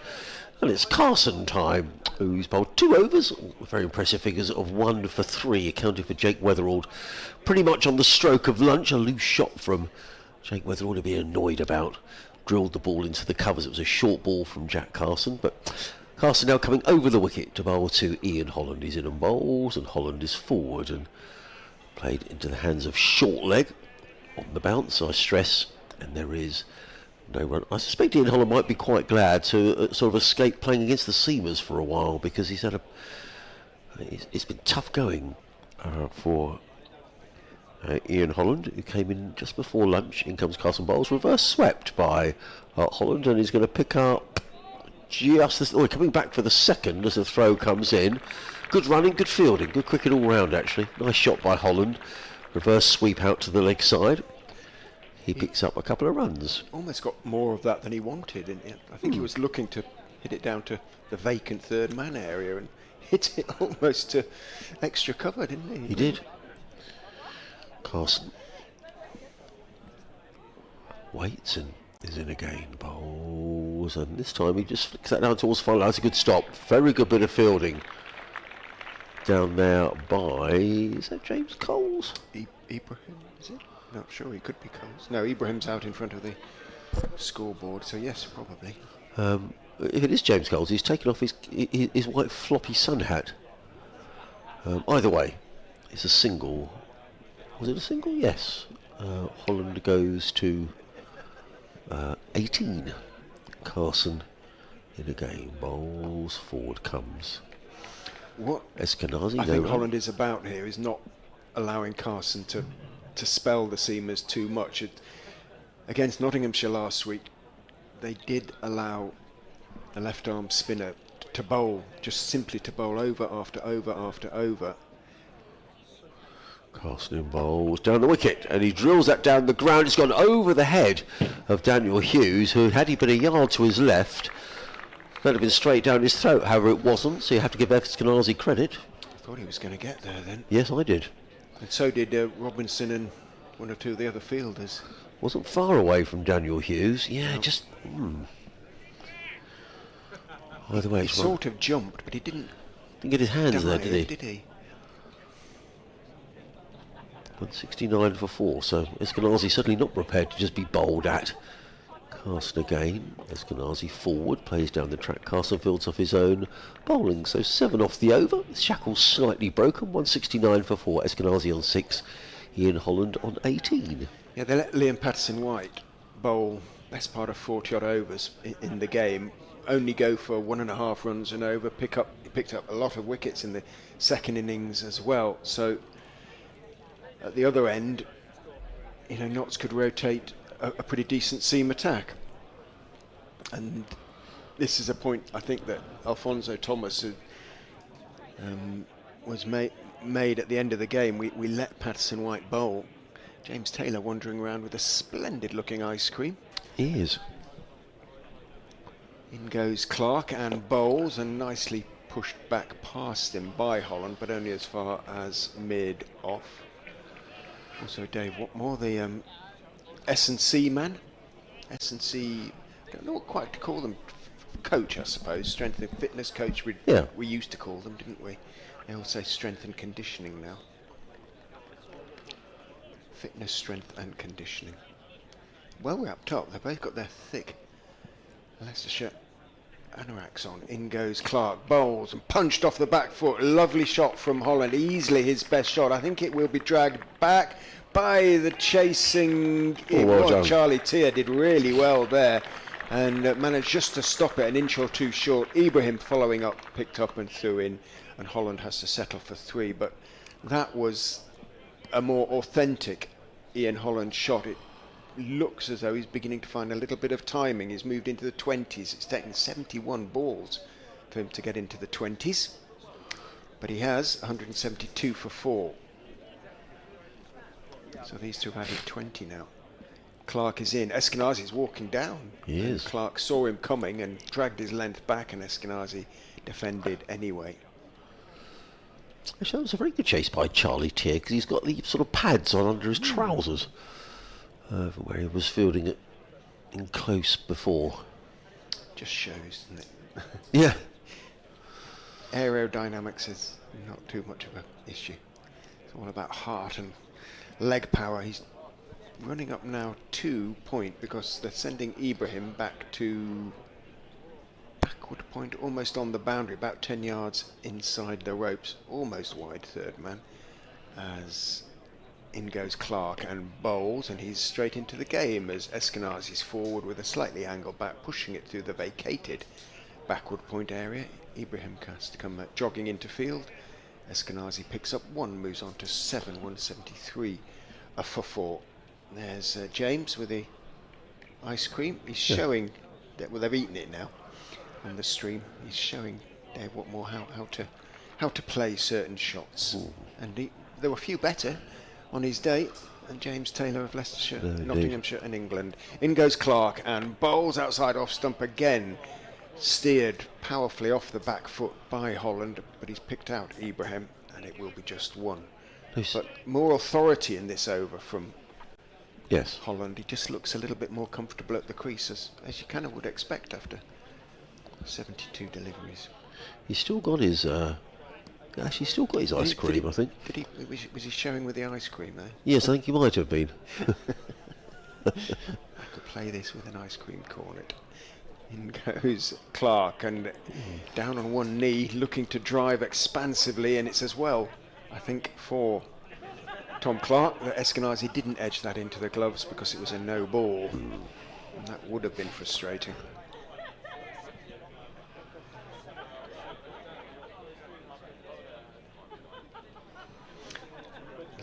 The amusement levels go up as the as the tea and lunch is digested. It's definitely increasing down below us. It is, as in goes Clark and bowls onto the hips. There's an appeal for a catch behind. It may have just have flicked the hip.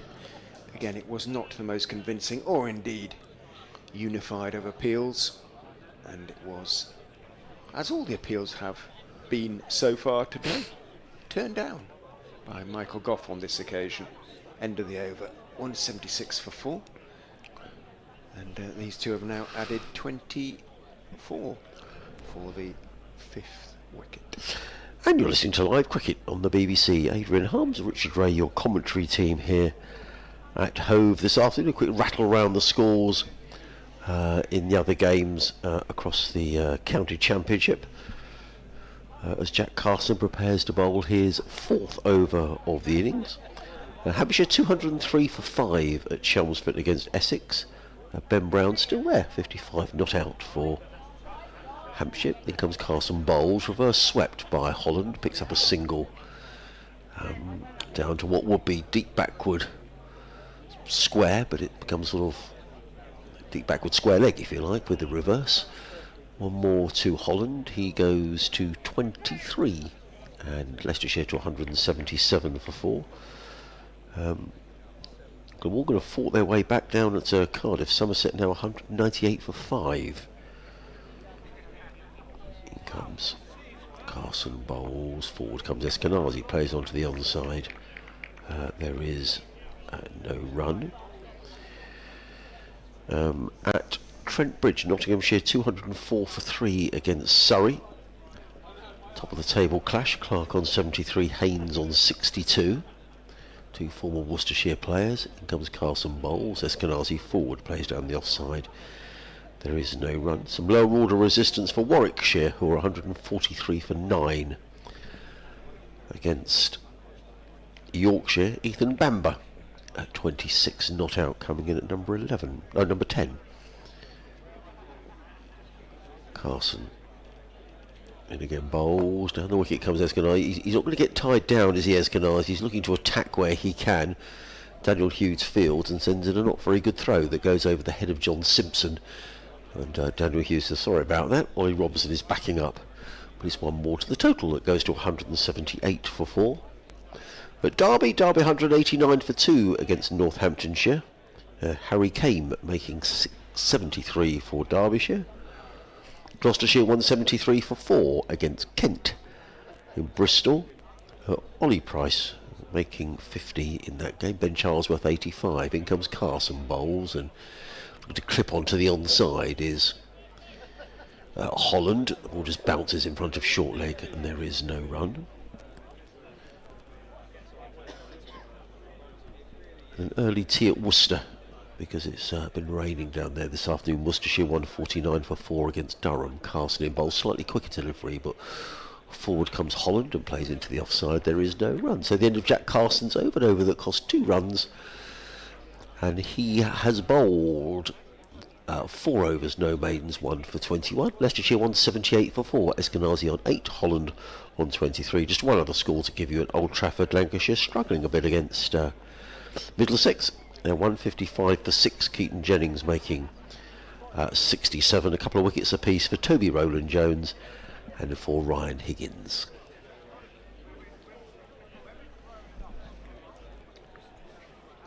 Tom Clark then to continue now in bright, in glorious sunshine. In fact, probably the best weather of the day. Very little cloud around now. 2 slips behind Eskenazi, as Clark is in from the Cromwell Road end. He reaches for a wide one, tries to sort of stroke slash drive it away through the offside. Doesn't get anything on it. It's looking as though he was trying to give catching practice to John Simpson and James Coles. That first slip. leaning at second. Just practicing his catching, leaning just sort of one side then the other as Clark is in and bowls, and this time it's the same ball, very similar delivery. This time Eskenazi lets it bounce through to Simpson. I mean, we've got another 10 overs, well, 9 overs after this until tea, so I wouldn't be surprised to see that over rate worsen, yeah, most definitely, because we're not going to be getting tea much before 4 o'clock, I wouldn't have thought, Richard. Even with Carson bowling, bowling at one end. Clark hasn't got a long run either. He's in, bowls outside off stump. Again, Eskenazi steps forward and leaves.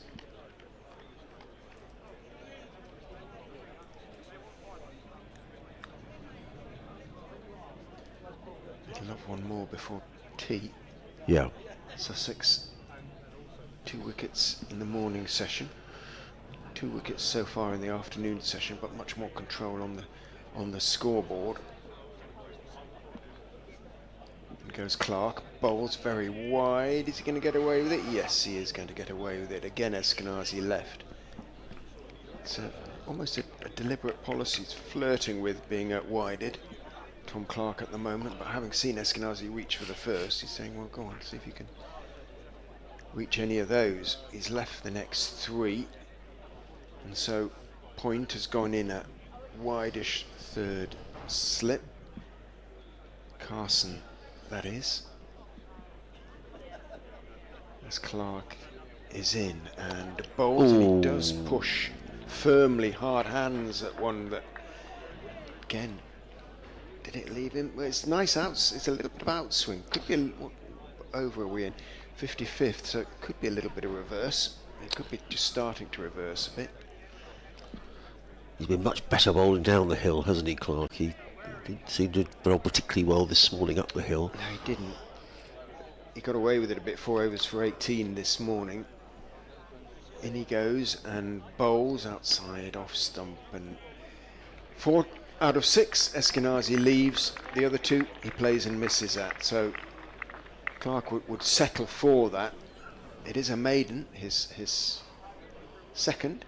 8 overs, 2 maidens, none for 31 his figures. So 13 off the 4 he's bowled this afternoon, and they have been much better, as you said, Adrian. Kind of emails have come in. Hello, Julian.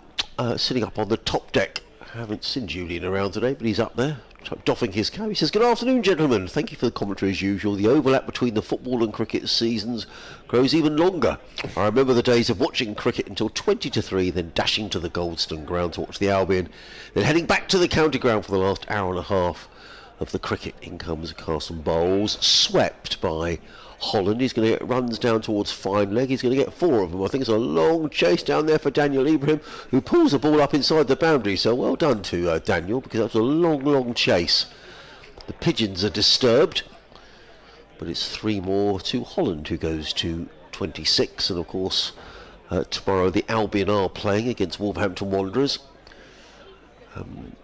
So I imagine there'll be a few Albion fans here in the morning, but then they'll wander off to the... I mean, it's very exciting. People think the Albion could get into the Champions League. It's a distinct possibility next season, but they need to win probably their last 3 matches, and I'm sure Julian will be there, amongst others, cheering them on tomorrow. As in comes Carson over the wicket, bowls, and played by Eskenazi onto the leg side. There's a comfortable single fielded by Charlie Tier. 1 more to Eskenazi. He goes to 9. Goes on to say, finally, what do you think of Marcus North becoming an England selector? What do I think of Marcus North? He's closer to the county game than some. Oh, updates time possibly for Adrian. I think it is updates time. Oh yes, crumbs, they're coming thick and fast today.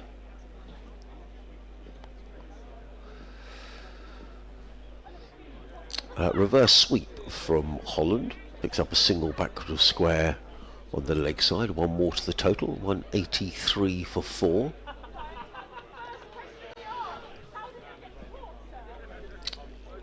Still the slip and the short leg in place. So we'll have a bit of Marcus North chat in a moment. As in comes Carson again. He plays onto the onside defensively. And there is no run. Jeff has kindly supplied the... Oh. Oh, here you go, go on.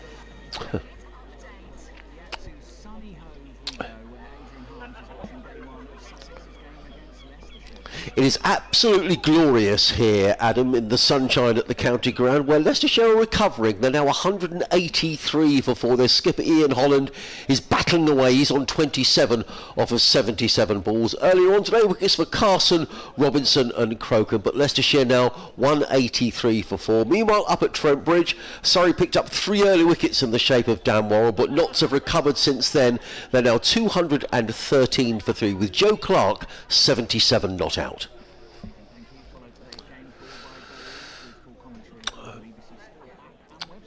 So update done. 184 for 4 at the end of Jack Carson's over. I wonder if we're going to get a double change. Nope, still going to be Tom Clark. Oh, we've still got the musical raise. Sorry, you were saying, Richard? That Jeff on Blue Sky, which are 2-3, skeeted me from the playing conditions on the ECB website.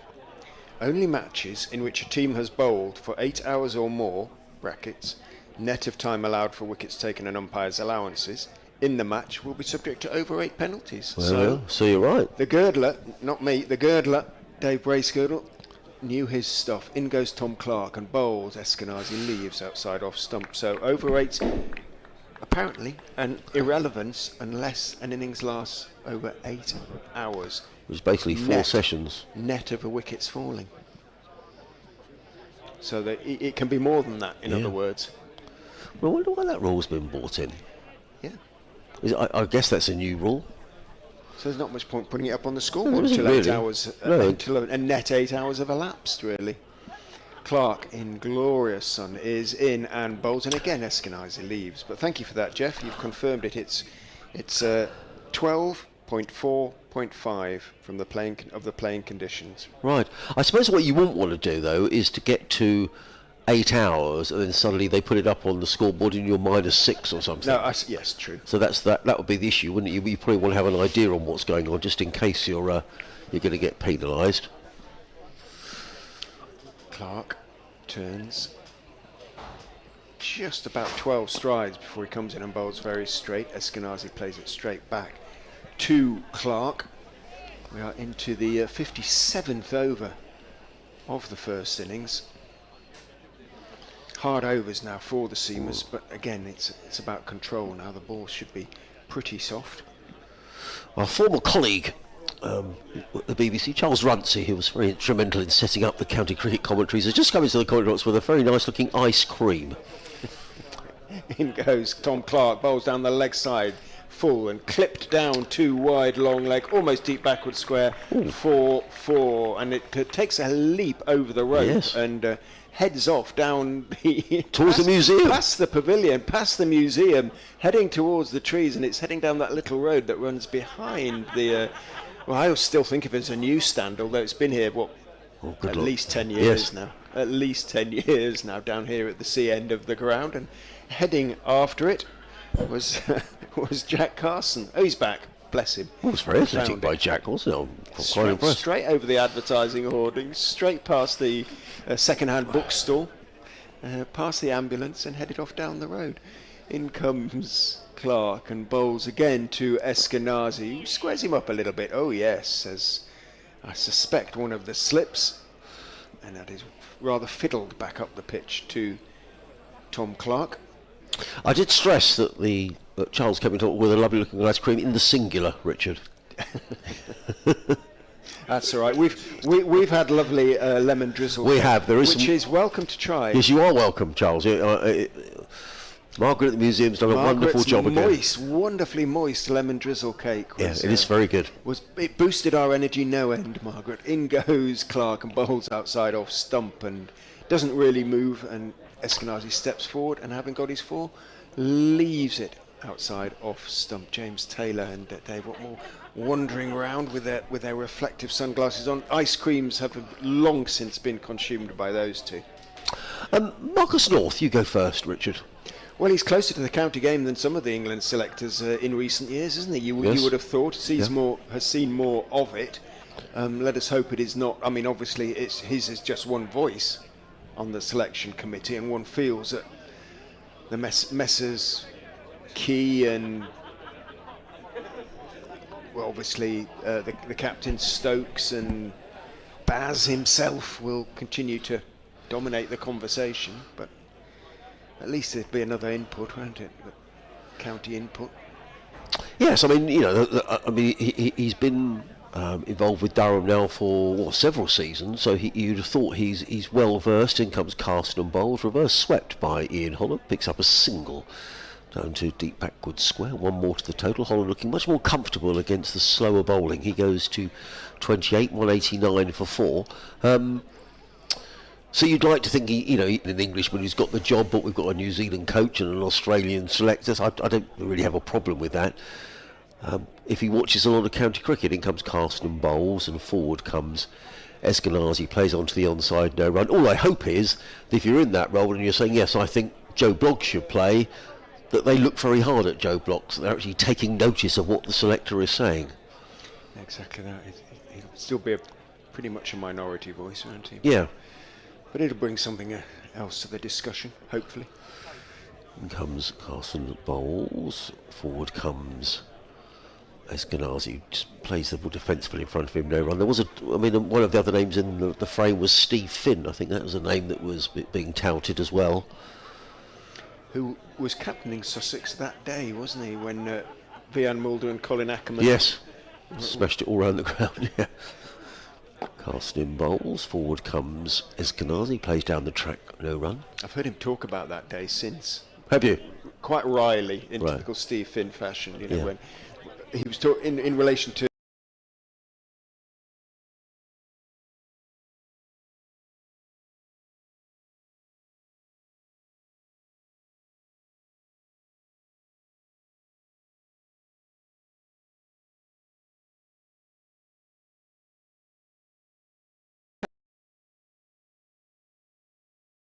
that was probably a chance. The reaction suggests that Eskenazi is given on 14, in which case that'd be the 5th catch that Sussex have put down today. On 189 for 4. Carson in bowls. Eskenazi, is he caught? He's out this time though, so it doesn't cost Sussex anything. We'll just have to wait to see whether that was given as an LBW or caught a slip. I suspect it might have been LBW. Either way, Carson has gone. Carson has picked up the wicket. Eskenazi has gone. And the wicket goes down, and we'll get a replay of that in a few moments' time. Jack Carson's 2nd wicket of the day, and having had Eskenazi dropped off the previous delivery, Sussex will be relieved to have picked up that wicket. 189 for 5 at the end of Jack Carson's over. We haven't seen a replay of that dismissal just yet. Steve Eskenazi is on his way, 14 in 47 balls in 53 minutes with a couple of boundaries. And Leicestershire from 92 without loss are now 189 for 5. Well, you still yet to get official confirmation of what that dismissal was, Richard. They'd rebuilt nicely, Eskenazi and Holland. Here comes Ben Cox to the crease. But it seemed to turn down the leg side a little bit, so whether he also, John Simpson, completed the stumping, but it was umpire Shun Mugan who gave the decision, so I suspect you were right that it turned a little bit down the leg side. But if there's any way the boys can possibly show us another replay, that would be most appreciated. So it hasn't actually put on the screen the actual manner of the dismissal yet. So is either LBW has been caught at slips. My suspicion was we shall wait and see if there's a confirmation on the not Court Robinson. He wasn't caught at mid-off. No. That just went up on the screen, then it's gone off. No, it certainly wasn't Court Robinson. No, absolutely not. It still says Court Robinson, Bell Carson. Yes, well, that's... No.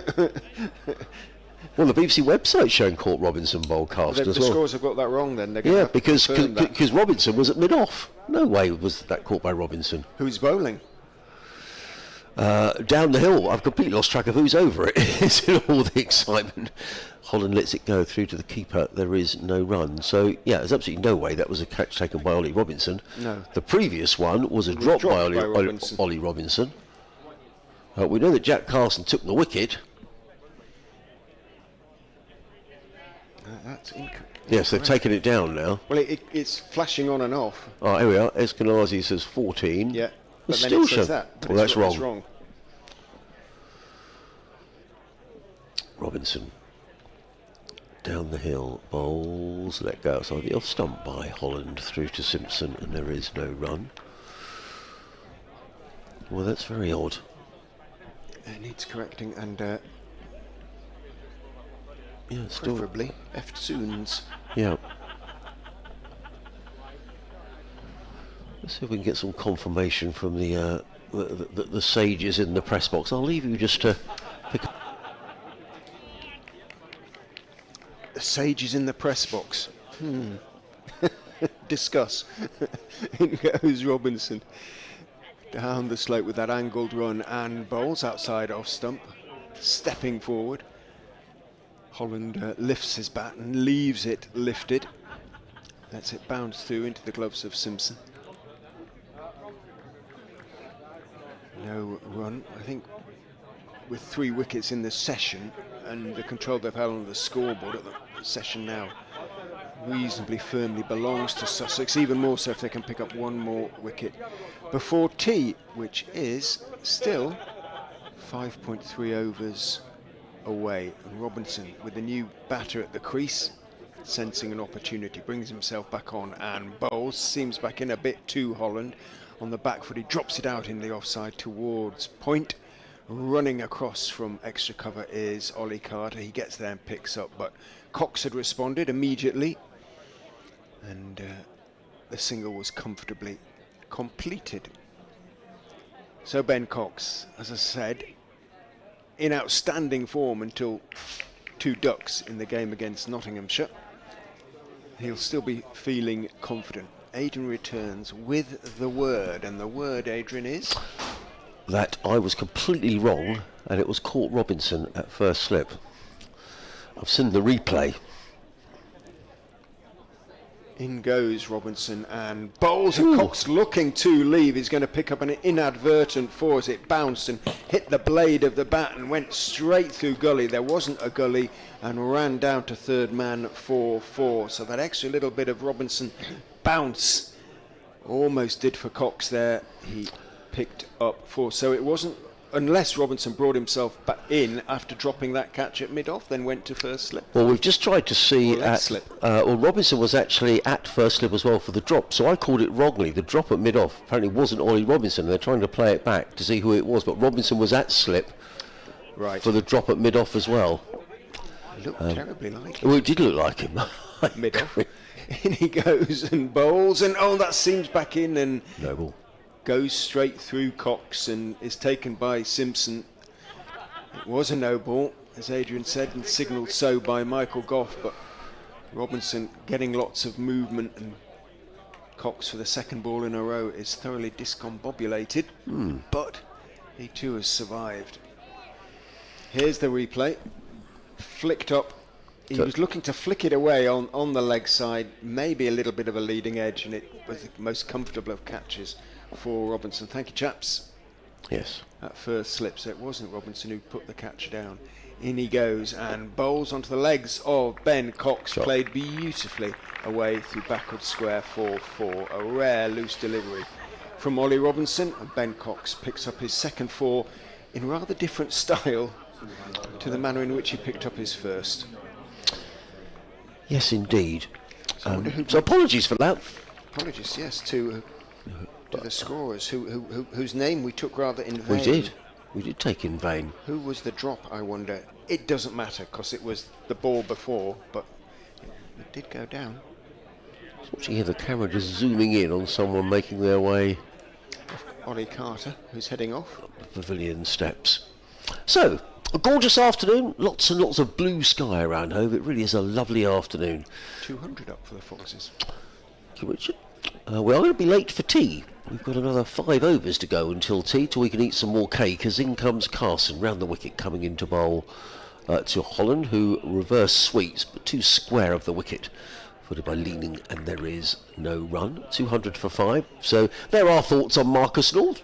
Julie, nothing reasonably positive. Wonder what the thoughts are of the people sitting up on the top deck around you about his appointment as a successor to Luke Wright, who stood down from the position in January. In comes Carson, bowls and defends, does Holland. Down the onside of the track, Carson fields off his own bowling. Again, there is no run. Carson in his 7th over, figures of 2 for 19.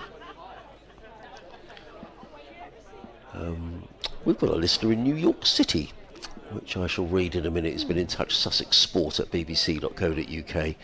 Carson in bowls, played wristily onto the onside by Ian Holland. He goes to 30. Leicestershire to 201 for 5. Good afternoon, gentlemen. Though it's good morning here in New York City. Says Zach.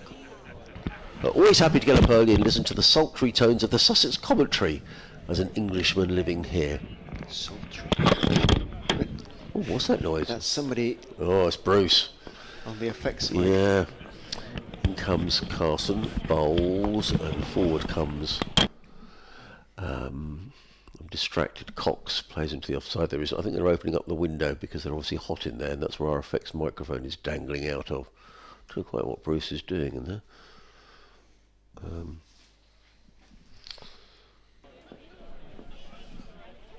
In comes Carson, bowls, played onto the onside. Look for a single, but James Coles is very quickly there from backward square leg to field. And there is no run. I'll read the rest of Zach's email in a minute. Carson. There's a seagull. Cries as it flies across the ground. Carson bowls, and it was just in the air momentarily. James Cole swoops in from backward square leg to field, but there is one more to the total. At the end of the over, 202 for 5. Cox on 8, Holland on 30. Live cricket here on the BBC, BBC Radio Sussex, BBC Radio Leicester, Adrian Harms and Richard Ray, your commentary team. Zach goes on to say, Croker must surely be in the conversation for the first test of the summer. He seems to have added an extra yard of pace and considerable gumption to his bowling. I think probably my feeling on that, I think he's a little way away from the test team. Zach, certainly in terms of pace, he's by some margin the quickest of the Sussex bowlers, and indeed the leading wicket taker before this round of matches in the first division of the Championship alongside Ben Green. I just think he probably needs to improve his accuracy a little. Ollie Robinson, who is also, or potentially, in the conversation. In fact, I'm sure he will be in the conversation for the test team bowls to Stephen or even Ben Cox at far end. At this end, the C end of the ground, played out to mid-off, and there is no run. It's an interesting one. I'd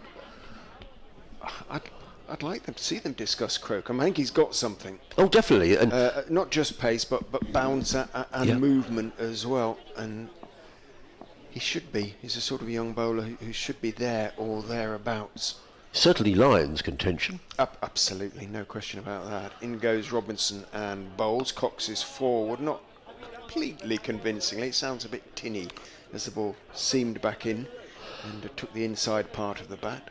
They were certainly at the Oval last week. There were one or two people, sort of respected journalists around, who were very impressed with the way Henry Crocombe bowled. So, in fairness to Zach, people are taking notice of Henry Crocombe. And his wickets have certainly backed it up. He's bowled well here today. Dingley's opening spell was great, but he's bowled a lot better since then. And picked up the wicket of Johnny Tattersall, as well as having 3 dropped off of him. I was going to say 3 times he picked up the wicket of Johnny Tattersall. Really, in goes Robinson outside off stump, and it stays outside off stump, left by Cox. Bowled, created chances, Crocombe, as he did against Leicestershire at Upton Steel Grace Road in the very first match of the season. Played in rather different conditions. It was pretty cold that first weekend. Yes, it was. And windy. And windy. It really was. Well, top of the pavilion there. Yes.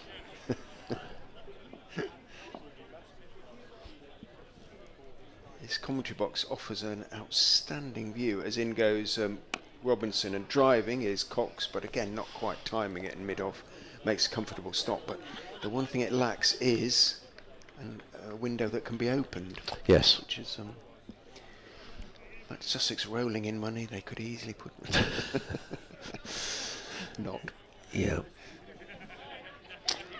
Yes, we have one.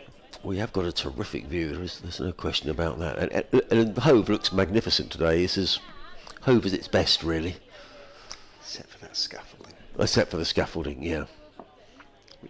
And there's a grey netting, isn't there, as well? In goes Robinson and bowls onto the legs of Cox, flicked down to fine leg. Did he get anything on it? I think so. He sounded bat, and it absolutely flew, didn't it? So, indeed, it is signalled for. It wasn't pad. Tends to run rather more slowly off the pad. Whether they're repainting or completely, I don't know what they're doing, but well, it's been like that. Fair old time. Yeah, it's been like that for a while, and it just looks ugly. If you lived there, you'd want that replaced, particularly with the summer months here. It almost looks as if it's derelict, doesn't it? One of the best views in county cricket. Yeah, One definitely. of those. Yeah. Probably see the sea over the ground as well. In goes Robinson and bowls. Oh, that seems back, but Cox plays it well. Jags back and takes his bottom hand off the bat, manages to work it, one-handed almost, around the corner down towards deep backward square and take one. Well, where would you have this game at the moment, Richard? I mean, Leicestershire have lost the toss. You've been put into bat on a wicket that's has aided the seamers. Going into tea on the first day. I think it's certainly been Sussex's session. Yeah. 3 wickets and should really have been 4 or 5. May yet be 4 or 5. Robinson is in, and Holland looking to turn the delivery on the leg side. Again, it straightens a touch on him. It's going on down the leg side after it had hit him on the pad. Had it gone through the pad, bounces out into the offside end of the over. Holland stretches off his quads a little bit there. He's been out there a long old time, 86. So I would say it's probably 60-40 Sussex at the moment. Yeah. But what do they say? Never judge a pitch until... they've got enough out of it this afternoon to make you think, okay, that it might just stay there a little bit. Yeah, absolutely. I think that certainly the Leicestershire bowlers will be thinking, well, there's something here for us when they get to bowl. Probably tomorrow, we shall see. Jack Carson is coming into bowl from the C end of the ground. He's got a slip at his short leg and he bowls to Ben Cox. Is that a catch? Well, my word, that is a magnificent catch. That is a magnificent catch at short leg. That's Charlie Tier there. It was clipped away by Ben Cox. And the catch has been taken by Charlie Tier low down. That was magnificent piece of fielding. Let's just see that. That's gone very quickly, and he's taken that about waist high. Absolutely magnificent. Carson picks up his 3rd wicket, but I'll tell you what, he owes Charlie Tier a beer because that was quite superb. Yeah, sort of 2 hands, chest. Because he was staying down, he sort of took it in front of his chest, but it seemed to come out of the middle. But Cox will be disappointed he didn't either push it well to one side of Tier, or it was almost as though he relied on the timing to beat the short leg, and short leg's reactions were too good.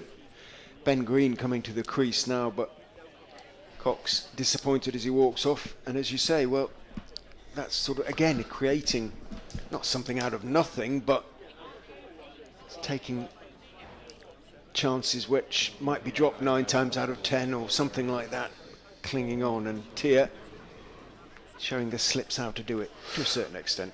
Well, absolutely. I mean, we've had 4 dropped catches today, and all of a sudden Charlie Tier takes an absolute belter of a catch at short leg, because that came. I mean, he's a wicket keeper by trade, is Charlie Tier. He keeps wicket for Scotland, or has kept wicket for Scotland in T20 matches. But they were lightning fast reflexes to take. There we are. Look at that. That was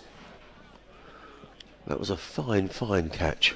99 for 4 in the session now. Yeah, and I think that means it. Very much is Sussex will feel they've to take 6 wickets before tea. Yeah, 3 for 20 for Carson, really, on a pitch that isn't off. You know, there is turn, a little bit of turn. Yeah. It's quite a slow turn, and amazing figures in the circumstances. So the new man in is Ben Green, who is coming in over the wicket. Does Carson bowls, who turns that again to tears, a cry of catch, but that bounced. And, that certainly wasn't a chance to Charlie Tier, who's very close in there at short leg. They've also got a leg slip in place as well. James Cole's doing the honours. There's Carson in again over the wicket, bowls. And there's an appeal for LBW, and he's given it. It's a 4th wicket for Jack Carson.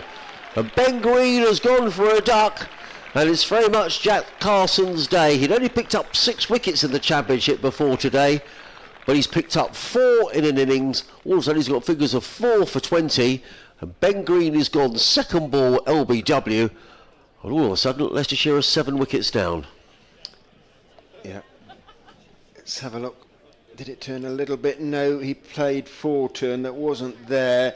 Thought about it for a bit, umpire Shanmugam, and as we know, he takes some convincing, but the drift really did for Green. He leant forward, hit him on the back pad, just in front of off stump. Green not convinced, looks back, disappointed. It must have been fairly close to hitting him outside the line, but not so, according to umpire Shanmugam, who sends Ben Green on his way. And well, what an afternoon it's been for Sussex.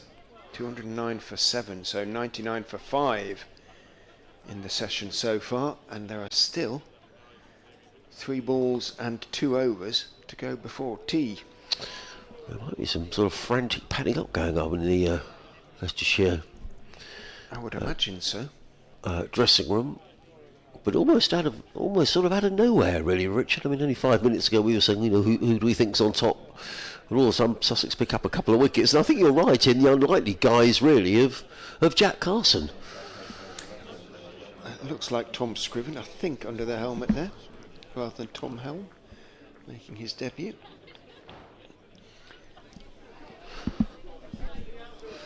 So we'll have an update to do in a moment, Richard. So I'll wait for that to come along.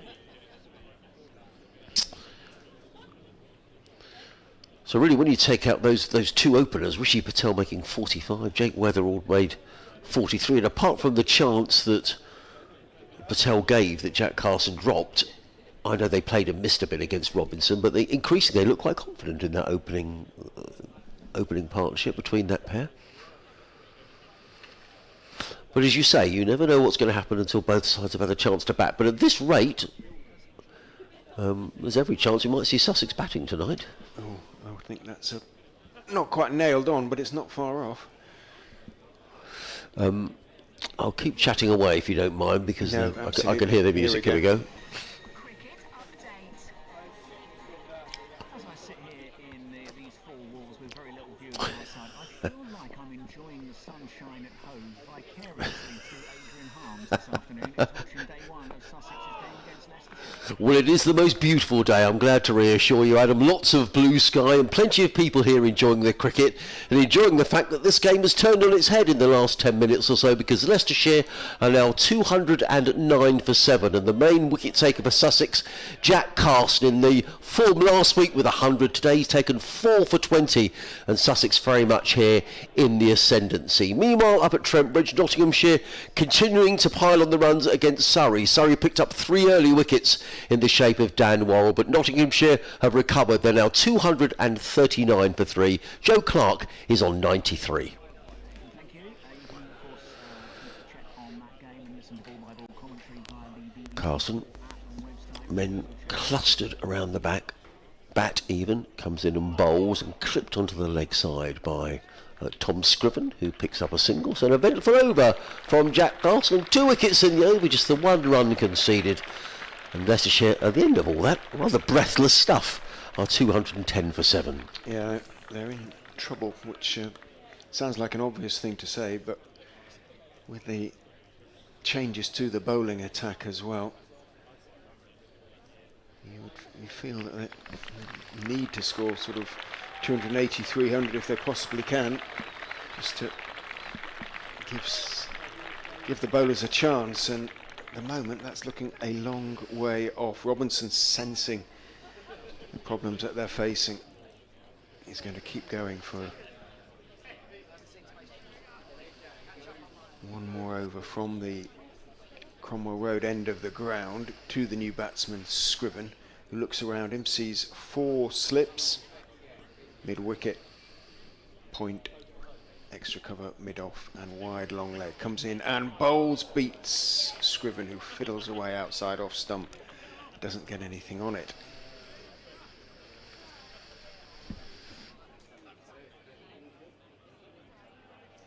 Robinson, 19th over, coming down 1 for 70, does not reflect how well he's bowled. Those are actually ridiculous figures in the circumstances.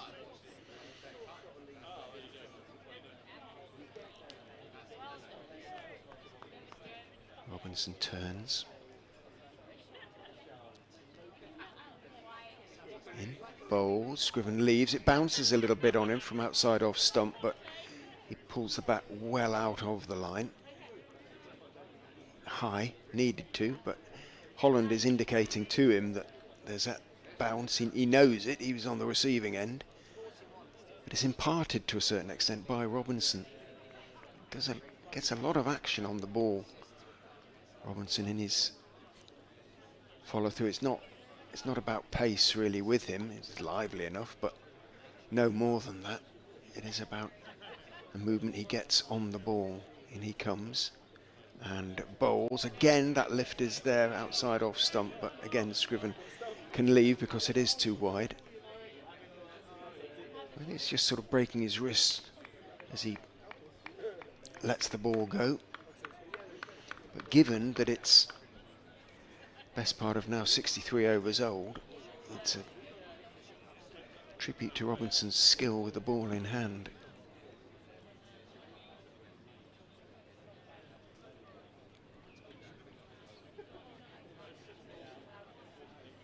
And he comes, angled run, bowls. Scriven is reaching for it, getting more or less to the pitch of it, driving, but doesn't put his weight into the shot, pushes it firmly out towards wideish mid-off, runs straight to the fielder, and there is no run. Coles at first with the sun hat, Clark at second, has been leaning at third, I think it still is. Oh no, is it? Yes it is. And Ibrahim is now at 4th slip. Tia is being sent back from the covers to backward point.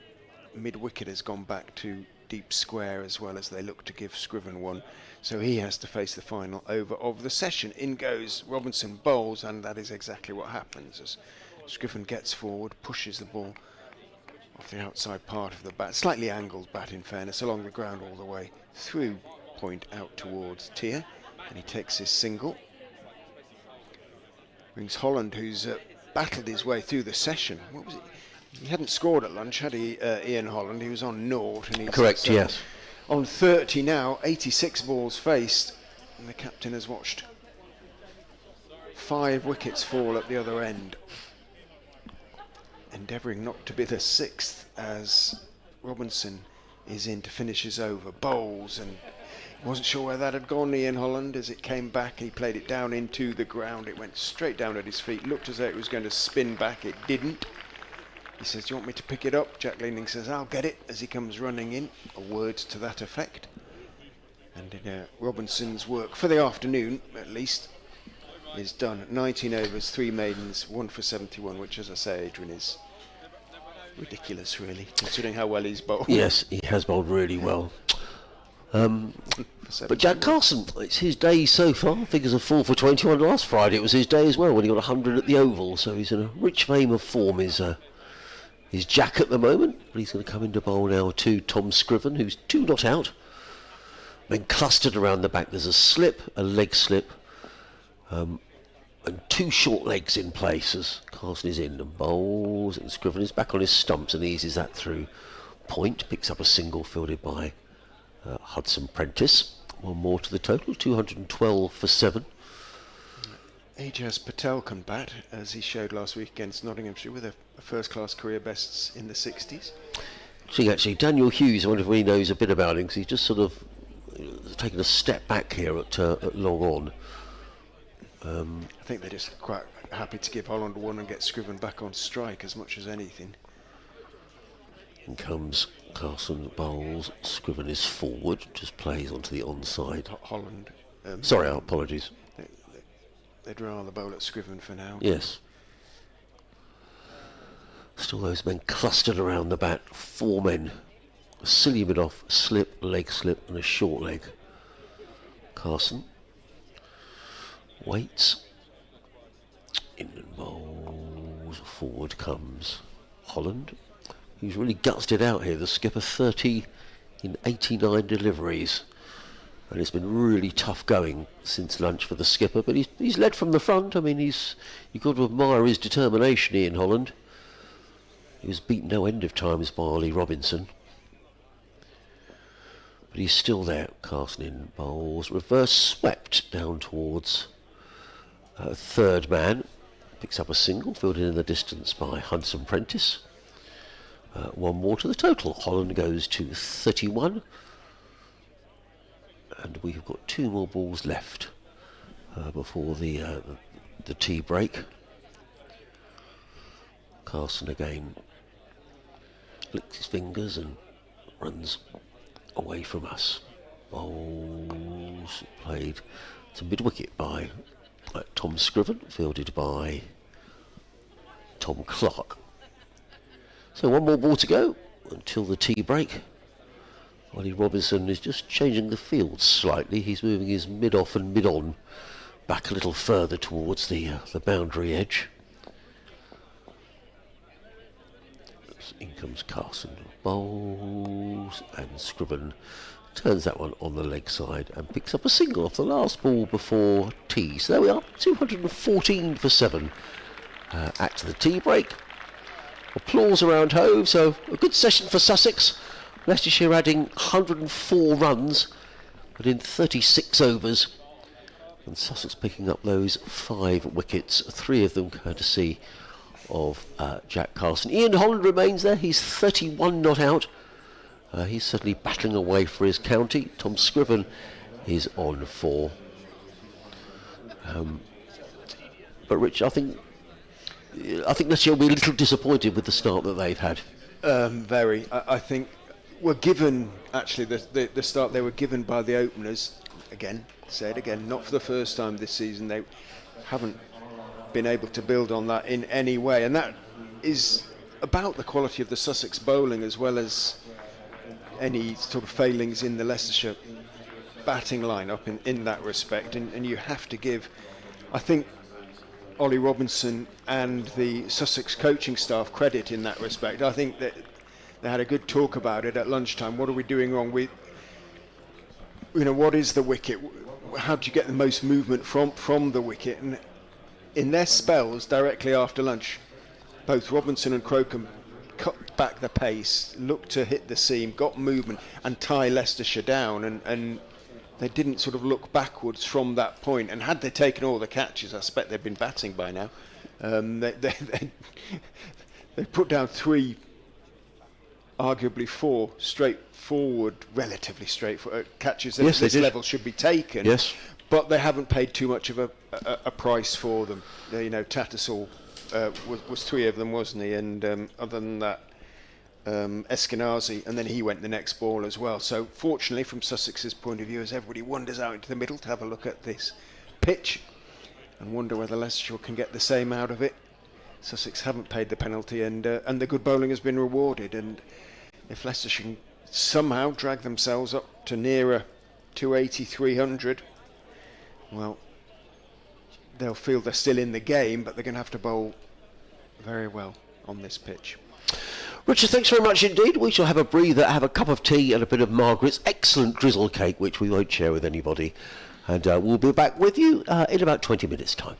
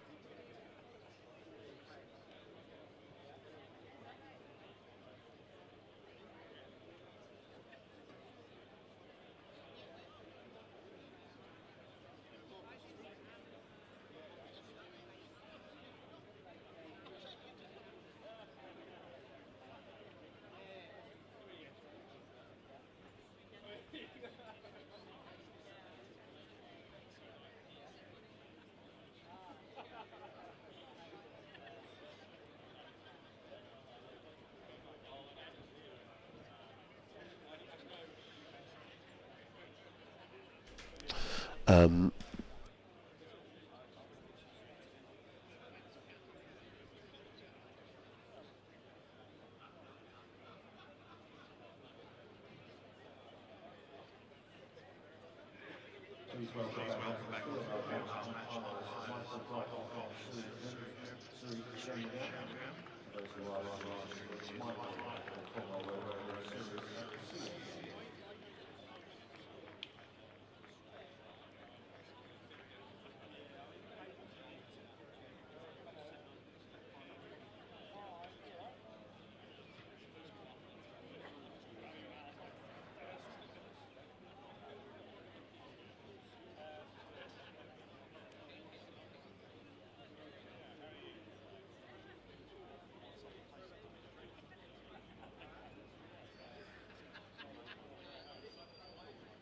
office. Are you still here? Why do you want to do something? Well, no, I am. I'm out on my bike in the mountains or super. You've got a house abroad, have you, Richard? Yeah, in Hove, in Spain. And I wife there all the time now. Where's that? Between Valencia and Alicante and the Mediterranean On the coast? Yeah. I can pop in one day for a cup of tea. It's a lovely place. But she knows it. She's a proper resident there now. She's all proper stuff. Kevin Anders, he was ballet on the radio team. It was difficult though for him. It was for his daughter, was it? Was it health reasons? Yeah, one of their children. Yes. He's had such an awful time with divorce and I know. custody battles, which he's lost and things like that. Is that with Sarah? Sarah, his wife? I don't know. I don't know. He takes it in vain, bless him.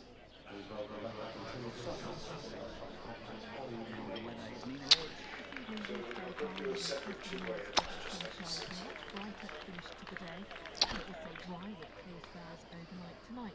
temperatures first thing on Saturday morning sitting at around 6 degrees. Saturday we'll have a bright start, some good spells of sunshine. The cloud will increase as we go through the afternoon, but feeling warm in the bright weather with top temperatures of around 19 to 20 degrees.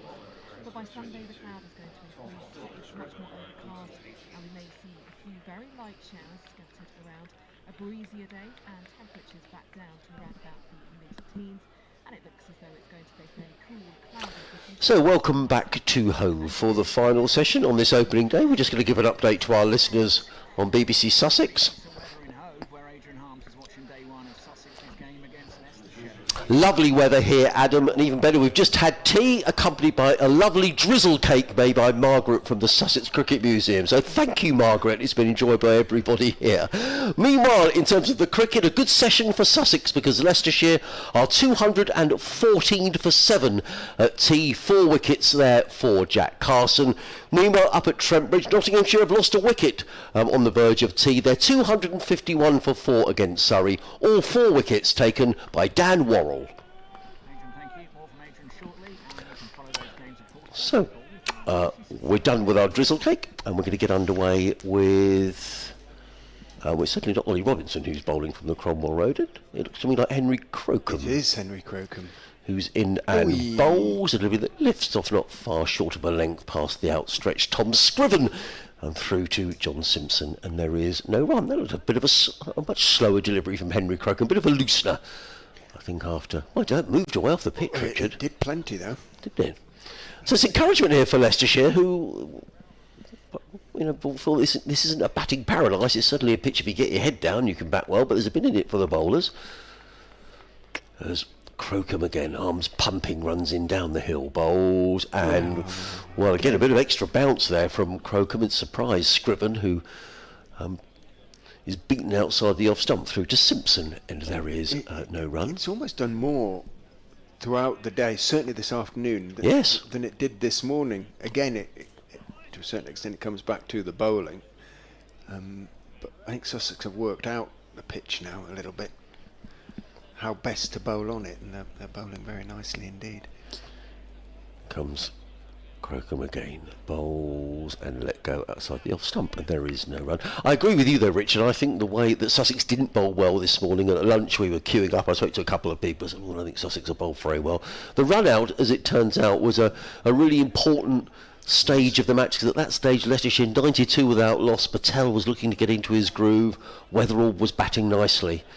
Those 2 wickets, I mean, that to a certain extent were given to Sussex. I think they've been really important, but fair play, once the door was open they've gone straight through it. Crocombe in again, bowls, drive and a miss, taken by a tumbling Simpson in front of James Coles at first slip. There is no run. Tom Scriven hasn't laid a bat on this over yet from Henry Crocombe, who is in his... They've got Robinson on the board. It isn't Ollie Robinson, I assure you.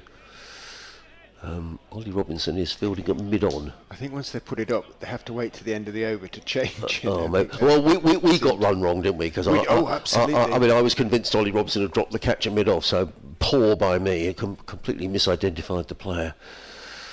Crocombe in and bowls, and Scriven's going to get 4 runs, and a rather fortunate 4 runs. The ball bounces over the advertising board and finishes just down below us, And Charlie Tier, who got a very good catch at short leg to dismiss Ben Cox. Oh no, Charlie's come all the way down here. Charlie, all the way down here. There he goes. He can't hear us, of course. I don't know why I'm saying come on Charlie, because he can't hear what we're saying. Anyway, 4 runs to Tom Scriven. He goes to 8, and Leicestershire to 218 for 7. Having said he hadn't got a bat on anything, he carved that one away over the slips. It really is an idyllic afternoon now, isn't it? It's just a beautiful afternoon for watching cricket, and Crocombe makes his way in and bowls. Scriven is forward, plays that to a wideish mid-on. It's a no ball. So 2 more runs to the total, fielded there by Ollie Robinson. You may not be entirely surprised to hear that Yagvinder Singh, who made his debut for Leicestershire in that game against Sussex, I think. Was it against Sussex? He played just the one game and bowled 12 no balls. Oh yes, that's right. Yes, We haven't seen him since. Right. Yes. In comes Crocombe bowl. Scriven plays firmly to mid-on, and there is no run. End of the yes, that was the opening game of the season, wasn't it? 220 for 7. Scriven on 8. Holland on 31. If you just joined us, very good afternoon. Welcome to live cricket on the BBC. BBC Radio Sussex, BBC Radio Leicester. Adrian Harms, Richard Ray. The story of the day: Sussex winning the toss, deciding to bowl first. Leicestershire off to a great start, 92 without loss. But then lost Rishi Patel for 45, Jake Weatherald for 43, and wickets have sort of fallen at regular intervals during the day. But credit to Ian Holland, the Leicestershire skipper, who's still there. He's faced 90 balls for his 31 runs. And it will be he facing the off-spin, the deadly off-spin of Jack Carson. 4 for 24 from 9 overs for Carson. And unsurprisingly, he's going to have a slip, a short leg and a short-ish mid-wicket, and he's going to bowl around the wicket to Ian Holland, who turns it past that short leg out towards deep backward square. So almost on the 45 is James Coles, picks up left-handed and throws at the non-striker's end. It missed, and Holland had made his ground, but I rather feel as though Carson won't be too upset about that. No. He wanted to bowl at the new batsman, Tom Scriven. He does play spin. I mean, he plays pace competently in Holland when he's on form, but he plays spin because he plays so deep in the crease, usually pretty well. Carson is in to Scriven, who goes back, steers it nicely, just dropped a little bit short and wide there. And he can go back and steer it competently down towards the backward point boundary and take 1. So singles from the first 2 balls of Jack Carson's over. Again, he's going to go round to Holland. That's partly, I think, also to do with this reverse sweeping that Holland has been employing. Slip and leg slip as well as short leg now as he goes in and bowls a quicker delivery. Conventional sweep from Holland. He's hit it pretty well and quite fine, so it's a long chase round the boundary for deep backward square, and by the time he gets to the ball and throws it in, Holland has picked up a couple. He moves on to 34. Carson, long sleeved shirt hanging outside his trousers, steps in and bowls, fullish, driven pleasantly. Oh, and a misfield at mid-off, and that was in fact Henry Crocombe, who peers down at his fingers, having tried to pick it up on the run one-handed, running in, in trying to save 1. He's given away 2, but I think he'll be forgiven. A slightly arch look from Jack Carson, Yes. to his teammate, because it means that Holland is back on strike. In he goes, tosses it up pleasantly. Again, it's driven out to Crocombe, who this time forms a conventional long barrier, does everything absolutely correctly by the MCC coaching manual. Yes. And consequently picks up the ball cleanly. He wasn't going to do anything too smart or attempt anything too smart that time. In goes Carson and bowled a little short, and back goes Holland. Works it nicely out to mid-wicket. Could be 2 because he's placed it nicely in the gaps. A long chase around for Finn Hudson-Prentice, who was down at almost at deep backward square, had to run to deep mid wicket to get to the ball. And Holland picks up a couple more. He moves on to 38 to 8 for 7. The Lux value on the scoreboard over there possibly needs turning up a touch. But I know it's in the sun, which is why Yes, it looks a little bit. It sort of fades in the sun. it does. 2 to 8 for 7. It does. Well, it's lovely and sunny here. Not sunny down in Worcester. I think quite a lot of press are down at Worcester today. I do love the press box at Worcester because there's a lot of chatter goes on down there. But they're watching the rainfall. People have gone to watch Ben Stokes. But it rained, then they got back on for 5 balls, and now it's raining again. Worcestershire 149 for 4. Meanwhile, here at Hove, Henry Crocombe is racing in down the hill from the Cromwell Road end, bowls to Scriven, who defends to mid-off, and there is no run. 3 slips, a backward point, cover mid-off, mid-on, mid-wicket, and a fine leg. Lots of lovely blue sky around Hove, some high-level cloud, and a good crowd, many of whom have moved out of the Spencama Pavilion, which is now slowly going into shade, and they go to other points around the ground to watch the post-tea session. And of course, if you're listening somewhere in Hove and you think, well, that sounds nice, well, come down, because it's free to get in after tea. And what a lovely way to spend a couple of hours on a Friday afternoon. Crocombe, in his 14th over, runs in over the wicket and bowls, and Scriven throws the kitchen sink at this. It goes through to John Simpson, who's, did you get a nick on? No, otherwise it'd be much disappointment, I think. But he's disappointed because he didn't take it cleanly. But he dived a long way across, didn't he? He's found a sort of spot where he gets to an extraordinary lift and movement away, but it's from very wide. Yes. So, there are green strips on either side of the sort of pitch, so to speak. In comes Crocombe again, bowls to Scriven, who covers up, plays into the offside, no run. Elsewhere, wickets have tumbled since tea. Hampshire 235 for 9 at Chelmsford. Ben Brown out for 73 for Sussex. Is it Tom Lehman's son who plays for Hampshire? I think it is. Made 89. Jake Lehman. I'll stand corrected on that. 235 for 9 at Hampshire. In comes Crocombe again. Ball Scriven pulls. I think he gloved that more than anything else, but he's going to get 4 runs down to fine leg. John Simpson was looking to dive across, but the ball races down to fine leg.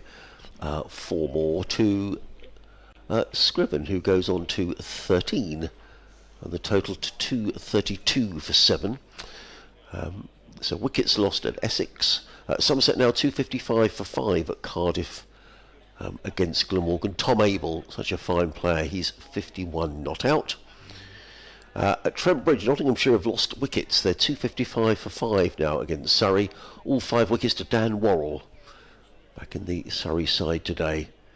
Crocombe in and bowls. Pulled again by Scriven. This time it's just a single down to fine leg, fielded just down below us by Jack Carson. Doesn't seem fair. I saw Dan Worrell, actually. He was warming up on the outfield last week for Surrey. They just seem to have this ability to bring in players. They've got, such a deep squad. And I was lucky enough to watch the last time a bowler took all 10 wickets in a county championship match. Oh, we'll hear more of that in a minute. In comes Crocombe. Bowls defended by Holland down the offside of the track. Do you remember who it was? It was for Durham.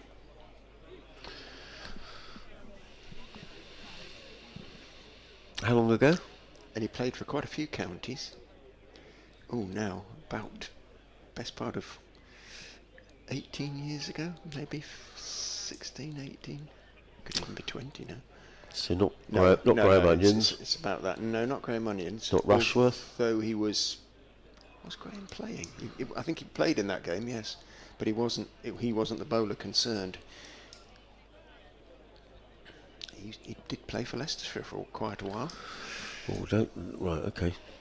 I'll let you stew on that one for a while. Yeah, I do. In goes Carson. Bowls to Tom Scriven, who is studiously forward, pushing the ball back up to the off spinner. I should just say in those scores as well, Warwickshire out for 147 at Edgbaston, Yorkshire already 37 for 2, so 12 wickets in the day already at Edgbaston, which has been quite flat in recent Well, I was going to say seasons. there've been a couple of roads, so they've clearly gone down in the other direction. Determined to produce a result. Wicket, Carson is in. Back goes Scriven. Wristily flicks it out towards backward square. Coles is the fielder, and there's no run. Just for a moment, Charlie Tier thought he might be in the game, try and take another spectacular catch at short leg. Carson is in, gives it some air. Scriven is forward, Wristily turning it out towards mid-on, intercepted en route by mid-wicket, running across, and no run.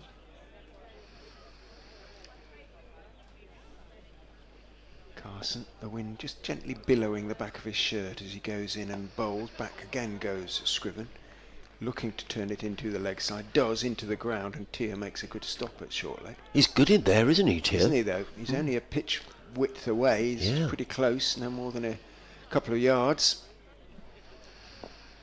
Leaning with his hands on his wrist. Now he crouches down as in goes Carson. Forward goes Scriven. Works it past Tier, but only as far as mid-wicket. There's no run. Daniel Hughes is about 3/4 of the way back, and he's quite wide at long on. Likewise, Crocombe at long off as Carson is in. Back goes Scriven, turning it again to mid-wicket, and again there is no run. So maiden over from Jack Carson.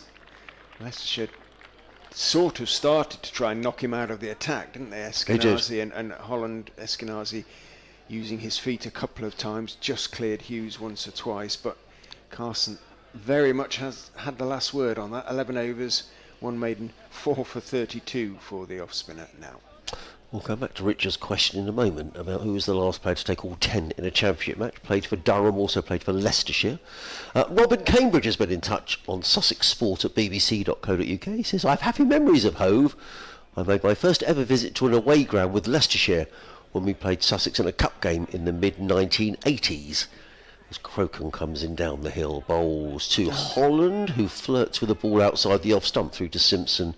No run. I drove down with my new boss on a, inverted commas, business trip, and you can imagine our concern when we got there and found out it was going to be broadcast live on the BBC. He says, I'm hoping that the Leicestershire tail wags. There have been a few stories like that. Wasn't there somebody who was watching the World Snooker Championship on one occasion, and he told his boss that he was off ill, and I think the TV cameras picked him out in the audience, you know.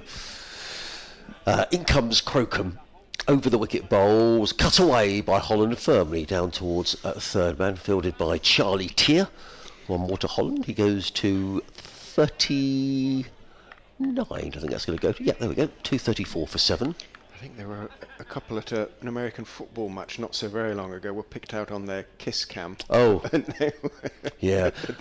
Yeah, it was a couple. They were at the Coldplay concert, weren't they? Was that it? Yeah, okay, yeah, and he got in all sorts. Yeah, I think it. I think it hit the proverbial fan after that. That wasn't good. He comes Crocombe over the wicket bowls, and forward comes Scriven. A nice forward defensive, plays down the track, no run. Yes, it wasn't just the venue; it was the company as well.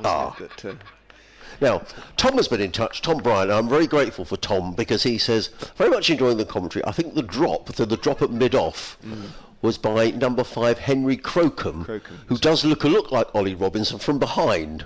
Thank you, Tom. And he says, and he shares at least one shirt number 2, which is very, very true. Here comes Crocombe bowls, pulled by Scriven, down towards fine leg, fielded by Jack Carson. One more to the total. Good job by Scriven. He goes to 15, 235 for 7. Yeah, Henry Crocombe is number 5. Ollie Robinson is number 25. You're making excuses for us. Yes, thank you, I Tom. appreciate the effort, Tom. Thank you very much. Yeah, we just, I mean, I should have known, really. I mean, they're roughly of a height, aren't they? Yeah, and they both bowl fast. Yeah. Still poor commentary. He comes Crocombe down the hill from the Cromwell Road end and bowls and cut away by Holland, who's looking increasingly confident. Good bit of fielding by Tier, races round and stops the ball going for more than a single. Total goes to 236 for 7. Holland to 40, Scriven to 15. Live cricket here on the BBC. Adrian Harms and Richard Ray on a glorious evening at Hove. Those in the corporate hospitality are sort of staying on for another glass of wine or another half a beer or whatever it is and enjoying the cricket as Crocombe is in on bowls, and ducking underneath that is Tom Scriven. End of the over, 236 for 7. Do you remember when we were at Grace Road and I bumped into that chap who was coming into the ground, and it turned out he was to be the dad of... he was Tom Scriven's his chemistry teacher. Yes, and it wasn't just Tom, was it? it was Tom Price, and Ollie, presumably, and his brother, and also James Coles as well. James Coles too. Yeah, so they all went to the same school. They all went to the same school, yeah, near Oxford. And he said he was the chemistry teacher. Then he took over as the cricket master, and he said they were all really good. Playing up a couple of years. So thank you everybody for getting in touch. Carson is going to continue from the sea end under lovely blue skies with high white cloud.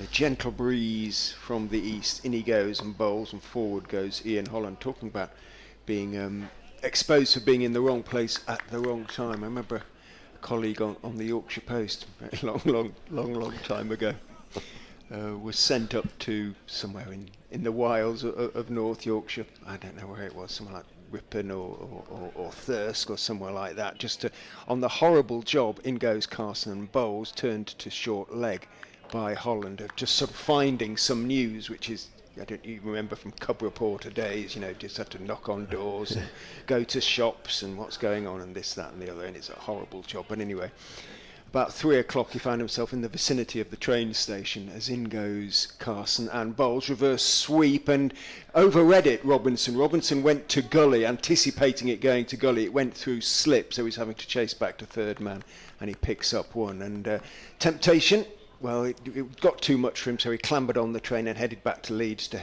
HQ, and then phoned the news editor to say, well, I'm still up in Thirsk here, and not much is happening, so I'll get the train back if that's all right. And stopped speaking, and the news editor, who hated him anyway, opened his mouth to speak. In goes Carson, and down the wicket goes Holland, pushes it back down the wicket to Carson, and just as he did so, the station announcer came on, Leeds, this is Leeds, and he was absolutely exposed. He said it made no difference because the news editor hated him anyway. But yes, he was up before the editor for that one. Carson is in and bowls, and back goes Holland, just nurdles it neatly around the corner. He's looked a different player over the last half an hour, Ian Holland. It was really difficult for him for the first hour and a half this afternoon. He really did just have to battle his way through, but by hook or crook he stayed there, and he's managed to get up to 43 now from 104 deliveries. Carson is in and bowls. Back goes Scriven and plays it firmly back up the pitch to Carson. 12 overs now, 4 for 35, just the one made. I'm just looking at overs bowled, so 10 until the new ball. I think Sussex would settle for breaking this partnership in that time, probably, and the new ball likely to do the rest, but well, you never quite know.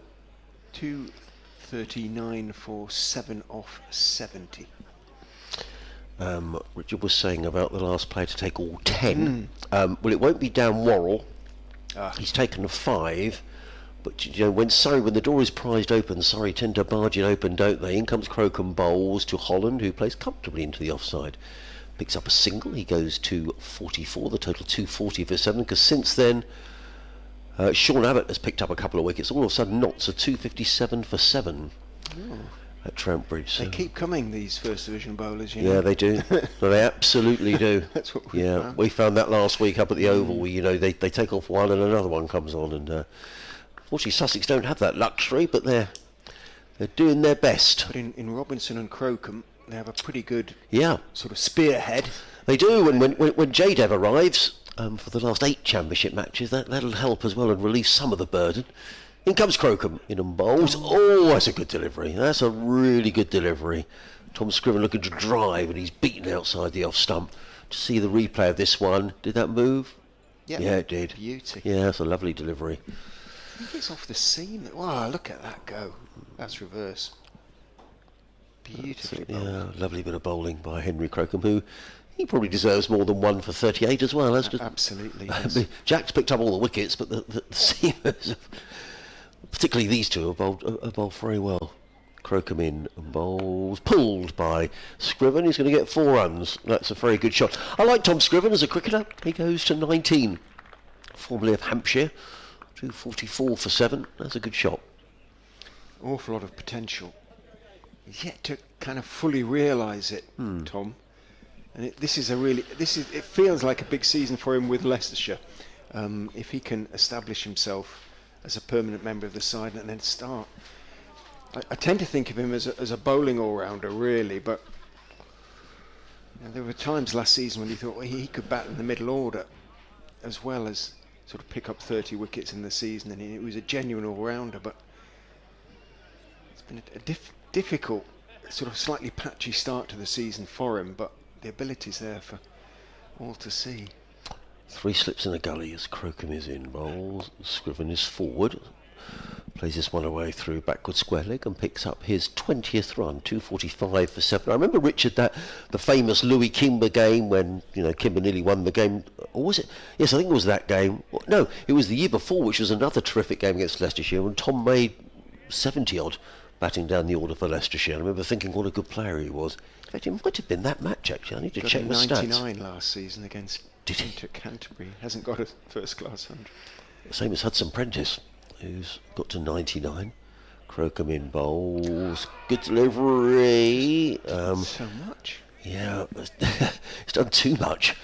Ian Holland plays and misses. Ball goes through to John Simpson, no run. We're going to hear from Bruce Talbot, Sussex journalist for many, many years. He writes the club handbook, amongst other things. He's going to come and have a little natter away to a new venture he's involved with. After 5 o'clock, he's going to come and talk to us for 20 minutes or so and give his insight into Sussex this season, and no doubt Leicestershire. It's Crocombe in bowls, and Scriven is forward, plays into the offside. And there is no, and he's not coming yet. I think he's going to be a little while. We do our updates and we'll let that happen. End of the over, 245 for 7. I think these two are batted very nicely, Richard. Coming together, what was it, 209? 209, yeah. yeah. So nice partnership. Yeah, a lot of work still to do for them, but they're within 5 runs of a batting bonus point. Foxes, 1 will be the least of their ambitions, you would have thought, but they still have a lot of work to do to repair that damage of that afternoon session, and particularly those 2 wickets at the end of the session. Ben Cox, brilliantly caught by Tier at short leg, and then Ben Green, leg before, both to Carson, who is in now and bowling down the wicket, and driving is Tom Scriven, and on driving very well, not classically, but got to the pitch of the ball and hit it hard enough to beat the reaching right hand of Carson, and hit it inside mid-on down to the long gone boundary for 4. Daniel Hughes. The rope is sort of about a yard inside the advertising hoardings, and when it's rolling towards the rope, it's at a perfect distance for it to jump the advertising hoardings. It's a bit irritating, isn't it? Yeah. Jumps over it and lands in the covers or wherever. Scriven on to 24. Carson is in to him. He goes back and wristily works it away out to the sweeper.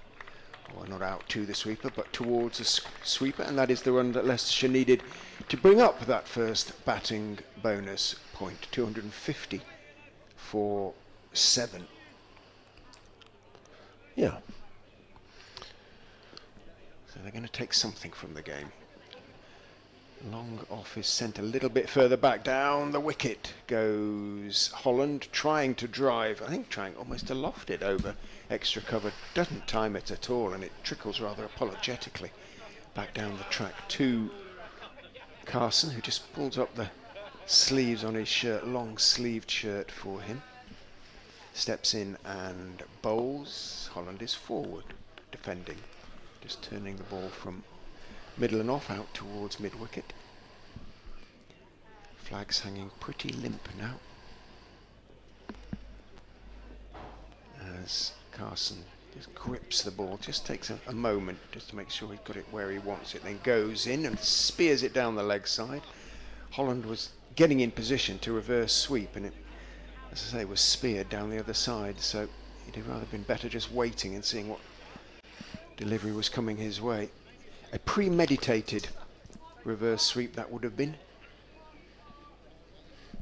Didn't bother trying to play it.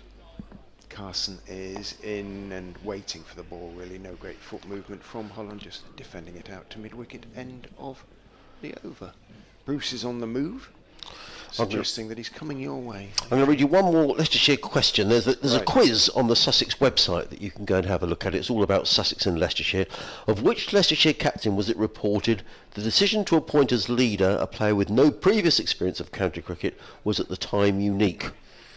With no previous experience of county cricket. So was it an overseas Well, player? I would assume Presumably. so, yeah.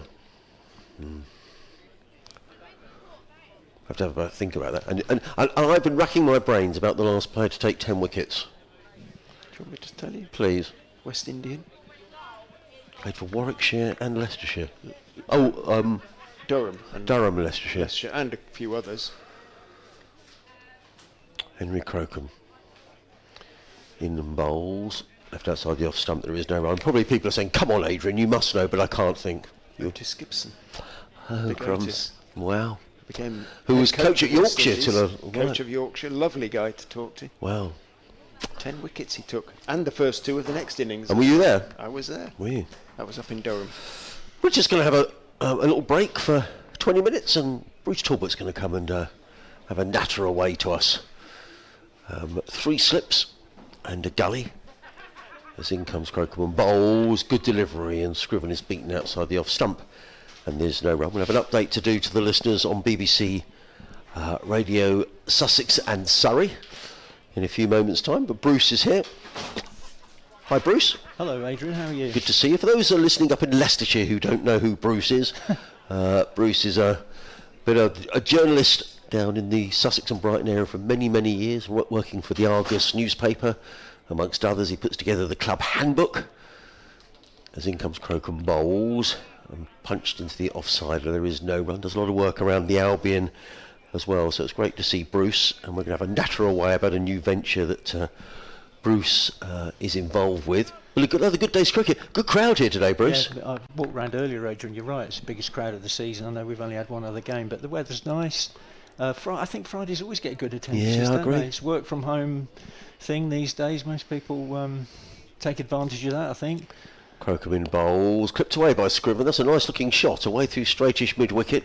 Ollie Robinson is in pursuit. He's not going to stop that. That's a nice shot by Tom Scriven. He goes. He's a good player. Yeah, he is a good player. He goes to 29 and Leicestershire to 254 for 7. Made runs down there a couple of seasons ago, Tom Scriven. Yeah, he did, yeah. Formerly of Hampshire, and he's a good all-round cricketer. I think it's a bit of, in terms of their batting, Leicestershire's a bit like Sussex is, isn't it? It's quite, they bat quite deep. Yes, they do. Yeah, still got Ajaz Patel to bat, who can certainly bat. Made a half century a couple of weeks ago. 3 slips go down, gully in place as well. In comes Crocombe and bowls, and forward comes Scriven, plays it back down the track. Crocombe fields, there is no run. I'm just waiting for an update I've got to do, Bruce, and then we can chat some more. But there was a good crowd at the Oval last week, wasn't there? On the first day, nearly 6,000, wasn't there? You know, really good. I think you're right. I just think it is this sort of work from home day. I mean, there'll be more here. Tomorrow will be. In fact, the Albion are at home tomorrow. Will have an effect on the crowd. No question about that. But I agree. Friday sunshine. It's well attended today as Crocombe is in over the wicket bowl, short, and Scriven sways out of the way through to John Simpson, and there is no run. Over 254 for 7. That Warwickshire game still felt quite early in the season, a bit chilly, and people, a bit reluctant to spend too much time outdoors when it's not. I mean, it was sunny, but it was very cold. Yeah. But yeah, good crowd today, and they've seen some decent cricket. To be fair, They have. A good fight back here by Leicestershire. Yeah, and strange, isn't it, when you get people who bowled as well as Ollie Robinson have bowled in particular. I thought on another day, Bruce, Robinson's figures might be sort of 5 for 50 odd instead of 1 for 50. I thought he bowled beautifully. He has been very unlucky all season, I think. I mean, at the Oval last week, I thought he bowled well. The other game, the Warwickshire game, he's not got the wickets he deserved. But hopefully, in terms of England, people are there is definitely now a bit of a mood around him coming back into the England squad. You sort of feel it in the media, yes, that there's a bit of momentum behind that. Yeah.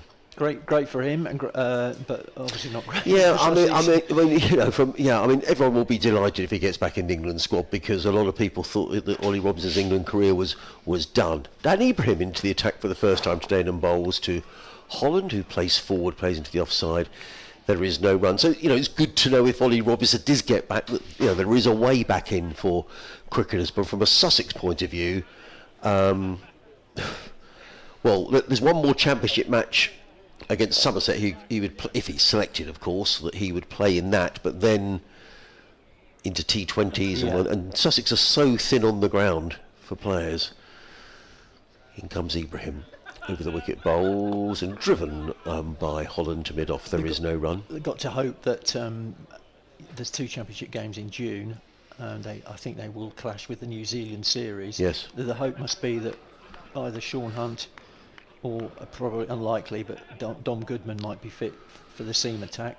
Sean Hunt probably should be. We were told 6 weeks, and that was at the start of the season, so you'd imagine he's getting fairly close now to being fit. I don't know about Dom Goodman, maybe a little bit longer for him, because he's obviously done broken a rib. So if Robinson goes, you've got Sean Hunt as a left arm as a decent replacement. In comes Ibrahim over the wicket. John Simpson standing up to the stumps and looked to drive that one away as Ian Holland. He took one hand off the bat and the ball ended up at backward point. There is no run. I don't think they're coming to me for an update at 5 o'clock. They've forgotten you. I think they have. Not the first time. No, I'm instantly forgettable, Bruce. Don't do yourself a disservice, Adrian. 2:54 for 7. It's their loss. Ibrahim. First appearance of the season for Daniel Ibrahim. Into the side because Tom Haynes rolled out of this one with injury. In comes Ibrahim, bowls, clipped one to the onside by Ian Holland, who I think deserves a good deal of credit here, Ian Holland, because he was all at sea for the first hour of his innings, really. He could barely lay bat on ball. He was beaten umpteen times by Ollie Robinson, but as a skipper, he's really gutsed it out, Bruce. Yeah. Again, echoes of Ollie Robinson last week at the Oval. He didn't start his innings looking particularly fluent, but by the time he got 20 or 30, and then all of a sudden it's a different game. Ibrahim again is in, bowls and driven through the offside. There is a fielder patrolling that offside boundary. One more to the total, one more to Scriven, who goes to 30, 2:56 for 7 here on the BBC Radio Sussex, BBC Leicester. Welcome to our live commentary on a beautiful day at Hove, and it's been a really good day's county championship cricket, with Sussex winning the toss, bowling first. Leicestershire off to a great start, 92 without loss, but then losing wickets steadily throughout the day as in comes Ibrahim and bowls and driven down the ground. That's a beautiful shot. Yeah. Really nicely played by Ian Holland, just straight down the ground, off drive, and he picks up a boundary. He goes to 49, does the Leicestershire skipper, and this partnership is just starting to cause Sussex one or two problems. They came together when the score was 209. It's 50 partnership. 50 partnership.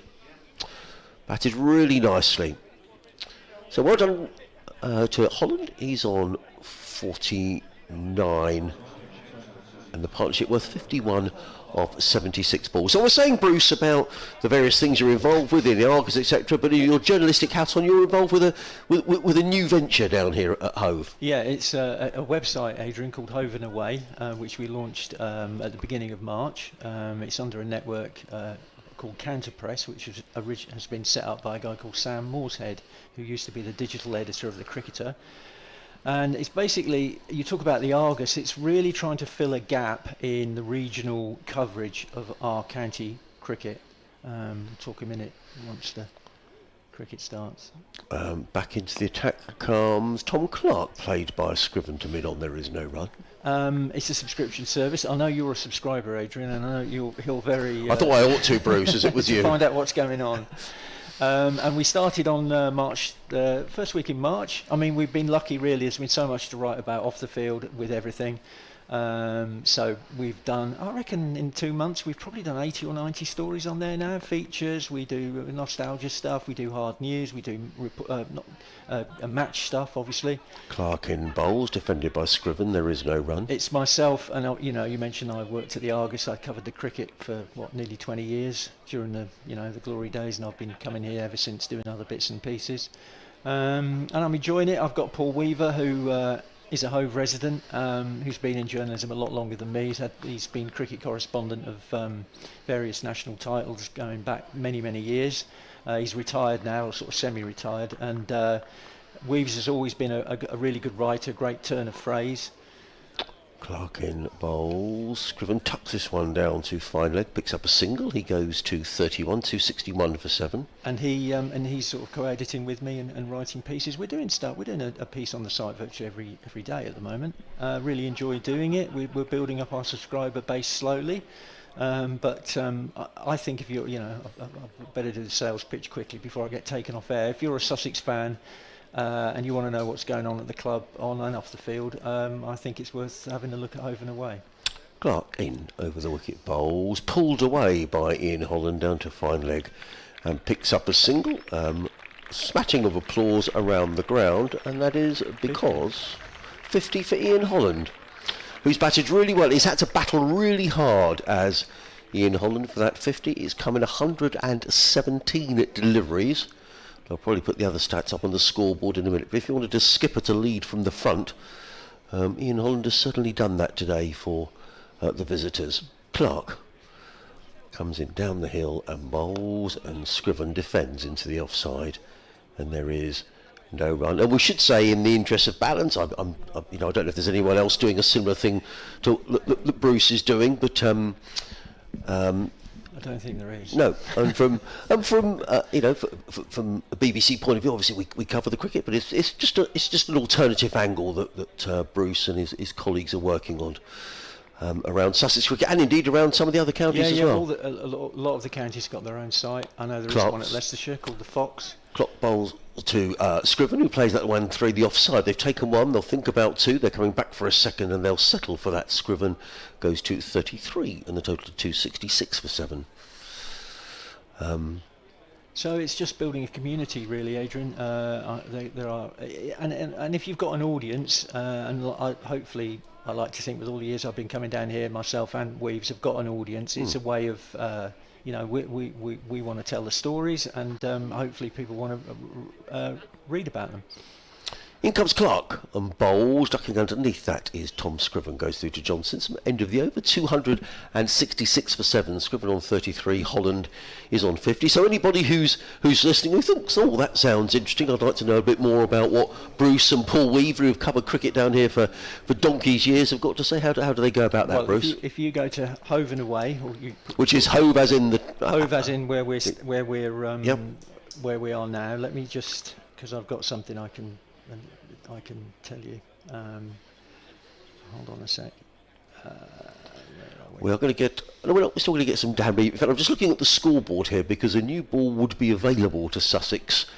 I think that says 75 overs gone, so another 5 overs, and so undoubtedly here Ollie Robinson will be holding himself back. So I think we can expect to see another burst of Robinson and Crocombe, but for the time being, it's Daniel Ibrahim who's making his way in up the hill, and bowls cut away firmly. That's a nice looking shot by Ian Holland. He's racing away, and that's 4 runs. Too short for Dan Ibrahim, and that was meat and drink to Ian Holland, who just caressed the ball through the covers for 4 runs. Lovely shot. He goes to 54, and these are important runs for Leicestershire. 270 for 7. The outfield is so quick, isn't it? Even you can't believe it's the first week in May, but it's like high summer. It's like glass. It's just raced along there. So. And it looks absolutely immaculate. It always does, doesn't Bruce. it? Fantastic effort by Ben Gibson and his team. Ibrahim in bowls again to Holland, who drives to mid-off, fielded by Robinson, and there is no run. Sorry, Bruce, you were going to... No, I was going to say, if people are interested, it's hoveandaway.counterpress.media. And if anyone wants to join us, if they email me, bruce@hoveandaway.news, before the end of this game, on Monday, we can do a discount on Ooh. a subscription. So please join our community of like-minded cricket fans. As Ibrahim comes in and bowls to Ian Holland, that's another poor delivery by Dan Ibrahim. It's wide outside the off stump, and it's just eased away comfortably by Ian Holland for another boundary. And Sussex have leaked runs here, since tea. Yeah, 14 runs. Ibrahim already, and we're only halfway through his second over. They're too short. It's too short, and it's just sitting up, isn't Well, it? 274 for 7, Bruce. Leicestershire have added 60 runs since tea in 11 overs. Yeah. So they're going along at 5 and over here, are Leicestershire. And the new ball is Another 4 overs. Yeah, I would have been tempted at this stage to perhaps bring James Coles on for a couple of overs or something like that. I mean, it's difficult with the spinners, but we'll keep Jack Carson, though. He was bowling really well. Yes, he was. I'm not quite sure why he was taken out of the attack, but yeah. I don't think Ollie Robinson will let this go on for too long, to be honest. He's been very quick this season, Ollie, to change things around if things aren't going Sussex's way, as Ibrahim is in again over the wicket bowls, and Holland, I think, sensing that the new ball is only 4 overs away, is thinking maybe it's a time for Leicestershire to try and make hay here. Get another 20 or 30 runs, and then not 290 for 7. That it looks a Well, hell of a lot better than 209. Yeah, and having been put into bat this morning, I think if you put into bat and you're making around about 300, you think at least you've got a score on the board. It's something to build on. Yeah, and average first inning scores here are pretty much around that, aren't they? Yeah. Ibrahim over the wicket bowls, and there we are. It's played down to third man. Now Robinson has put a third man in place as the skipper, but it's one comfortable run to Scriven, who goes to 34, the total to 276. So, well, thank you for that, Bruce. Pleasure. So there we are, Hove and away, with respected writers Bruce Talbot and Paul Weaver, who you'll no doubt recognise as your regular visitors to Hove. Here comes Ibrahim. Look at bowls. Well, he took a step down the pitch there, did he? And I think it kind of justifies the fact that I think they're looking to get after the bowling here. I think they know that there's a dose of Robinson and Hudson Prentice or Crocombe to come. A new ball to come, yeah. Yeah, and that's not going to be easy. So Leicestershire looking to do what they can. 276 for 7. Just with your I know there's a number of articles you've written, Bruce. I mean, what's your take on things so far this season, Sussex? On the pitch, I think it's been as good as expected. I'm a little bit worried about the injuries and the bowling resources looking a bit thin. If we get another injury, an injury to Robinson, Crocombe or Hudson Prentice would really hurt, I think. So I'm not sure there's the backup there. Yeah. Certainly not while we've got a couple of players injured. Off the field, it's going to be a slow, to get the club back to sort of financial stability. It's certainly not a quick fix. This is something that's going to happen over the next 3, 5, 10 years. But I think Mark West is... In comes Clark Bowles, let go outside the off stump, no run. I've been impressed with Mark West, the CEO so far. I think he's got some good ideas. He's sort of steadied things. But me and you could sit here all day talking about the future of counties like Sussex in the long term in English cricket. There's a lot of uncertainty, I think. But let's just enjoy the present. A lovely sunny day and some decent cricket being played in front of a good crowd. Clark in again over the wicket bowls and played into the offside by Scriven. There is no. I guess one question I'm continually asked, and people have asked me it today, Bruce. People say, how did Sussex get themselves in that state? How did the board not realise that this was going on? If you run a simple profit and loss account when your outgoings exceed your income, if you did it in your household budget, you're thinking, well, hang on, we're not making ends meet. Yeah. Well, just break off as Clark is in again and bowls. Scriven is forward, plays down the offside, no run. You've got to obviously, say that people who were involved at the time, who have sort of, we've not heard from and we're not likely to hear from, took their eye off the ball. The CEO, the chair, and that's the result. You could point fingers and blame everyone. Clark in bowls, Scriven defends down the track, no run. But it's a mess, and what the ECB have done. I'm not surprised. All I will say is that I think that they probably there's an element here of making an example of Sussex and saying to other counties who are probably just as impoverished, who are struggling as much financially, to say, look, you've got to get your house in order. I mean, Sussex, they've got a great playing squad, and Clark is in bowls. Scriven is forward, gets a single onto the leg side. He goes to 35, 277 for 7. That's the irony, is that the playing resources are as good now as they've been for sort of 10, 15 years. And you can't blame Paul Farbrace when he goes to the board or goes to the powers that be and says, I'd like to sign this player, this player, this player, this player. And they signed 4 players last year, as you know. And the board go, yeah, that's fine. But if your commercial income isn't good enough, you're not marketing the club well enough, you're not getting enough people through the door for T20, which has been the case now for the last few years, the sums aren't going to add up. Clark in bowls, cut away by Holland. Ball runs here. Could well be 4 of them. Chasing around the boundary edges, Finn Hudson-Prentice, who does really well to field that ball in front of the Clocktail scoreboard, but not before Holland comes back for a third run. He goes to 62, 280 for 7 at the end of Tom Clark's over. He has bowled, I could have to see on the screen at the moment, I think it's 11 overs, 2 maidens, 0 for 45. Yes, and I guess that's the point, isn't it, Bruce, that Sussex have brought in new players, but if as the head coach you're going to the board saying, I want to sign Bruce Talbot, they say, yes, that's fine. You don't say, oh, can I have a look at the balance sheet?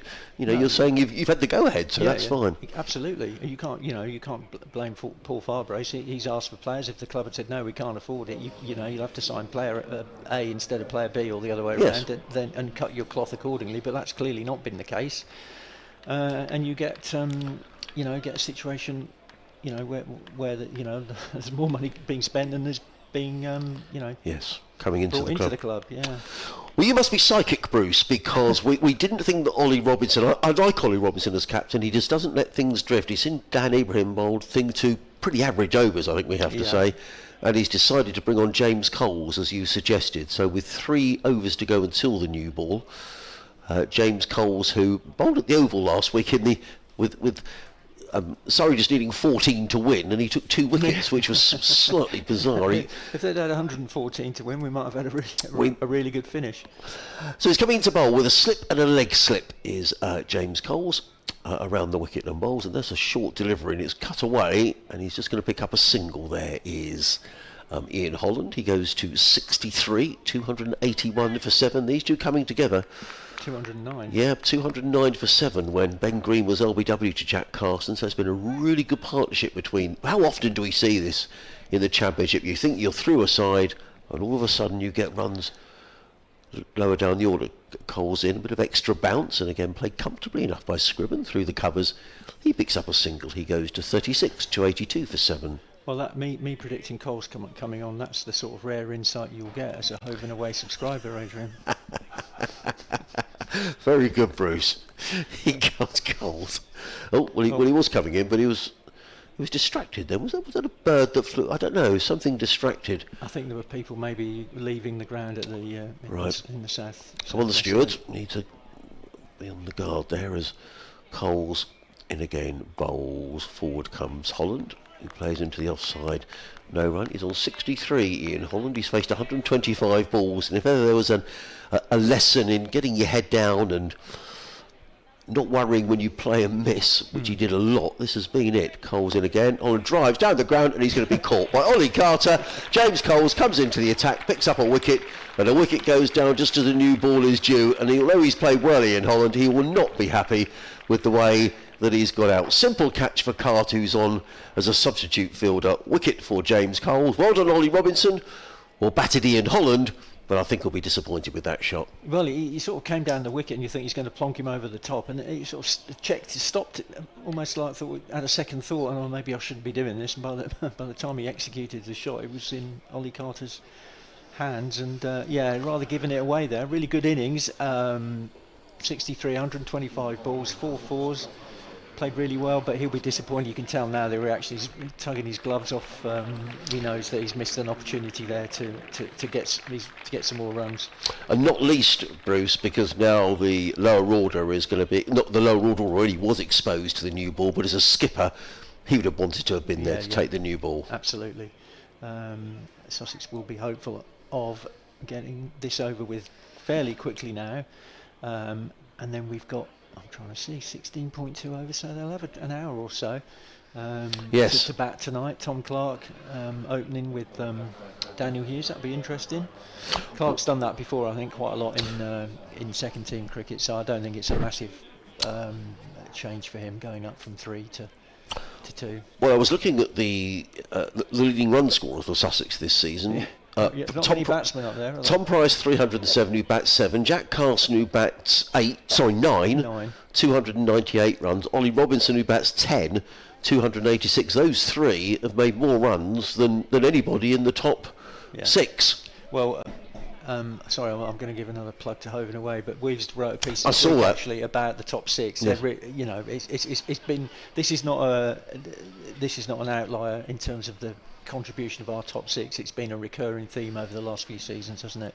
The reliability of them. How many times have we sat here and seen what Leicestershire are doing today? Sussex do with yes. Well, we saw it last week at the Oval, didn't we? Yes, totally. Yes, I read Paul's article actually, and I thought it was quite sort of punchy journalism.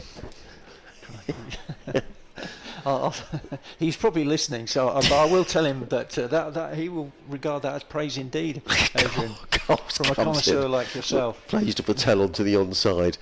And there is no. I'm not sure who Ollie Carter is on the field for. Just looking, actually. He looks very relaxed, Ollie Carter. He's got his hands in his pockets.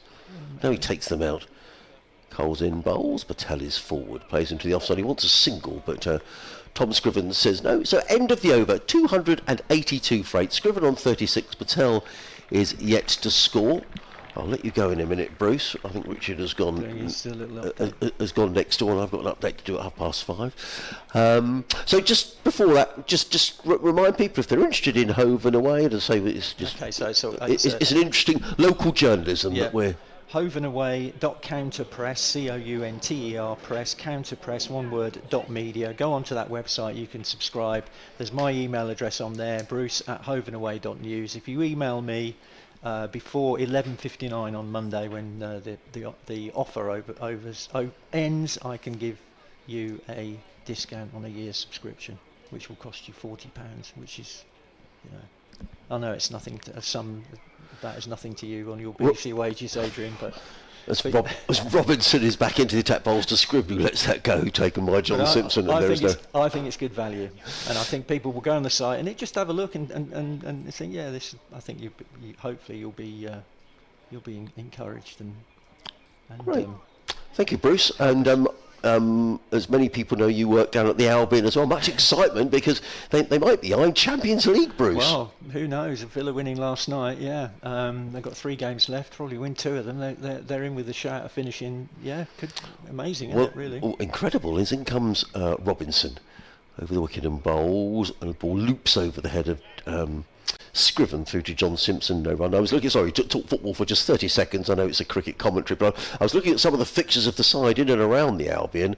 They've got some quite hard games, Brentford and Bournemouth, and I think doesn't it need Villa to win the Europa Cup and Villa to come 5th, and then the Albion will. Whoever finishes 6th, I mean, it could be Brighton, it could be Brentford, it could be Bournemouth. Any one of those 3 clubs to be playing in the Champions League would be absolutely fantastic. Fantastic, and imagine that for Brighton. You think all those days back at the Goldstone and at Gillingham, and it's just what an amazing story.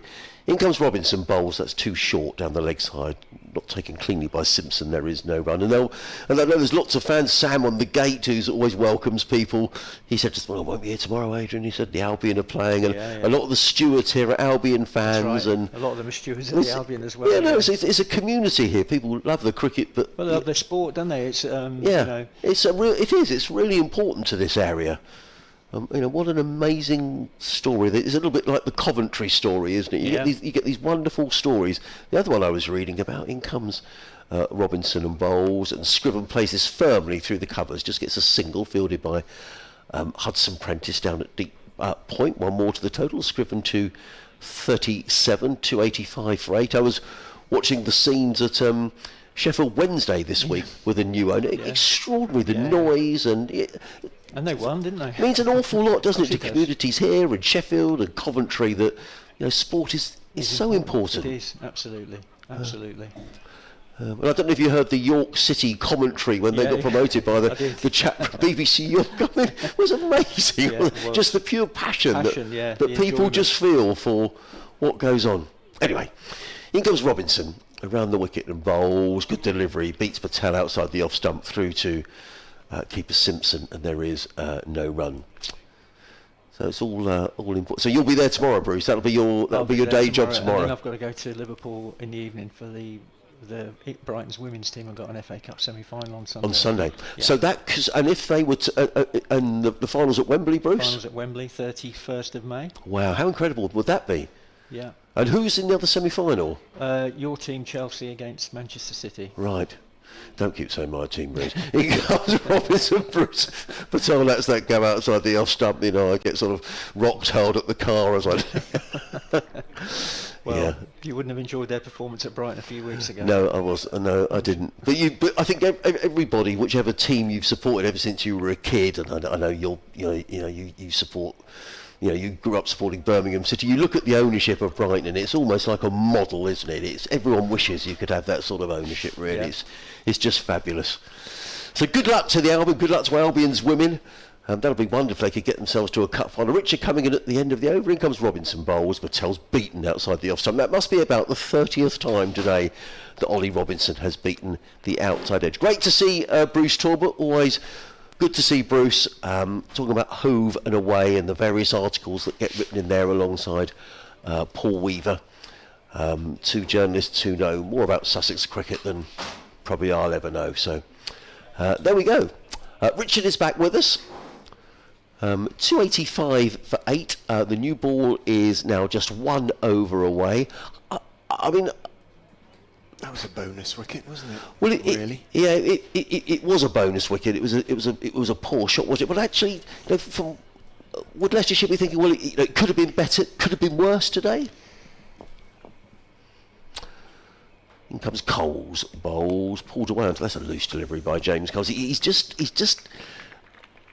likely, James Coles, to bowl that sort of one poor ball. I mean, that's a really poor ball. It's a long hop, and it's just kind of thanks very much, really, from Tom Scriven, halfway down the wicket, and pulled away for 4 runs.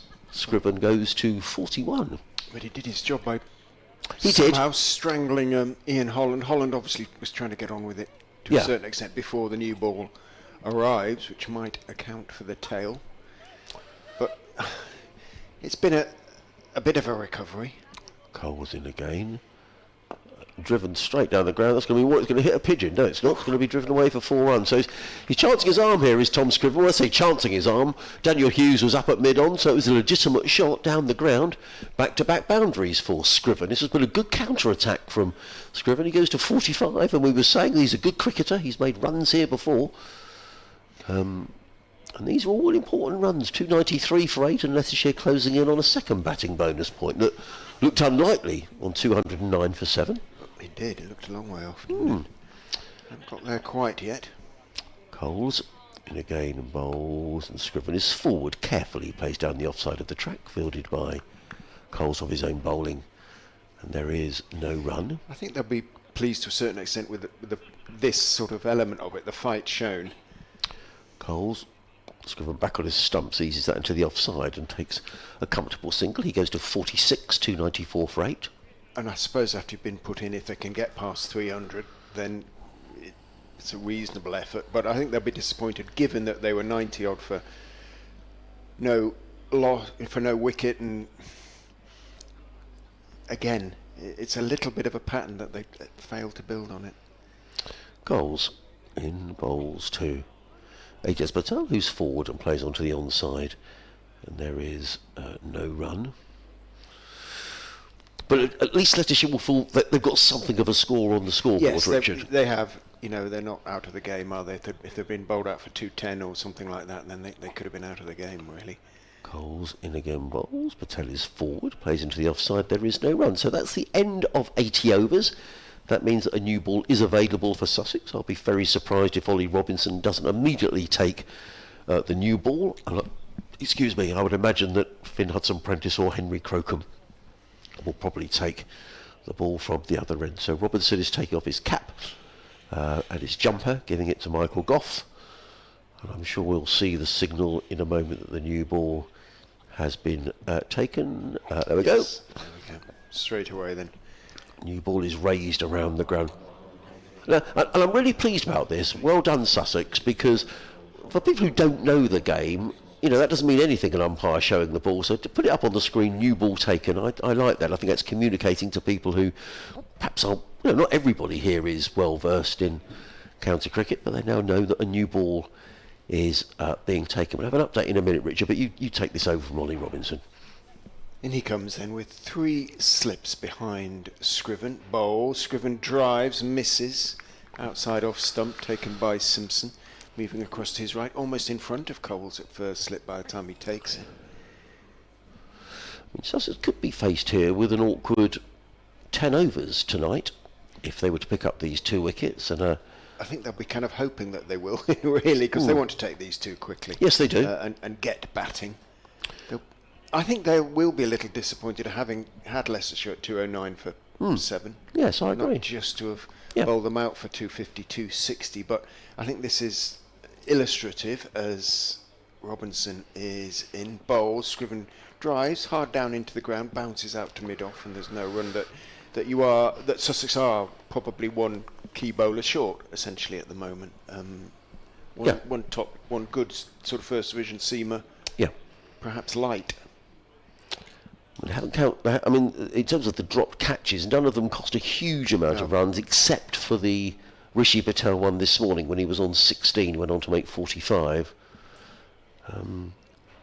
But put quite a few overs into the seamer's legs. But yeah. In goes Robinson and bowls edged, and he is caught this time. That sounded very woody, and it wasn't. It came off the pad, apparently. Goodness, that sounded woody. Update coming. We'll have a look at the replay on that one.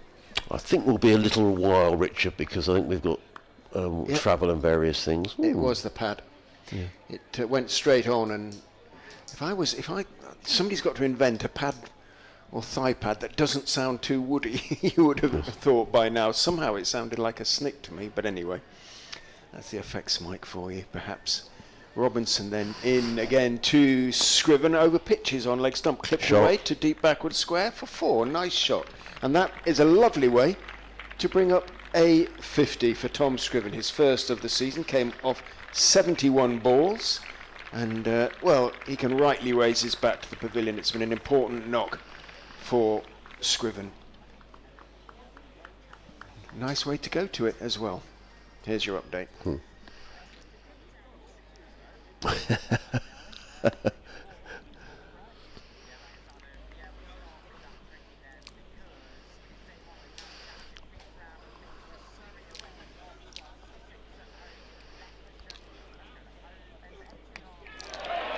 Well, just as you join us, Robin, Ollie Robinson has picked up a wicket with the new ball. He's bowled Tom Scriven middle stump, so the 9th wicket goes down for Leicestershire. 298 for 9. Tom Scriven out for an excellent innings of 50. It's been a topsy-turvy day today. Sussex winning the toss, asking Leicestershire to bat first. At one stage they were 92 without loss, but since then they've lost wickets regularly throughout the day. Jack Carson picking up for Ollie Robinson, who's been superb, has picked up 2 wickets. On another day he might have picked up 5 or 6, so every likelihood that Sussex will be batting here tonight. Meanwhile, up at Trent Bridge, Surrey have had a good day. At one stage Nottinghamshire were 251 for 3. They're now 286 for 7. 5 wickets there for Dan Worrell. That's a clash between top and second in the county championship. I think Tom Scriven was out there, don't you? Middle I stump, think he was. tumbling backwards, Yes. comprehensively dismissed by Ollie Robinson, but a good knock by Tom Scriven. And as you say, they've given their bowlers at least something to bowl at. They need to get over 300 though. They need to pick up this second batting bonus point. I think every bonus point is going to be potentially valuable to Leicestershire this season. So Tom Helm has got a bit of a job to do on his Leicestershire debut. Yes. Well, he'll be certainly wanting to, if they pick up a couple of runs. Leicestershire will, as you say, feel at least they can pick up a couple of batting points. So if the wicket were to go down now, Richard, they lose. We would have 13 overs Sussex would have to face tonight. They would indeed, which is quite a substantial amount. Yeah, it is. Yeah, absolutely. In comes Robinson, bowls, and forward is Helm, plays into the offside, and there is no run. I think I pitched your over then. I do apologise. Right. That was all slightly chaotic, wasn't it? 298 for It was 9. updates time. Yeah. And reward for Ollie Robinson, you know, two for 70. What is he? 2 for 78. Don't think really does Yeah, his. it's absolutely the least he deserves, really. Yeah. But he has got a little bit of late reward there, and I think Hudson Prentice hasn't picked up a wicket either. No, I so agree. Far. So he's going to get a chance to see if he can break this Leicestershire last wicket partnership between Ajaz Patel, who I say batted extremely competently, startlingly so in some people's eyes against Nottinghamshire last week. And well, at the moment his target is a simple one: pick up the 2 runs they need for the extra batting bonus point. Anything else, to a certain extent, is a bonus. No, I agree. He made 62 against a very good Nottinghamshire attack, and he was worth every run. Round the wicket goes Finn Hudson Prentice, bowls to him, and it bounces a little bit on him. His left hand, his bowling hand, he's a left arm spinner, remember. Well, the fingers took a little bit of a rap there. They did.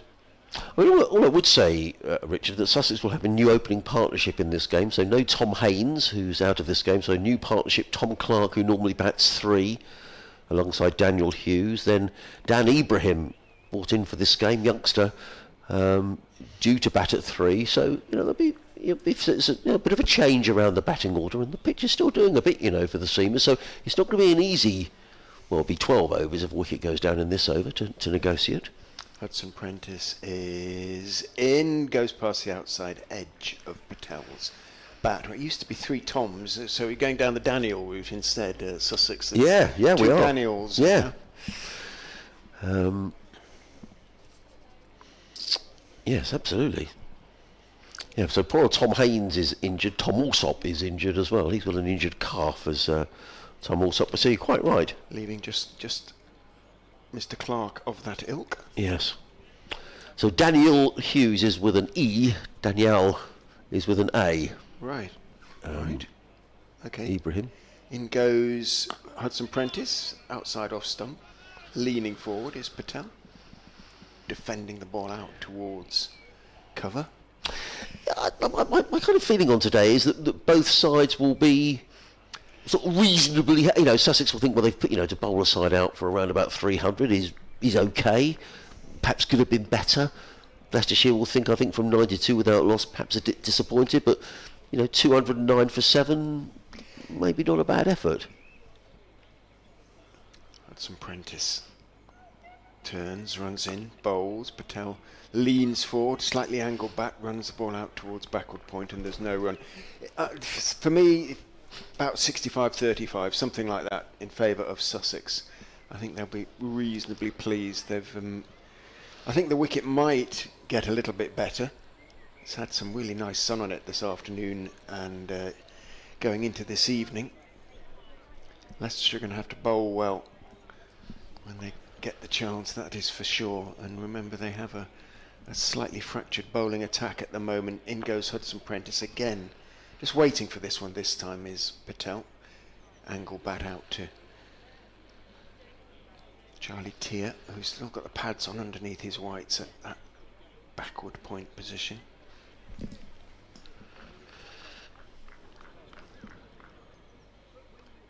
When we do our interviews, Sussex will be pleased. Leicestershire will say that they're pleased as well. But as I say, I think the day at the moment favours Sussex.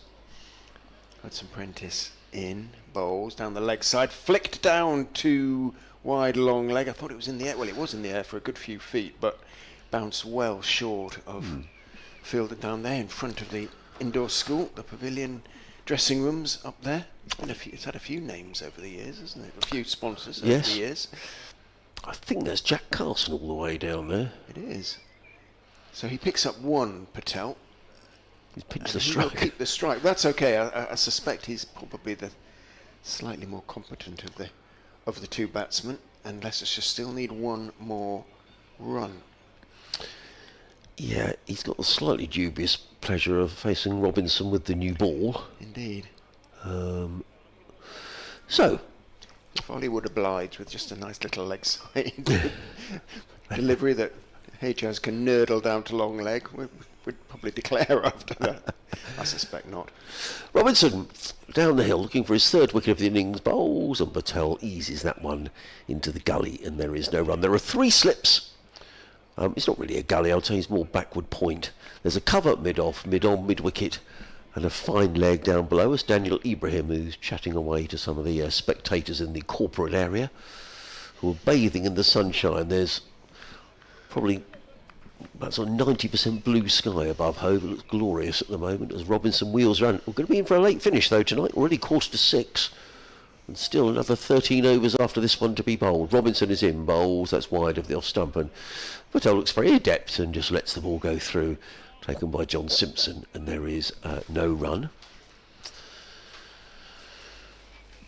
Thank you for your emails today, sussexsport@bbc.co.uk. Of course, talking about taking 10 wickets in an innings, as we were briefly about Otis Gibson, Hejaz Patel has done it in a test match. Yes, he has. Yes. And he waits and comes in to bowl, and Patel is nearly yorked, but Robinson fields of his own bowling. There is no run. I have a feeling that Hejaz Patel played some club cricket for Cranley in Surrey. Okay. Not so long ago. I may be completely wrong on that. I think he did. Yeah, who are those 10 wickets against? Sri Lanka? Can't quite remember. He's waiting.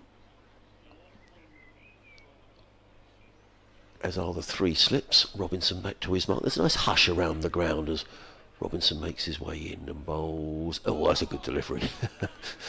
Patel prods forward and the ball whistles past the outside edge into the gloves of John Simpson. 299 for 9 here on BBC Radio Sussex, BBC Radio Leicester. Adrian Harms, Richard Ray, your commentary team.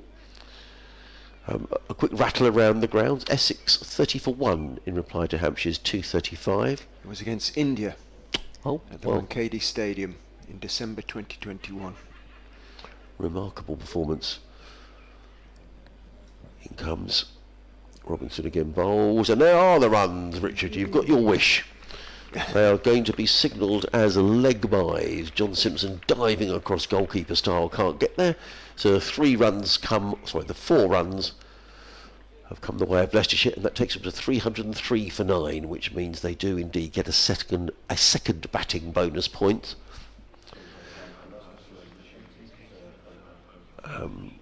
Through those leg byes. Down at Cardiff, Somerset now 305 for 6 against Glamorgan. Tom Abel 82 not out. Lewis Gregory currently with him on 13. At Trent Bridge, Robinson in again, bowls, driven firmly by Patel, confidently as well to mid-on, and there is no run. End of Ollie Robinson's over, fielded by Daniel Hughes. He has bowled 22 overs today. 4 maidens, 2 for 78. Leicestershire 303 for 9, with Patel on 1 and Tom Helm yet to score. At Trent Bridge, Nottinghamshire 296 for 7. Joe Clark, who's I'm pretty certain the leading run scorer in the county championship this season, 118 not out. 5 wickets there for Dan Worrell. Wickets of Tumbleday, Alder, Edgbaston, they're off for bad light there now. Warwickshire making 147. In reply, Yorkshire 110 for 4. If you're on Harry Brook watch, he's not out on 29, playing his first championship match of the season. In Division 2, Derbyshire 327 for 3 at home to Northamptonshire. Hudson Prentice in from the sea end, bowls to Helm, who is solidly leaning forward. No great stride, but plays it back down the wicket to Hudson Prentice. At Bristol, Gloucestershire 275 for 4 against Kent, 85 there for Ben Charlesworth. At Old Trafford, Lancashire run up for 201 by Middlesex, who in reply are 38 for 2, and guess who's taken both the Middlesex wickets? Jimmy Anderson at 2 for 18 so far. Remarkable, isn't it? He's keeping on going and still taking wickets.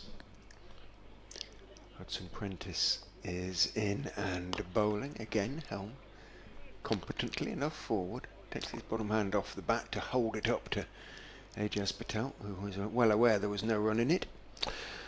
And down at New Road, Worcestershire 162 for 6. Ben Stokes playing in that game for Durham. He's taken another wicket as Ben Stokes. 10 overs, 3 maidens, 2 for 32 for the England skipper. I just thought that Finn Hudson Prentice was slightly favouring his left leg then when he followed through.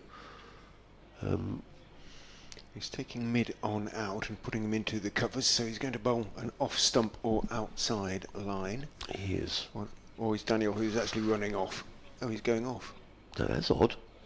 In the middle of the over. Well, how strange is that? Didn't look to be. He hadn't been involved in any of the play up to that point. No. So maybe just needs a little bit of a emergency comfort break, as they say. So on presumably will come Ollie Carter. Yeah. He's gone to backward point, and backward point has come across to mid-on to save him his long journey. Hudson Prentice is in to Helm, who's forward, pushing firmly out to Robinson at mid-off. Tom Helm does have 4 first-class 50s to his name. Probably, almost certainly, one of them against Leicestershire. He's averaging, in first-class cricket, 18.5, so he's absolutely no mug with the bat. Totally. And he's got a best part of 1,200 first-class runs to his name, so he's no a rabbit necessarily. Hudson Prentice is in and bowls, and he turns the ball competently away off middle and leg out towards mid-wicket and takes the single that gets him off the mark. It's his first run for Leicestershire. His first run in Leicestershire colours. Just here for 2 games, Helm, and he's obviously here to bowl, but he'll make a good impression with bat in hand as well. It's about attitude as well, isn't it, and application. Who knows what may come of it. Well, absolutely. Playing first division cricket as opposed to second down at Middlesex. Quite a few Leicestershire permanent signings have begun as loan signings. You never know. Round the wicket goes Hudson Prentice and bowls, and a horrible feel for it from Patel, who's very cross with himself and rehearses. Well, if he was going to commit to it, that's the shot he should have played. A sort of back foot smack through the offside, cut almost. In fact, he just sort of waved a bat at it vaguely as it went past. Yeah, I mean, I was sort of slightly surprised when I saw it, because I'd sort of assumed, because I've watched Tom Helm, play a bit for Middlesex, whenever he's bowled against Sussex, he's always struck me as a pretty good bowler. So I was a little surprised. I thought, well, that's a good signing. Hudson Prentice is in, driven airily, but he's gotten away with it, and it's going to run out towards point, scattering pigeons hither, and they won't quite get there. It's dragged back by Ibrahim, a yard perhaps inside the ropes, and Patel picks up 3. He moves on to 4, 307 for 9.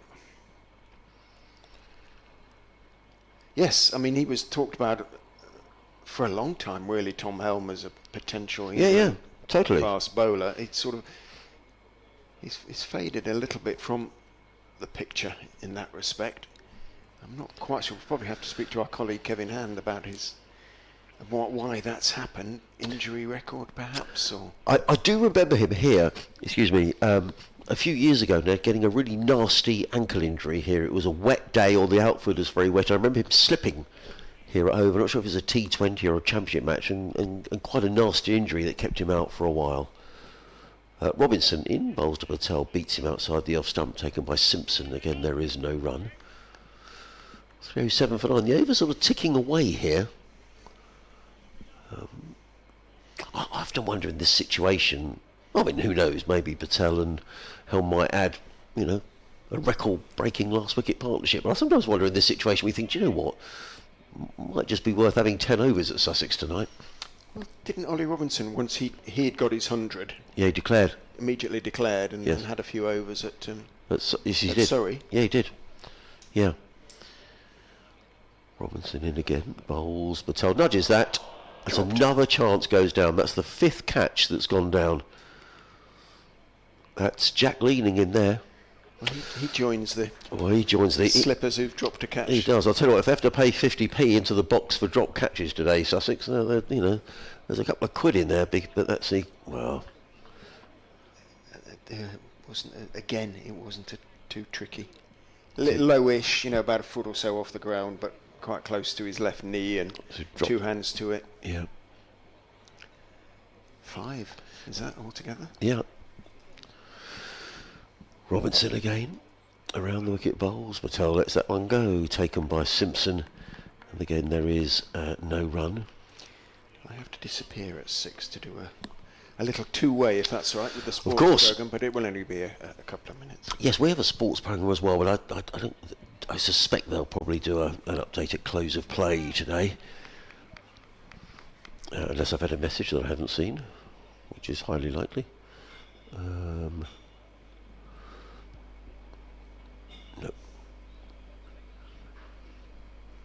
Robinson. Around the wicket bowls. Patel drives a good shot. 4 runs. That'll make Robinson feel well, better. it will. Over pitch by Lee Robinson. They've got 3 slips in place, and that Jack Leaning won't be wanting to catch his skipper's eye. Drilled away. Nice shot. And these will be nuisance runs now. Yes, he did. Sorry, you come back to Ollie Robinson. Last week he was on 94. He'd been hit on the hand and he was in obvious discomfort. There was a short delivery. He pulled it over mid-wicket for 6 to go to his 100 and marched off and put Surrey in because the pitch was still doing a little bit. And that was a crucial part of the game, those 10 overs that Surrey survived against Robinson and Hudson Prentice. In comes Robinson. Bowls. Patel pulls.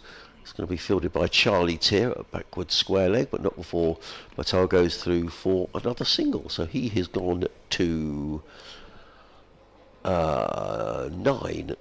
And Leicestershire to 312 for 9. We've got 11 overs remaining after this one in the day. But it was the point really is that it was worth trying, I think. Well, definitely, most definitely. I mean, some people felt at lunch when it was 92 for 7, maybe Sussex should have declared then and put Surrey into bat on a pitch that was doing all sorts, which might you're allowed to do it, aren't you? Absolutely. Robinson in bowls to Helm, lets that go outside the off stump, taken by Simpson. So more frustration for Ollie Robinson, who's picked up 2 wickets, but he's had a catch dropped in that over. I always sort of like to watch here, and Jack Leaning is wandering over to Ollie Robinson. I wonder if he's sort of saying, sorry, Skip. Probably. What was that say on that flag? Hinckley Amateur. Oh, so it's Leicestershire supporters, presumably. Presumably. Yeah. With a big Union Jack at the far end of the ground, a Union flag, or whatever we. Oh, yeah, why not? And enjoying the sunshine on the south coast. Yeah, why not? Come down for a weekend. Hudson Prentice motors in around the wicket bowls to Patel, who plays uppishly down the ground, 4 runs. Finn Hudson Prentice immediately signals that he wants a change in field, which is going off to do his update to the good folk of Leicester. And again, this will be irritating now for Sussex, particularly having dropped Patel in that previous over. He's then subsequently picked up 2 boundaries. Daniel Hughes is back on the field at mid-off, having gone off just a few moments ago. As in comes Hudson Prentice, racing in around the wicket bowl. Short pulled away by Patel, and he's going to pick up just a single. That's a very good bit of fielding out there by Henry Crokerman, who gets in the throw, but not before Patel has gone through for his 14th run. 317 for 9. Here, live cricket on the BBC. Very good evening wherever you're listening from. If you've just joined us, you've missed an entertaining day's cricket. Sussex winning the toss, asking Leicestershire to bat first. That looked to have backfired when Leicestershire got to 92 without loss this morning. Hudson Prentice in and bowls, and Helm pulls that onto the onside and picks up a single to Charlie Tier at deep backward square. 1 more to the total. Helm goes to 2, 318 for 9. But then Rishi Patel, who'd survived a few scares, particularly against Ollie Robinson, and had been dropped when he was on just 16, was run out by Jack Leaning. Not his fault, a poor call by Jake Weatherall, the Australian. and Patel was rather stranded, and leaning hit the stumps. That was the first wicket down on 92. Hudson Prentice in again and bowls, and defended by Patel down the onside of the track, no run. Weatherall followed just before lunch, looking to cut Jack Carson away through the offside. He was well caught by Tom Clark in the covers for 43. And thereafter wickets fell at regular intervals throughout the afternoon, and at one stage Leicestershire were all sorts of trouble on 209 for 7. Jack Carson picking up 4 of the wickets to fall. But the tail has really wagged for Leicestershire, notably through the efforts of Tom Scriven, who made 50, and Ian Holland, the skipper. Just break off as Hudson Prentice is in and bowls. It's struck on the pad. There's a loud appeal not given for LBW. Hudson Prentice looks disappointed. And Ian Holland, the skipper, who batted at 4, he made 63. As Leicestershire have got themselves to a winner, they've got the runs on the board, and it's a pitch that's doing a little bit for the seamers. So I think Leicestershire, from the position that they were of 209 for 7, might feel that this isn't a bad total. Hudson Prentice back to his mark. And makes his way around the wicket, bowls to Patel, who's defensively forward, plays into the offside. There is no run. Another over slips by. That's 86 gone in the day, so we've got 10 more to go today here at Hove, which reduces the amount of time that Sussex will need to bat this evening. If a wicket goes down in this over, there'll be 7 overs to face tonight. So Patel made 45, Weatherall 43, Solbuthinger made 14, Ian Holland made 63, Johnny Tattersall made 20, but he was dropped on 3 occasions. Steve Eskenazi 14. Ben Cox was a brilliant catch by Charlie Tier in at short leg off the bowling of Jack Carson for 13. Ben Green was out for a duck. Tom Scriven for 50. Now Ajaz Patel is 14 not out. Tom Helm 2 not out. Ollie Robinson is coming down the hill, 2 for 83 in his 23 overs. He's in and bowls, and he beats Helm outside the off stump. And there is no run. Hudson Prentice, no wicket for 54 in 18 overs. Tom Clark, 11 overs, 0 for 45. Henry Crocombe, 17 overs, 1 for 47. Jack Carson, 4 for 40 in his 30 overs. Dan Ibrahim, 0 for 16 in his 2 overs. And James Coles, I'll just break off. Yes, I'm ready for an update, no problem. As Robinson is in again and bowls, and driven firmly by Helm. Back down the pitch, Robinson fields off his own bowling, and there is no run. 3 slips, backward point, cover mid-off, mid-on, mid-wicket, and a fine leg. As the shadows lengthen here at Hove, and there's virtually not a cloud in the sky here at Hove, just some high-level cloud over the downs at the far end of the ground.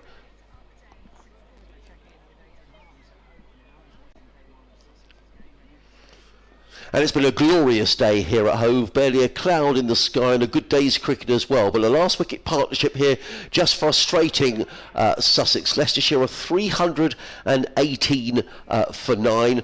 4 wickets for Jack Carson, 2 for Ollie Robinson, who's been very much the pick of the Sussex bowlers. But Sussex will be hoping to finish this innings off tonight and get batting themselves. We've got another 8 overs to be bowled here this evening. Meanwhile, up at Trent Bridge, Surrey have really fought back well against Nottinghamshire. At one stage, Nottinghamshire 251 for 3. They're now 299 for 7. 5 wickets there for Dan Worrell. Robinson makes his way in again and bowls, and Helm is beaten again outside the off stump. I really have lost count of the amount of times that Ollie Robinson has gone past the outside edge today, and it's well into double figures, and I with no exaggeration, I will probably say he's beaten the bat 25 to 30 times today. He really has bowled beautifully, and his figures for 2 for 83. I mean, if you're sort of looking at those figures, you might think, oh, Robinson doesn't bowl very well, but he, on another day, that could easily be 6 for 83. He's coming in again, bowling to Helm, who's right in behind, and that plays it down the offside of the track, and there is no run. Sussex haven't helped their cause today. 5 catches have gone down. Whilst none of them in themselves have been expensive apart from Jack Carson when he dropped Rishi Patel. Just nuisance value for Sussex, and they'll be disappointed with the way they've caught, or rather haven't caught today. Daniel Hughes fielding at mid-off is making some sort of a signal, I'm not quite sure who to, from his position at mid-off. As Robinson is on his way down the hill and bowls, and caught behind is, well, the appeal is clearly for an LBW, because it's gone through to John Simpson, and Robinson was appealing even before the ball had hit John Simpson's glove, so I imagine the appeal was for LBW. Umpire Michael Goff is not impressed. Well, it didn't miss the stumps by very much, I'm not entirely sure how. Anyway, at the end of the over, 318 for 9. It looks like Danny Lamb is on 12th man duty. He's just brought out a drink for Finn Hudson-Prentice. Maybe a drink for Ollie Robinson as well. Is it? I know he's collecting various gloves and items of protective equipment that he carries off the ground. So Hudson-Prentice is going to bowl the next over. We've got 9 overs left in the day. The first of those to be bowled by Finn Hudson-Prentice in his 19th over. 2 maidens, no wicket for 54. He's just rearranging his leg side field. Henry Crocombe, who's over in the shadows of the Spenkarma Pavilion, as Crocombe bustles in. Hudson-Prentice bustles in bowls to Patel, who feels for a ball outside the off stump, through to John Simpson behind the stumps, and there is no run. 3 slips, backward point, cover mid-off, mid-on, a deep square leg right out on the boundary in the shade, and a fine leg way down in the distance. Leicestershire battling away here.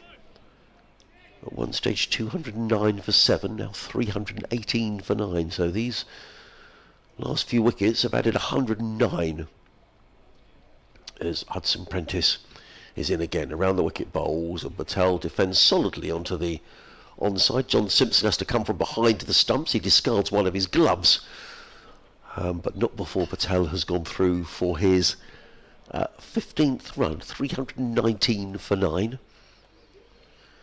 The crowd have started to drift away, but still plenty of people watching in the southwest stand. The corporate people have decided they've had enough for the day, and they've had a most enjoyable day in the sunshine here at Hove, as a flock of pigeons make their way from one side of the ground to the other.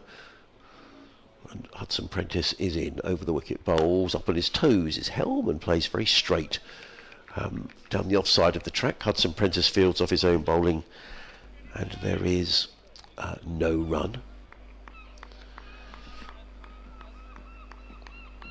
Still off for bad light at Edgbaston, where Yorkshire 110 for 4, trailing Warwickshire by 37.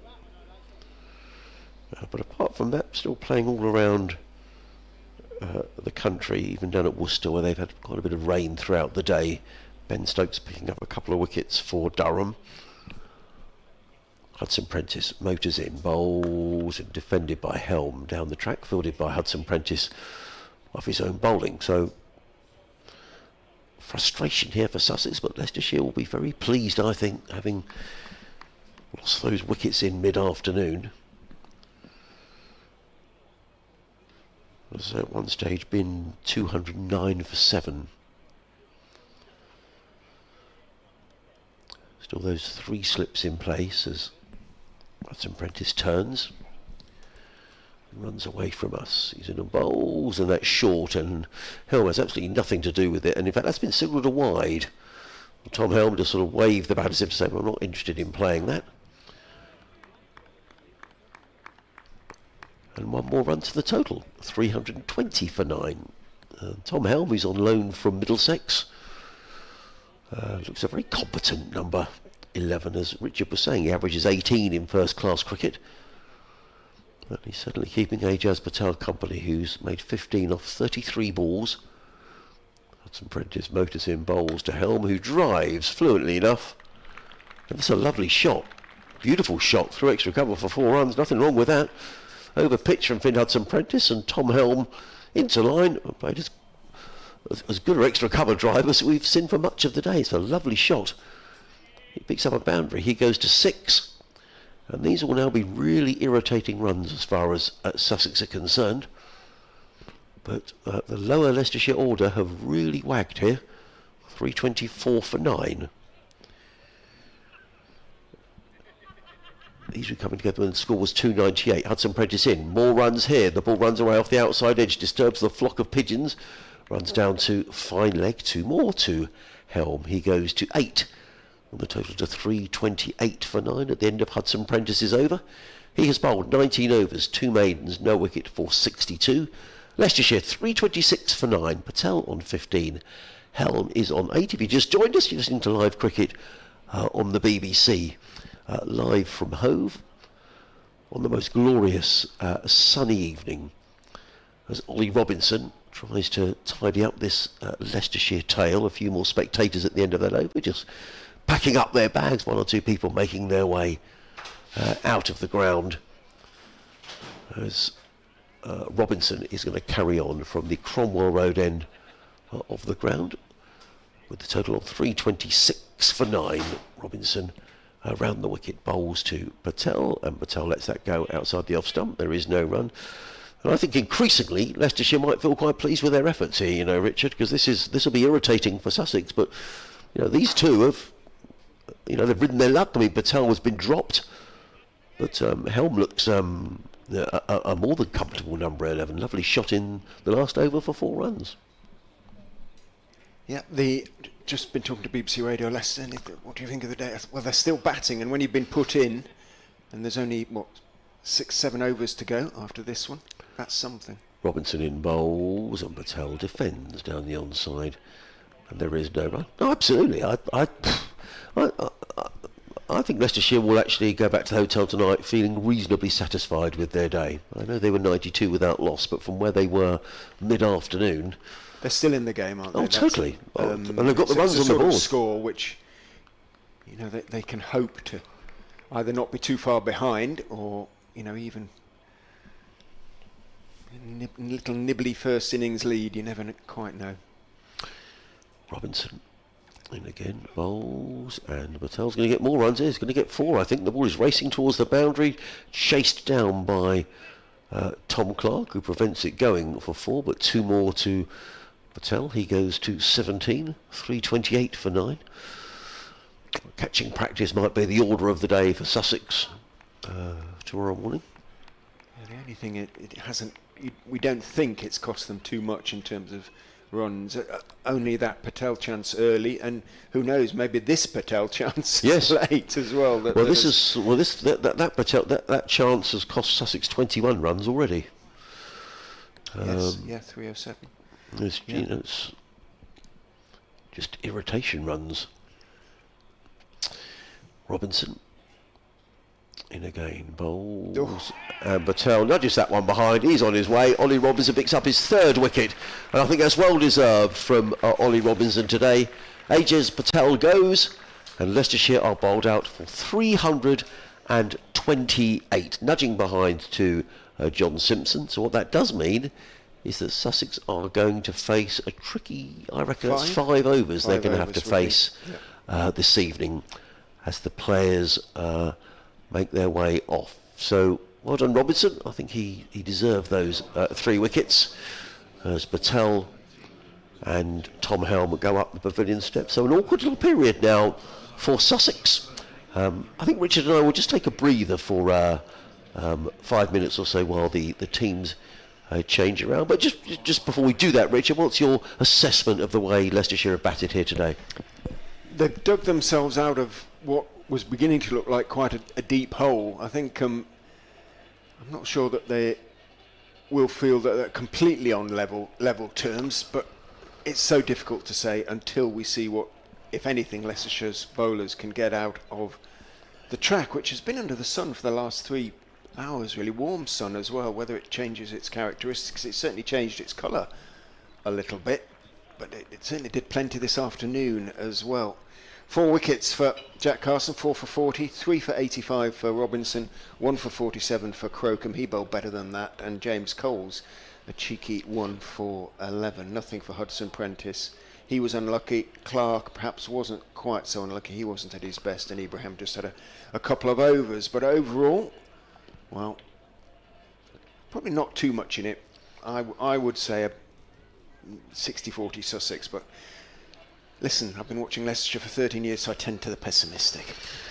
Richard, thank you for now. So we're going to have a little break and a cup of tea before the final 5 overs and a piece of Margaret's lovely drizzled cake. We'll leave the effects microphone on so you know that we're here. And Richard and I will be back with you to describe the final 5 overs of the day's play.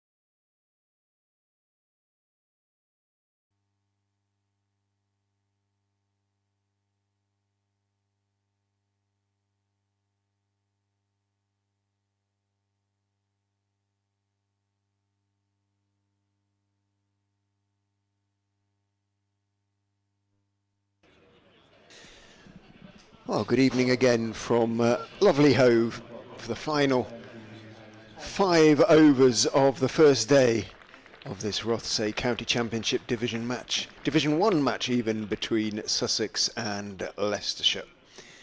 The umpires are back out in the middle. The Leicestershire players have joined them, and the two opening batsmen for Sussex, Daniel Hughes and Tom Clark, are also at the crease. Leicestershire are going to open the bowling from the Cromwell Road end of the ground, and it is going to be their new man, Tom Helm, on loan from Middlesex, who's going to open the bowling for the Foxes, and he is going to be bowling to Hughes, the left-hander. He's going to have 3 slips alongside Ben Cox. Rishi Patel, Ajaz Patel and Stevie Eskenazi are those slips. There's a backward point, a cover, a mid-on, mid-off, a mid-wicket and a long leg. Helm is going to go around the wicket, bowls to Hughes, who is beaten on the outside edge by an absolute beauty. First up, well, Helm may have learned from watching how Robinson bowled, not sort of full pelt, lively enough as I say, but hitting his straps, and that did a little bit just from the arm, coming in and then straightened away. And Hughes looks askance back down the pitch. Helm is in and bowls. Hughes gets a ball that lifts on him a little bit, drops his bottom hand off the bat. He fends it off to short leg. There isn't a short leg, just Tattersall running in from mid-wicket. But plenty for Hughes to think about, those first 2 deliveries. The flock of pigeons has moved directly in front of the commentary box, about 30 of the little grey things pecking away. There's a lovely outfield. Helm is in and bowls. It goes over the top of the stumps, allowed to do so by Hughes, though it was a little bit short of a length. He stayed back and played it on length, so to speak, by not playing it. Tattersall now, though, is running across from mid-wicket to 4th slip, and the man who was at point, Sol Budinger, has gone across to mid-wicket, so strengthening the slip cordon. Helm in. Hughes is again leaving on length, and again it's a good decision. It rises on him, he makes sure everything's out of the way, and it goes over the top of, probably off stump, a good foot over the top of the off stump, if not more. This is a good start though from Helm. Gorgeous evening. I shall wander down to the seafront afterwards. It might be people in the sea, who knows. Haven't seen anybody yet. In goes Helm and bowls and beats Hughes with another beauty. Actually, that looked to gather a little bit of pace off the pitch. It straightened on him again. Oof, that one went, and it went at pace as well. My word. Well, Hughes is will be glad, on the evidence of these first 5 deliveries of the innings, that there's only 4 overs to go after this one. Helm is in and bowls, and outside off stump. It did move away, but from outside off stump, and Hughes could leave. So I think he got bat on ball once in the over. He left a couple, was beaten by a couple as well. Sussex yet to score then, and that was a pretty decent first over in Leicestershire colours for Tom Helm. I think he's a good acquisition. And I'm not just saying that, we were discussing it beforehand, and I've always thought he's bowled well, and I've seen him playing for Middlesex.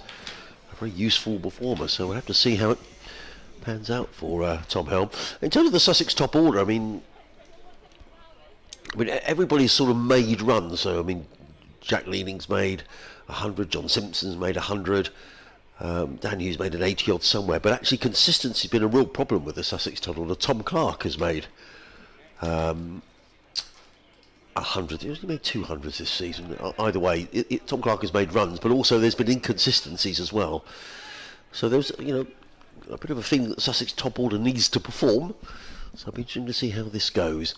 It is going to be, who's this opening? Ian Holland. Around the wicket, bowls to Tom Clark, who lets that go outside the off stump. And there is no run through to Ben Cox. Attacking field here, Richard. Look, 4 slips in place for Leicestershire. And why wouldn't you with the last few overs of the day? Absolutely. Nothing to lose here for Leicestershire, and kind of everything to lose for Sussex, really. In the sunshine. Holland around the wicket, bowls. Clark again lets that go through to Cox, and there is no run. There's a flock of probably about 30 or 40 pigeons down in front of us, nibbling away at something on the grass. I reckon about 30. Aren't they supposed to sort of get grubs out of it? The what do they call them? Leather jackets and things like that. Oh, really? I think it's...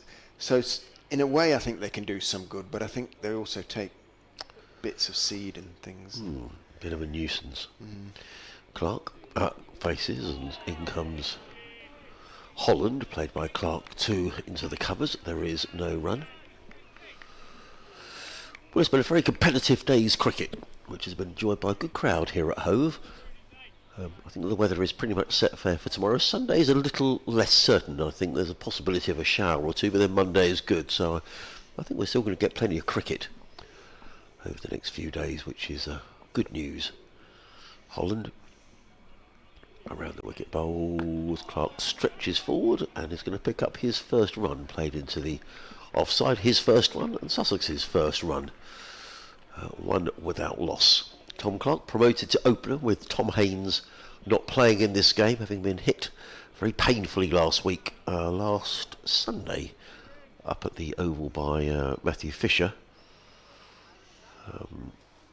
He did bat on the Monday, which suggested that the concussion protocols had all been passed, but not up to playing in this game.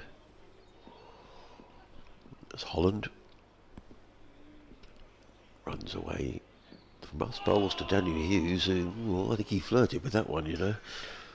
It was a late decision to leave. Yeah, very late. I mean, he might have sort of looked as if he pulled the bat inside the line, but I'm not sure he did, you know. I think he played, well, one of those, wasn't it? Probably just pulled the bat inside the line at the last minute, I think. Holland, final ball of his first over, then there will be 3 overs remaining in the days. In the bowls, Hughes lets that go outside the off stump. There is no run, so end of the over. So nice and accurate from the Leicestershire opening bowlers, as you would expect at the end of the second over at Sussex. Welcome to listeners on Sports Extra, who are going to get a little bit of a burst of Adrian's updating as well. Yes, I think they are. BBC Radio Sussex. So we better hunt out the other scores. Shall I keep going for a while? Yes, keep going. Yes, I think the 1 without loss, Sussex after 2 overs in reply to Leicestershire's 328. It looked like it was going to be a little bit less than that, but the tail and the lower order fought hard. Tom Helm, on loan from Middlesex, is in for Leicestershire and bowls to Tom Clark, who leans forward. The ball glints, the gold lettering on the new ball glints in the sun as Clark pushes it out of the covers towards Ian Holland, the Leicestershire captain. Rishi Patel at first slip claps his hands together. Ajaz Patel at second, Stevie Eskenazi at third, John Tattersall at fourth, all alongside Ben Cox. Helm comes in round the wicket and bowls down the leg side, bounces nicely, but it was down the leg side. And Clark could and did leave it, made sure everything was out of the way. Here comes Adrian's last update of the day. They inform us. Yes, generally we don't go on this late, but I know there's very special programmes because of the election coverage today, so I'll just take over, Richard. Thank you, as Tom Helm makes his way in from the Cromwell Road end of the ground down the hill under cloudless skies here at Hove. He's in and bowls. Clark lets that go outside the off stump, and there is no run. Yes, it's a glorious evening as well here, Adam. Barely a cloud in the sky, and Sussex at last are batting. They're one without loss. They've got to face another 2 overs tonight. Tom Clark on 1, Daniel Hughes yet to score. That in reply to the Leicestershire total of 328. Ian Holland, the skipper, top scoring with 63. Tom Scriven made 50. 4 wickets for the off-spin of Jack Carson and 3 for Ollie Robinson, although that didn't do justice to an excellent bowling performance by Ollie Robinson. Meanwhile, up at Trent Bridge, Nottinghamshire 317 for 7 against Surrey. 5 wickets there for Dan Worrell. Joe Clark 129 not out for Notts. That's a battle between first and second in the county championship. So Helm is back to his mark, and tall figure running down the hill. 4 slips go down. In the evening sunlight, in comes Helm, bowls, and Clark again shoulders arms, and you can tell by the oohs and ahs that well, you have to say that's a good leave, but that one didn't get up in the way that some of the others have. Oh, I didn't miss the off stump by very much. No, it didn't. So Tom Clark opening the batting for Sussex, normally bats at number 3, but because of the injury to Tom Haynes last week, opening the batting, Tom Haynes out of this match, and Tom Clark promoted to opening the batting. He's getting a bit of a working over here from Helm, who's in around the wicket, bowls, looking to play that one down to a fine leg, rather misses out, taken by Ben Cox down the leg side. It's a maiden over from Tom Helm. 2 overs, 2 maidens on his Leicestershire debut on loan from Middlesex. 2 overs to go in the day. Sussex 1 without loss in reply to the Leicestershire total of 328. Ian Holland, the skipper, will bowl the penultimate over from the sea end. He too will have 4 slips. Clark has looked slightly more at ease. These things are relative than Hughes, who's on strike now. He's faced 8 balls without getting off the mark. Clark 10 for his one. Holland is in. He is going to get off the mark now, Hughes, as he gets a foolish delivery. Just defends it out into the offside, sees that Green, Ben Green that is, has a bit of ground to make up to the ball from wideish mid-off. And he calls Clark through for the single that sees him get off the mark.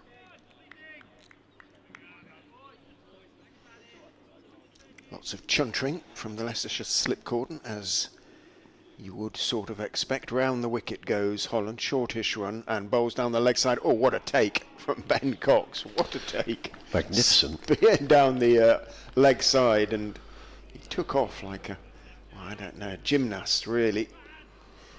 One-handed, plucked it just off the ground. A good 10 feet or so to his right from his standing position. Step across to the right in a big old dive. Holland in, bowls, outside off stump, and it drifts, just drifts past Clark's outside edge. And a smile from Holland as he walks back past umpire Shun Mugan. Sometimes it almost looks as though Holland is bowls it out of the back of his hand. He does extraordinary things with his wrist.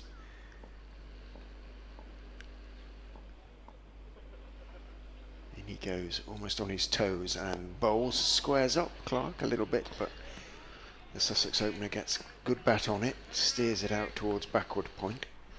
Weatherald is the fielder there. Well, they've done what you expect new ball bowlers to do, Richard, Leicestershire, haven't they? They've made these Sussex openers play at pretty much everything. It's still a comfortable 5 overs that Sussex need to negotiate here. They've negotiated 3 of them. Holland in, bowls on off stump, dropped out into the offside, and Clark sees that there is a gap there in the covers. Weatherald has to run across to his left towards cover, Green up to his right, and both of them have a fair few yards to make up to get to the ball, so Clark goes through for 1. He moves on to 2, 3 without loss. Good that they didn't, with 5 overs, they didn't send out a night watchman there. I can think of 1 or 2 sides that might have done. Yeah. But this is the opener's job. And Holland is in to Hughes, outside off stump. Might have moved away a bit, but never really threatened the off stump, and it was a perfectly safe and correct leave. End of the over. 3 without loss, 1 to go today. And what, as Adrian has just said, has been a fairly absorbing day's Championship cricket.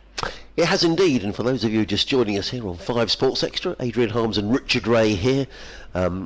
Sussex winning the toss, batting and electing to bowl first. Leicestershire at one stage 92 without loss, but a run out of Rishi Patel, who made a very attractive looking 45, sort of changed the tone of the game. Leicestershire then found themselves 209 for 7, but dug out of a hole by their skipper Ian Holland. He made 63. Tom Scriven made 50. 4 wickets for the off-spin of Jack Carson, 3 for Ollie Robinson, whose figures of 3 for 85 really don't do him justice. He must have gone past the outside edge on at least 20 occasions during the innings. But now, final over of the day, as in comes Helm around the wicket, bowls to Clark, who lets that go outside the off stump, and there is no run. There are 4 slips and a gully in place for Leicestershire for this final over of the day. Elsewhere around the country, Essex 51 for 2 at close of play after Hampshire made 235. Somerset 337 for 9 against Glamorgan. They finished there for the day as well. Up at Trentbridge, Notts 317 for 7. A century there for Joe Clark, 5 wickets for Joe Worrell. They finished there as well. And also at Edgbaston, they're off for the day as in comes Helm bowls, and Clark plays a strange tock, and he's hit that one into the covers. I think he rather jammed his hand against the bat handle there, Richard. That was a strange shot. I think it got up on him a little bit more than he thought it was going to. Might just have come back a bit. Certainly jarred up the right arm and the right hand. Yeah. Yorkshire 110 for 4, that in reply to the Warwickshire total of 147. Harry Brook on his seasonal reappearance for Yorkshire, 29 not out, as in comes Helm again, bowls to Clark, who lets that one go outside the off stump, taken low down by Ben Cox, no run. In the second division, Derbyshire 342 for 3 at Derby against Northamptonshire. Still playing at Bristol, where Gloucestershire are 314 for 7 against Kent. At Old Trafford, Lancashire barred out for 201, Middlesex 38 for 2. In reply, they finish for the day there. Jimmy Anderson picking up the 2 wickets for Lancashire. And down at New Road, an interrupted day because of weather, Worcestershire 182 for 6. They are still playing there. Ben Stokes taking a couple of wickets for Durham. In comes Helm around the wicket, bowls to Clark, who's forward, defends out into the offside, and there is no run. 2 balls to go in the day here at Hove. There's barely a cloud in the sky, barely a breath of wind. It's been a glorious day for cricket, and we will be back tomorrow for day 2. And Sussex will be hoping that they survive these 2 balls and they go into day 2 with all 10 wickets intact. 4 slips and a gully go down. The shadows lengthen. Helm in bright sunshine down the hill from the Cromwell Road end, bowls to Clark, who's right solidly in behind this and plays that into the offside. So 1 ball left, Richard. I think it's pretty much even Stevens at the end of day 1. You could be right. You could be wrong, because Leicestershire's bowlers, Helm in particular, have got a little bit out of the pitch, and it looks like it could still be there tomorrow, which is good. It's good. Alfonso Thomas says he likes to see a contest between bat and ball, and that's what we've seen today. Totally.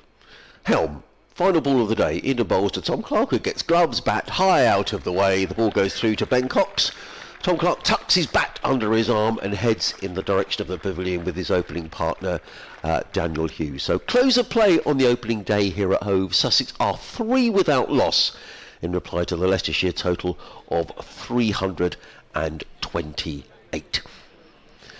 Thanks very much, everybody, for listening throughout the day. Thanks for your emails and messages. Thank you for Richard. Always great fun being with Richard here in the commentary box at Hove. We'll no doubt do our post-match interviews. They will appear on social media in the next few hours. But from Richard and myself, thank you all for listening. And we'll see you tomorrow morning, bright and breezy, at 11 o'clock. But for now, a very good night.